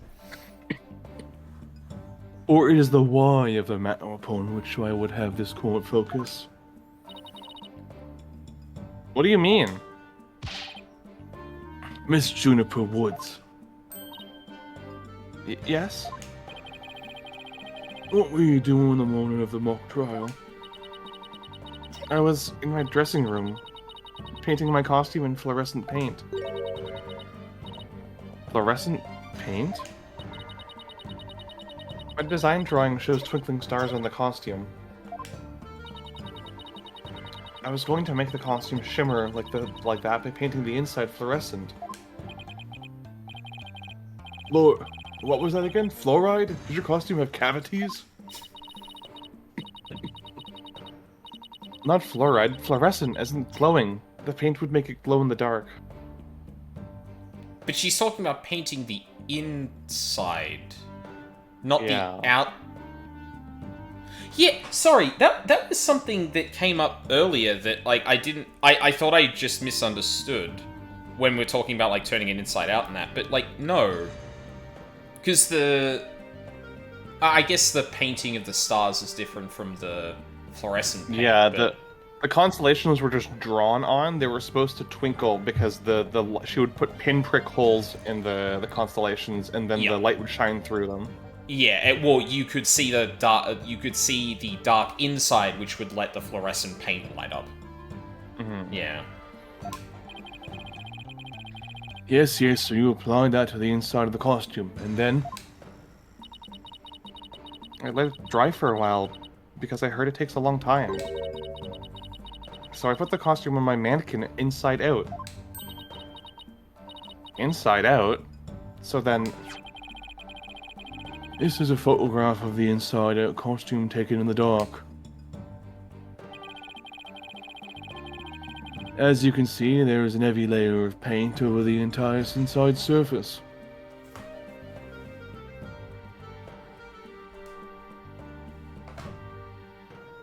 Huh. How does... No, that would be... So if... Okay, sorry. I'm trying to figure out, like, what these handprints are actually indicating. So, you've got the left hand on the right side and the right hand on the left side. And I could see that, like, if it's a right side out, someone would grab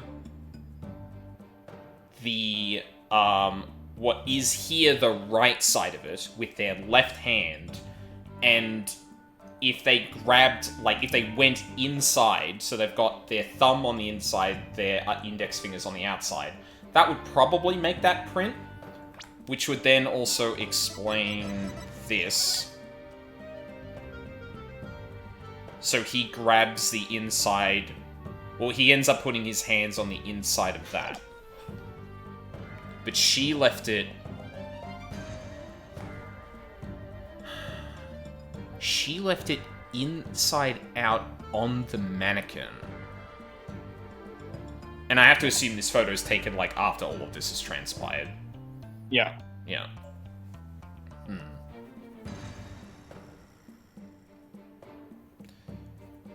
Sorry, did you do this line? I jumped off on a tangent immediately. Yeah. Yeah, I did. Cool.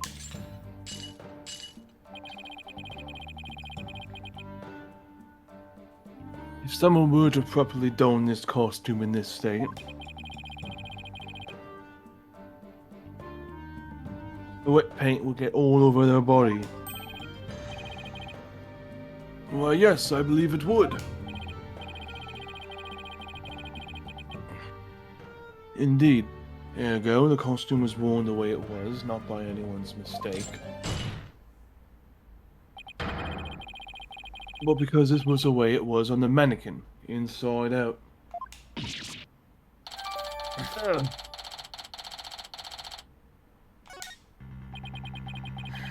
Figures he would have a photo. Ugh, did I just fall into his trap? Yeah, I bet Blackwell had it all planned out. Still, I think you should give this photo a nice long look. Oh, please tell me you found something that doesn't add up. Check out the chest area. Kinda looks like handprints to me. Hey, you're right. Oh, sorry. But Junie would know better than to touch it while the paint is still wet. Objection! I believe the term to describe your thought process is wishful thinking. After all, if master painters make mistakes, why not rank amateurs such as the accused? Objection! Talking about minute shit, like not grabbing paint drying. So basically, you're saying my claim requires evidence to back it up? Evidence? That shouldn't be a problem, right? After all, you've come this far.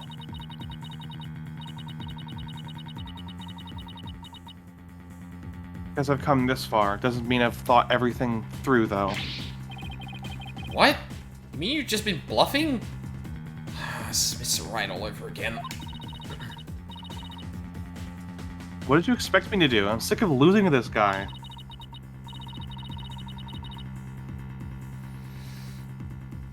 But you're right, there's only one thing left to do at this point.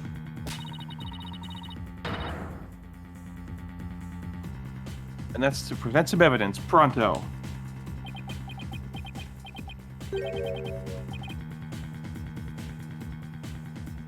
Showdown, is it? I gladly accept.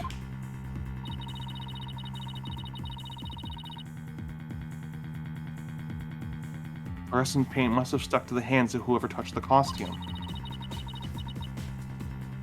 If that paint should glow glow in dark places. So I just need to check every last piece of evidence. This piece of evidence shows who touched the costume. Take that! A school newspaper? Interesting. Take a look at the photo where the lights are dimmed and the spotlight's on Miss Woods.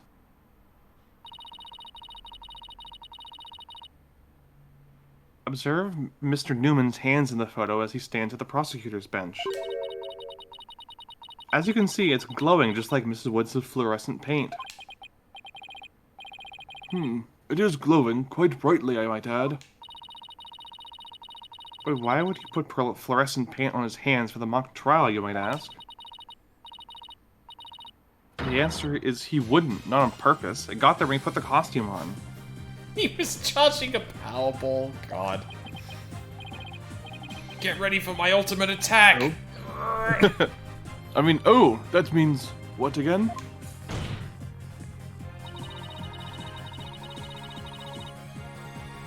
It means the figure photographed in the costume was not our client Juniper Woods. It was her classmate, Robin Newman.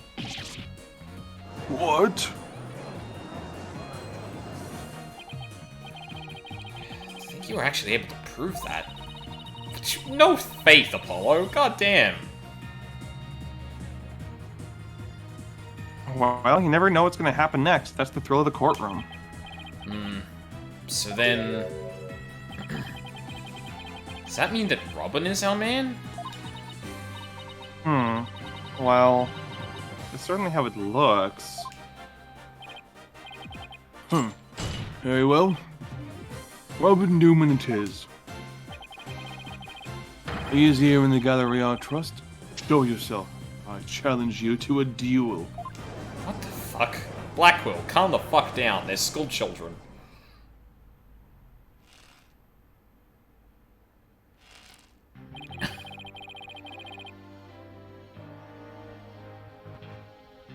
Will the witness please state his name and occupation? I'm Robin Newman. I want to become a great artist. I practice day and night. Yeah.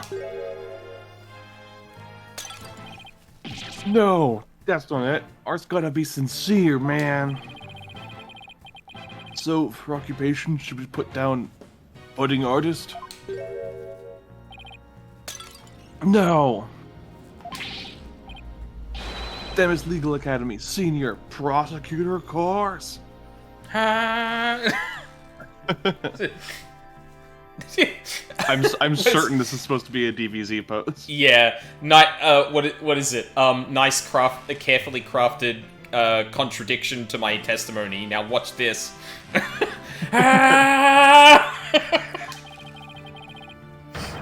Oh Jesus! I'm bleeding.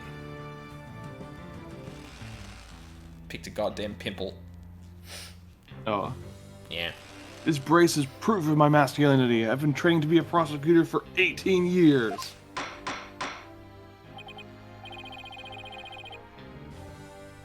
I assume you'll be cleaning up the pottery you smashed before you leave today? Oh man.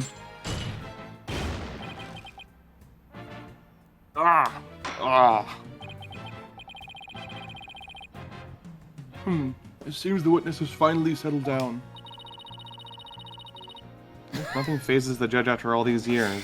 This is the least odd thing I've seen in my many years, Athena. Let me tell you. Oh, you good, Mina? You may proceed with your testimony, Mr. Newman. Are you good? Yeah. I'm just catching a little Junie, I think. Oh. You don't need to method act that hard, please. Specifically, the court wishes to hear why you had fluorescent paint on your hands. Do we want to stop here We then? we can cut it here, yeah, right before the testimony begins. Alright, that sounds good. In fact, stopping, like, literally right here, means that I also have the literal dialogue that's prompting what's going on. Yeah. Curiouser and curiouser. Yeah, probably shouldn't sit on that because spoilers. Potentially, anyway. Huh. I mean, this still feels red herring-ish.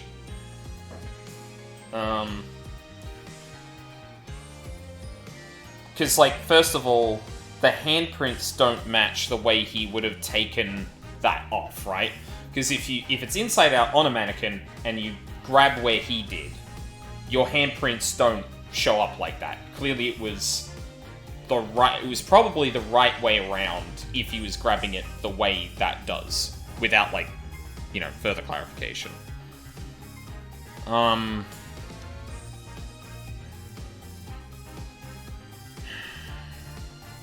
Yeah.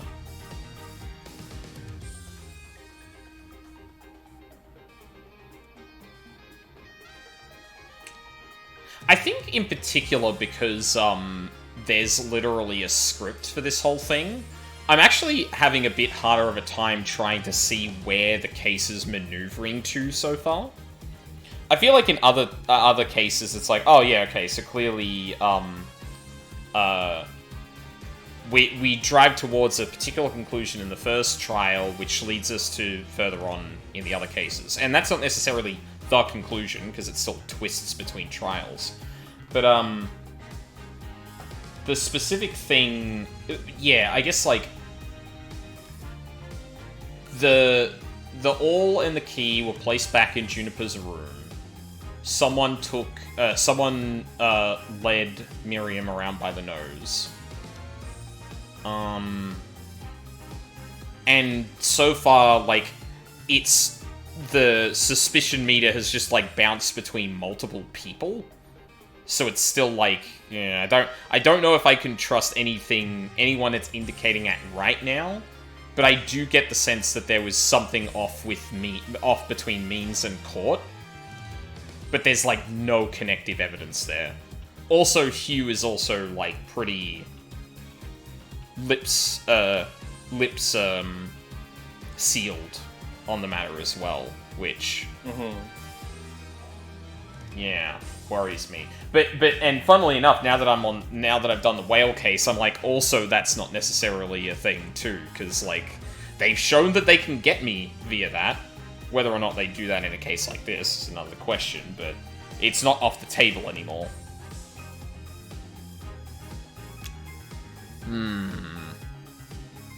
Curious. Yeah. But I hope you can see what I mean when I praise the characters of this case. Oh yeah, they're because like they're so much fun. Yeah, I love Miriam. I love Robin. I think Hugh was really fun despite him being an asshole. Yes. Yeah. We'll see how more of that plays out. But yeah, then there's like Means who like I read into him when he was when Athena was like, oh no, I'm gonna defend Juniper, of like kind of like a strained smile when he was actually doing it rather than like it being genuine. And I don't know if that's me reading into him a bit too much, but like I like him as a character too. Just like, oh yes, no, I'm going to do whatever I can to get results. Anything? Yeah. Anything. It's just like, okay, I feel like I can see the shoe hanging in the air back there, but I'm like, I don't feel like that's dropping anytime soon, but like, I'm Professor Aristotle Means, and I do anything to get my clients off. Anything. Anything.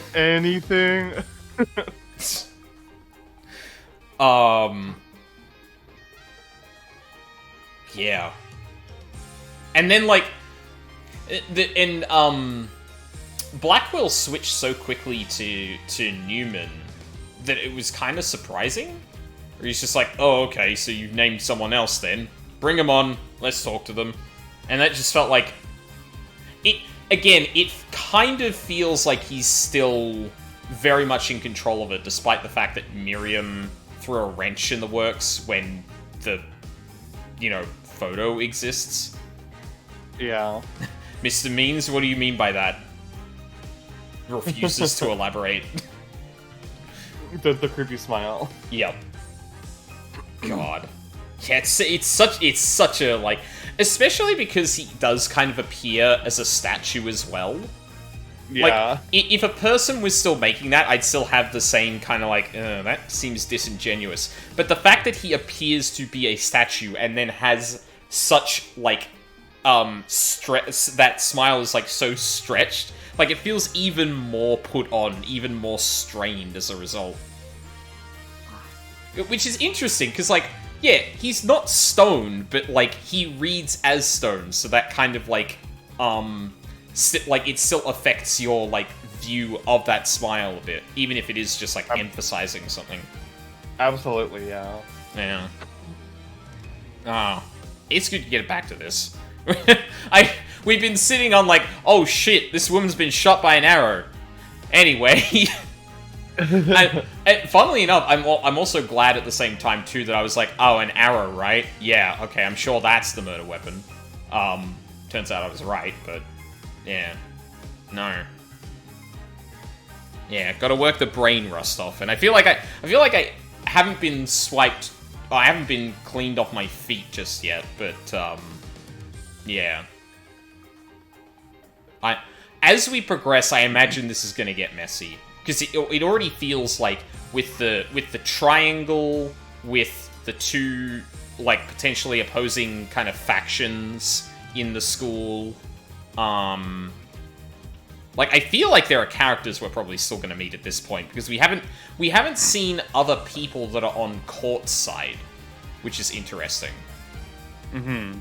Because by the sound of it, well, I suppose that's not true, because, like, Newman, Woods, and O'Connor are meant to be her pupils. But then there was, like, an allusion to the fact that one of them might not be. But I'm wondering if we'll actually get someone else that is on Court's side of things, or if that's just going to be it.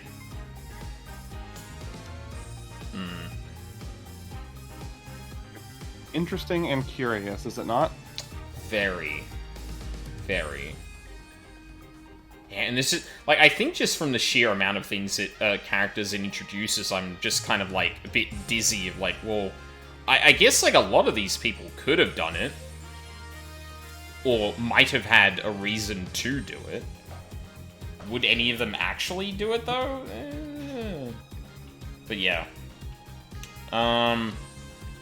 Anyway, we'll find out why Newman was dumb enough to touch a cloak with paint on it next week. Now, actually, sorry, I need to check something real quick before I ask you a question. For sure.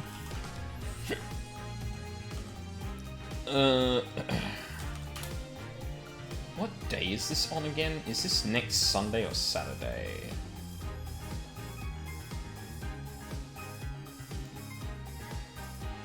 Oh no, it's on Monday. Oh, no. No, it's on Saturday. Okay, no, that's all good then. One of the days next weekend I'm going to be busy. Turns out it's Saturday, so that's not going to affect Ace Attorney. Are you free next weekend, Mina? I'll have to keep you updated about. I'll keep you posted about that because, so 2 weeks from yesterday is my birthday, the 31st. Yeah. But I know that my brothers wanted to do something to celebrate next weekend, and the only day that we all have off is Saturday, I think, so it might be happening that day. Okay. But I'm not 100% sure yet because they are infamously uncommunicative, so... I feel that. I'll probably let you know by like Wednesday or something if plans materialize. Cool. Yeah, I usually check in, what is it, Thursday my time, I think, usually? Yeah, So, usually, yeah. Yeah, so, yeah, that lines up. Awesome. No. So, tentative then, for next weekend. But yeah, so, very likely I'm not going to be doing a stream on Saturday. Then we may have Ace Attorney on Sunday. But I do have Monday off. So, I want to put down 16 a little bit. I have a couple of ideas for things I could play in the meantime. One of those might be finishing up Slay the Princess finally, because I keep forgetting to look at how I want to get the final ending that we haven't gotten. I still really want to see that. Have you played Slay the Princess at all? Or? I haven't. I'm not only have I not played it, but I'm somehow almost entirely spoiler free, and I really, really want to experience it. I'll probably the physical version comes out next month, so I'll probably tuck into that. Hell yeah. Grab that when it comes out, because I've been following down a Magnus Archives hole recently, and I've heard that this game is narrated by Jonathan, the same guy who does the Magnus Archive. Yes, that's correct. Which I think he's got a great voice, so I'm really excited to see that. Yeah, no, the voice acting in that game is phenomenal, and also just a phenomenal game in general. You know, yeah, that was one of my favorite games of the year when I played it. So I'm very curious to see what kind of time you have with it. Because yeah, it's definitely up there for me of like visual novels I've ever played. Okay, but yeah, so during the week, I'm toying around with trying to get back into doing stuff during the week this week. I'm pretty sure I actually have like a very low workload for the next couple of weeks, so it'd be a good time for me to try and fit that back into things. Return. See, the funny thing is, now that I've got the walk pad, I've been like, oh, I should just play a game and walk while I'm doing it, and I feel like I can't really do that in stream. I don't have the setup to make that work. Once I get a standing desk, that might actually happen, although the walking pad is very loud, so I don't know if I want to actually do that. Then again, like, people have presumably been listening to my computer go, like, completely nuts every time I play 16, so, yeah. Yeah, so toying around with stuff during the week. I said this, I think, yesterday, or maybe before that, but, like, I think I may actually have to admit defeat on streaming Elden Ring, because I feel like I just can't get my momentum back when I have to stream it. So That's too bad. Yeah. Because I otherwise enjoy it, it's just, like, I feel like I'm getting less out of it because I am specifically, like, I will stream this, which means that, you know, I have to have the energy to stream it. And when I don't have the energy to stream it, I don't play it, and that means I get rusty, which means I need to de-rust, or I feel like I'm, just slamming my head against the wall with the game. So, yeah. First game I'll admit, I might be admitting defeat on. But yeah. Besides that, yeah, I'm not 100% sure what I'm going to do during the week. I've toyed around with, like, maybe just, like, Warframe or something. As, again, just like I can play this for a couple of hours and get back into things, but, yeah. So, yeah. Possibly something during the week.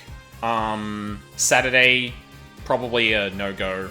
Sunday, we may be having Ace Attorney. We'll keep things updated. But then Monday it is a mystery. I'm still trying to think of what one I want to do there. It might be good for, like, a small game, too, but a couple of the games I'm really itching to play are longer. And I need to think about when I'm doing my PoE lore playthrough, because depending on how I time that, if a new season comes out and I haven't started, I think I'm kind of fucked trying to do the thing I want to do with that. So yeah. Much to consider, but yeah. I'm not scheduling anything during the week still, so, like, by the time it hits the weekend, I'll probably have a plan. Yeah, I don't think anyone's streaming. I just took a look before, and yeah.